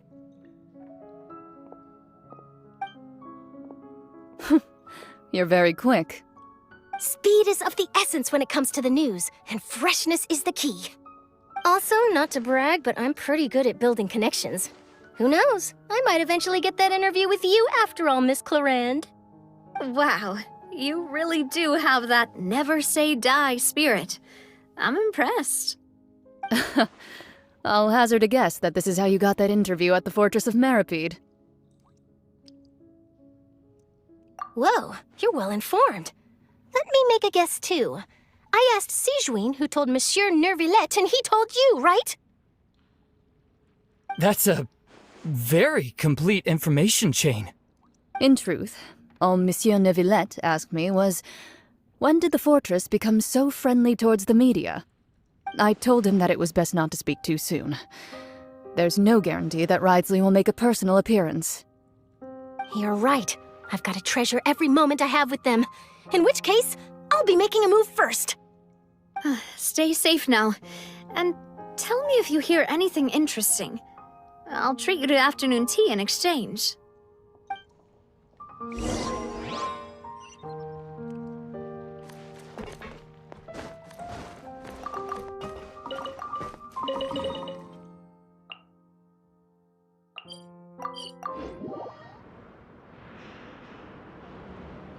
Wow, guess we're here again, huh? There's a real nostalgic feeling to this place. Looks like you've been missing us. Duke! Did you come all the way to the entrance to greet us? Of course. I'm here to welcome you and our dear Miss Charlotte, whom our good head nurse recommended to me. It's an honor to finally meet the much-rumored Duke. Thank you for consenting to my visit to the fortress, sir. No need to thank me. But that said, I shouldn't be the focus of your interview. I trust you recall our agreement? Of course, of course. All right then, this way.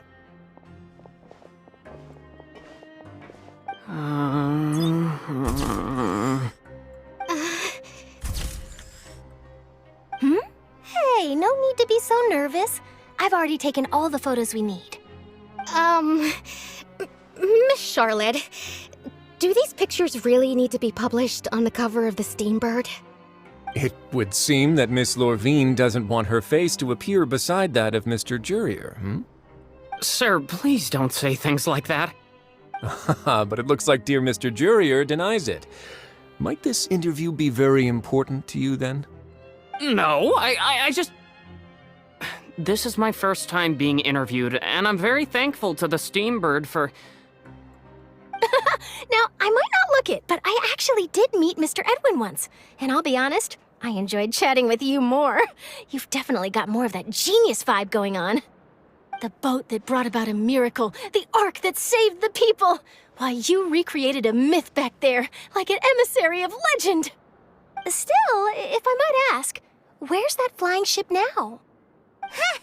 Looks like Charlotte's trying to get herself another exclusive scoop. I have to apologize, but that ship is presently in the bowels of our factory.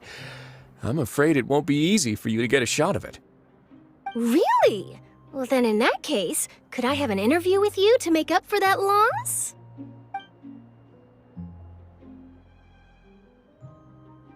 You already know my answer, I'm afraid.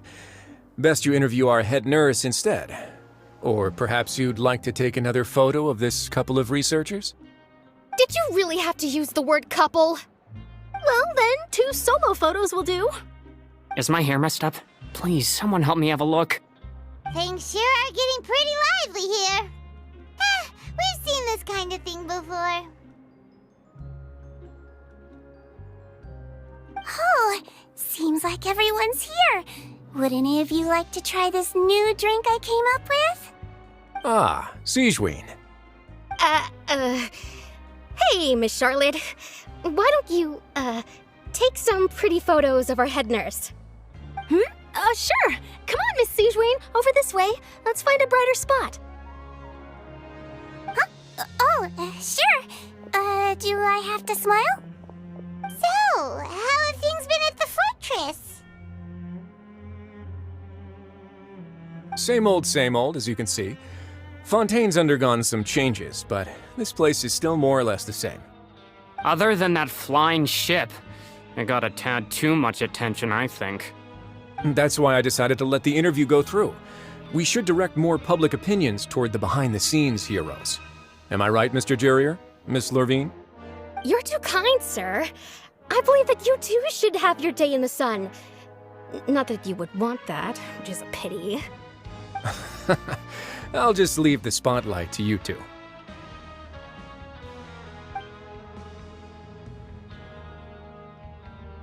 I see. Lots of things happened that day, huh? Anyway, regarding that Harbinger, I'm not sure you remember, but his 3 young followers are still waiting for his return. He sure did win them over, huh? I'll tell them that there's good news and bad news. The good being that their boss seems fine, and the bad being that they must face extended sentences for abetting his escape. Oh, actually, what about you? Are things gonna change for you too?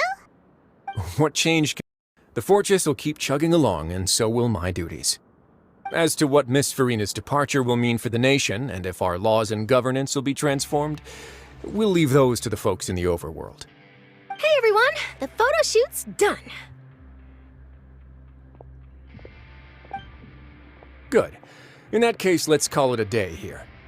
Thanks for your cooperation. Come on, Traveler, let's go. Till next time, everyone. There'll be a next time? Maybe. Who knows? I might write a story about the underwater factory next time. Until then. All right, last stop, the docks.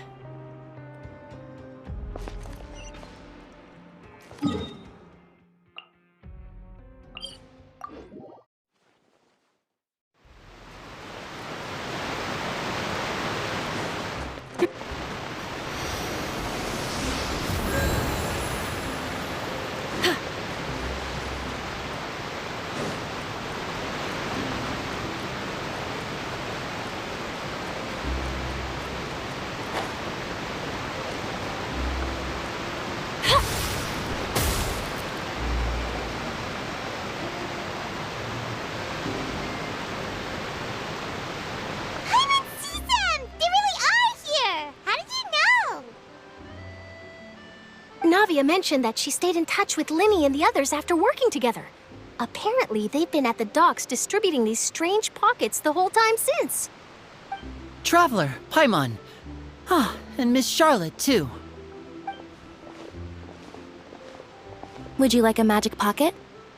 What sort of gadget is it? It's a wondrous bag that can be used to carry many things. The water level has returned to normal, but if you see any of your things floating around, you can use this to carry them. Or you could trick a friend into doing it for you. Trick a friend? I wonder which of my friends would fall for that.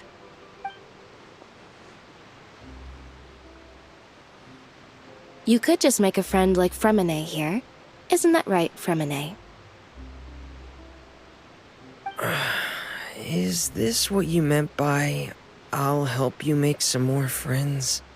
To be honest, that sounds pretty sweet. Could I have your contact, please? Sure. Please, write down my address. You sure are working hard to help Fremine socialize. He was the one who proposed doing this. He even wants to assist in our magic shows. Yes, I was planning to first introduce Pear as an assistant, and later Fremine himself. In the future, I think we can leave underwater escape magic to him too. That said, would anyone want to see a diver escape underwater? Oh, it'll work out. Every journey begins with the first step. He'll become a part of our show eventually. Lynette, could you come over? Miss Charlotte says she wants to take a picture of us. Got it. My, that Charlotte is rather perceptive. She got rid of everyone the moment she realized I had something to say to you. So, how have things been, Traveler? Father says that you did a great deal during the latest events. She's very grateful for your contributions to Fontaine. That's all right. We were more than happy to help. So, what's she doing now? Oh, I guess you haven't heard. Well, after Lady Farina left, Father and Monsieur Neuvillette opened negotiations, during which he gave Fontaine's gnosis to her as a diplomatic gift. A diplomatic gift? A gnosis? Yes, I was quite surprised at first myself.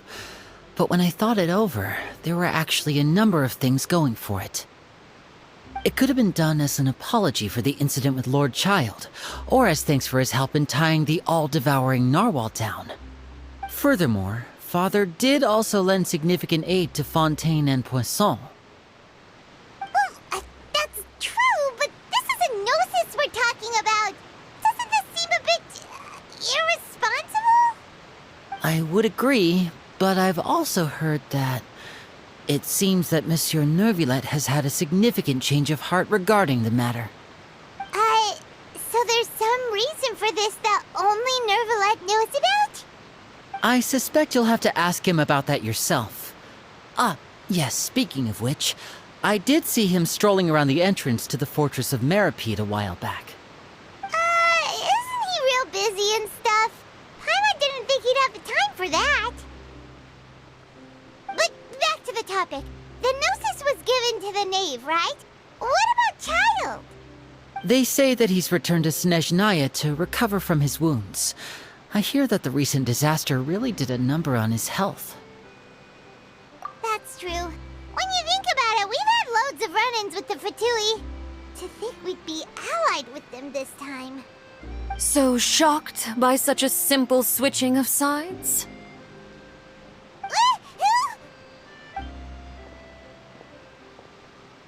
Father! Well, what do you know? Come to the docks to see how my children are doing and meet the Traveler by chance. Please do not pay my accomplishments in Fontaine too much mind. I would have done them regardless. Are you going to take the gnosis back to Snezhnaya? That is our duty as harbingers, yes. Don't be too preoccupied with sides. The goal of the Fatui concerns not a single place or person, but the entire world. With such a grand goal in mind, it is inevitable that we must wear many masks. Switching my masks is something I've always done. Well, that depends on many things. No one truly knows what the future holds. What good is honesty if you can't rely on it forever? As for you, I very much look forward to our next collaboration. Good things cannot be achieved alone, and you've proved yourselves to be great partners. A vision? All right. I'll remember to return it. Thank you for keeping it safe for him this entire time. And that's a wrap for me. Huh? You're... Greetings, Miss Journalist. Hello. If I'm not mistaken, there are diplomatic channels I'll need to report to take a photo of you. That is correct. So forgive me, but I will not be able to serve as a subject in your article. However, feel free to write as much as you'd like about our dear magicians and our upcoming rookie talent. I will. The sea breeze is quite pleasant. I shall continue my walk while the weather remains so agreeable. Farewell. Farewell, Father. Oh, she has such an intimidating presence. I didn't even dare to take a picture. Thankfully, I've already wrapped up all my pre-scheduled interviews. Thank you all. This'll be more than enough for me to write about, I'm sure. Don't be too nervous. Why don't you take a magic pocket before you go? Here, Traveler, Paimon, you take one too. To move things about? That's right. Funny. I was giving out magic pockets when we first met too. And what do you know? I'm doing the exact same thing right now. So many things have happened, but the pockets are still the pockets. I guess this must be life. We will all follow our own paths, and serendipity will lead you to your fated friends. All right then. We'll be handing out pockets in some other districts later, so we'll get going now. Have a good day, you two. Well, guess we sent Charlotte off. Shall we go see what Neverlette's doing? As long as he's not so busy that he doesn't have time to chat anyway.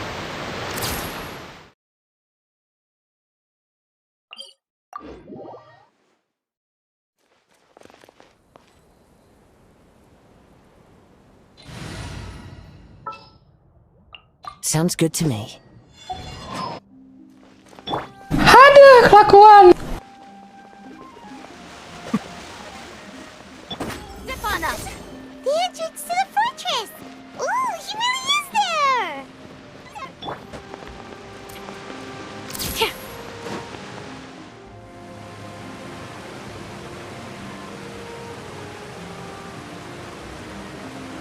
So, you really are here, Neverlette. I didn't think you were going to have free time this hour of the day. Really? Oh, I suppose you must have met Mr. Linney. He took the time to greet me earlier when he passed this way. In any case, you came at a good time. I was just considering reaching out to you to set up a meeting, so I may explain some things that I haven't had the time to before. Aw, Paimon's glad that you remembered. Thank you for keeping us on your mind, what with you being busy and all. Alright, let's have it then. How was Fontaine actually saved? The whole business is still quite the mystery to us. It is strange how words can often leave a bitter taste in the mouth when it finally comes time to say them out loud.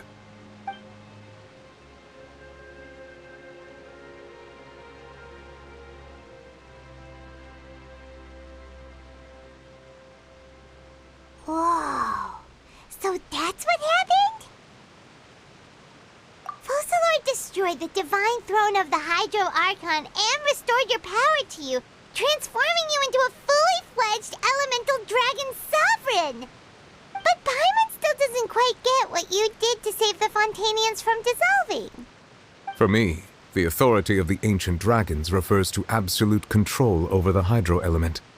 Fontainians were incomplete humans born of Egeria's use of the power of the primordial sea, with constitutions similar to that of mimics. But so long as those primordial energies remain within them, I could use the ancient dragon's authority to grant them true blood, after the fashion in which life was first brought into being on this planet. In other words, when I gave my verdict, Fontainians became true humans, and thus would naturally no longer be dissolved by water from the primordial sea. Fosular must have counted on you to make that decision as well. Your verdict was the key to making the prophecy appear to have come true while saving everyone. Yeah, and in a manner of speaking, Fosular finally managed to fulfill the original Hydro Archon's wish to turn Oceanids into real people too! It seems from your expressions that you still have more things you wish to ask. Ask away. I will tell you the truth as I know it. I have investigated his case along many avenues, and I have learned that he once fell into an unknown chasm when he was young. There, by chance, he awakened the all-devouring narwhal. But whether it be by sentiment or reason, that should not have been enough to consider him the root cause of the disaster. At most, he would have had tangential liability. As for the judgment passed by the oratrice during the trial, whether it was due to that liability by association, or Fosulor deliberately using him to buy time for us on the assumption that he would be able to hold the creature off, I cannot say. Guess Fosulor had Fontainians in mind the whole time. In the end, it was thanks to her that they finally became real humans. Hang on a second. Paimon suddenly got another question. Back when Fontainians hadn't yet become real humans, were the children they had also transformed Oceanids? Life has always flowed like water. Do you recall how Fontainians would often come to the Fountain of Lucine to pray for children? Yeah, Lynette said the fountain is where all the waters in Fontaine converge. In truth, even those couples did not know that such prayers were no mere custom, but instead a form of ritual. Those Oceanids who were blessed within the spring water would later descend as new humans in the coming months. Paimon sorta gets it now. Either way, seems like this ritual won't be of any further use, but it'll probably live on as a local custom. Ask away. I will tell you the truth as I know it. Oh, that's right! They say you've given it to the Knave as a diplomatic gift or something! Leaving aside their intentionality, the two Fatui Harbingers have indeed done much for us during this crisis. Their sole remaining goal in Fontaine, at least at this point, would seem to be the Gnosis. The Oratrice has ceased to function. The Hydro Archon's divine throne is now no more, and I do not need the Gnosis's power. As such, it has lost all meaning for Fontaine. If the Fatui have impure designs, then we might as well accede to their request now, and avoid unnecessary conflict. What complicated considerations? Paimon thought you were just giving it to them out of gratitude to the Knave and as an apology to Child. Ask away. I will tell you the truth as I know it. Hang on a sec. Paimon's still got a question about the Gnosis. When we spoke to Linny earlier, he mentioned that your attitude towards giving away the Gnosis had clearly changed. We guessed that there might be some reason for it that only you were aware of. No wonder the House of the Hearth is the Fatui's intelligence division. They are certainly sharp. So regarding this specific issue, I was just getting ready to share something with you. What is it? In truth, I exchanged some further words with that lady named Skirk after sending you two back to the surface. It went something like this.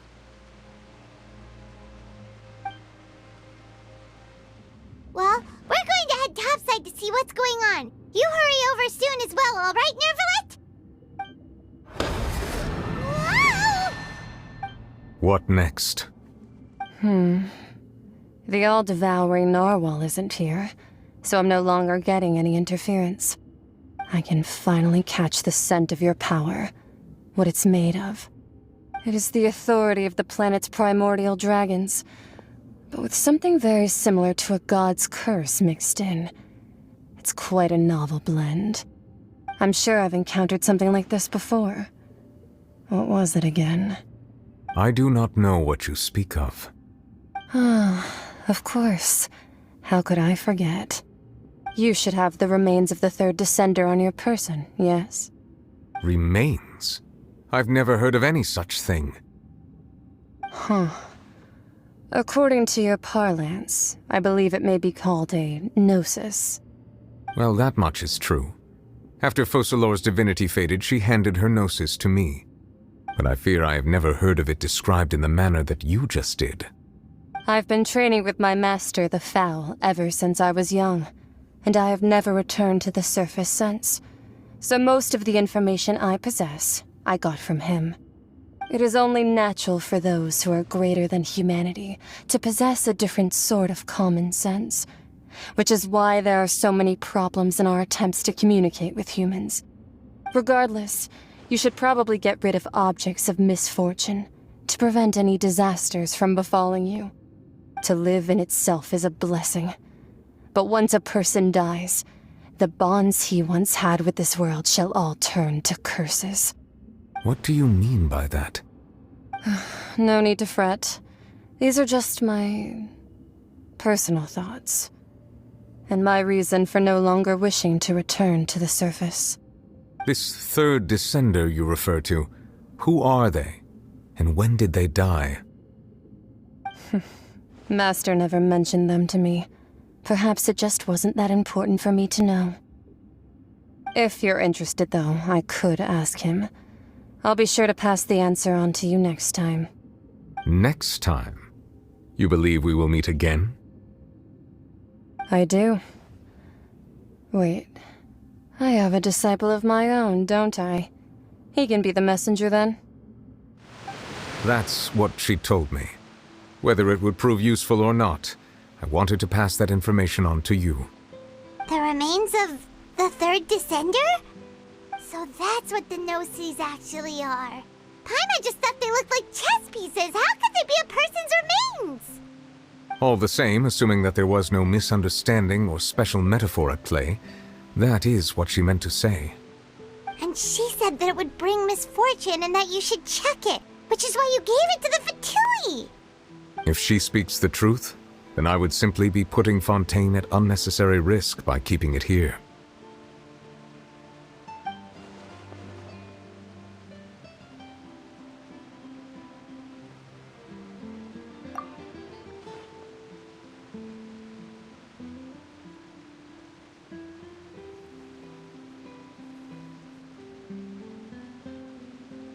I had guessed that you might already be familiar with this concept, but I did not expect you to be one of them.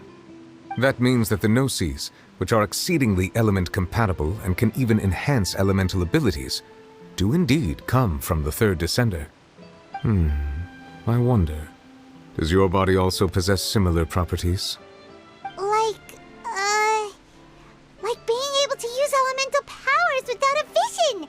That does sort of count as special compatibility, right? No, let's not think about this stuff right now. It just feels creepy.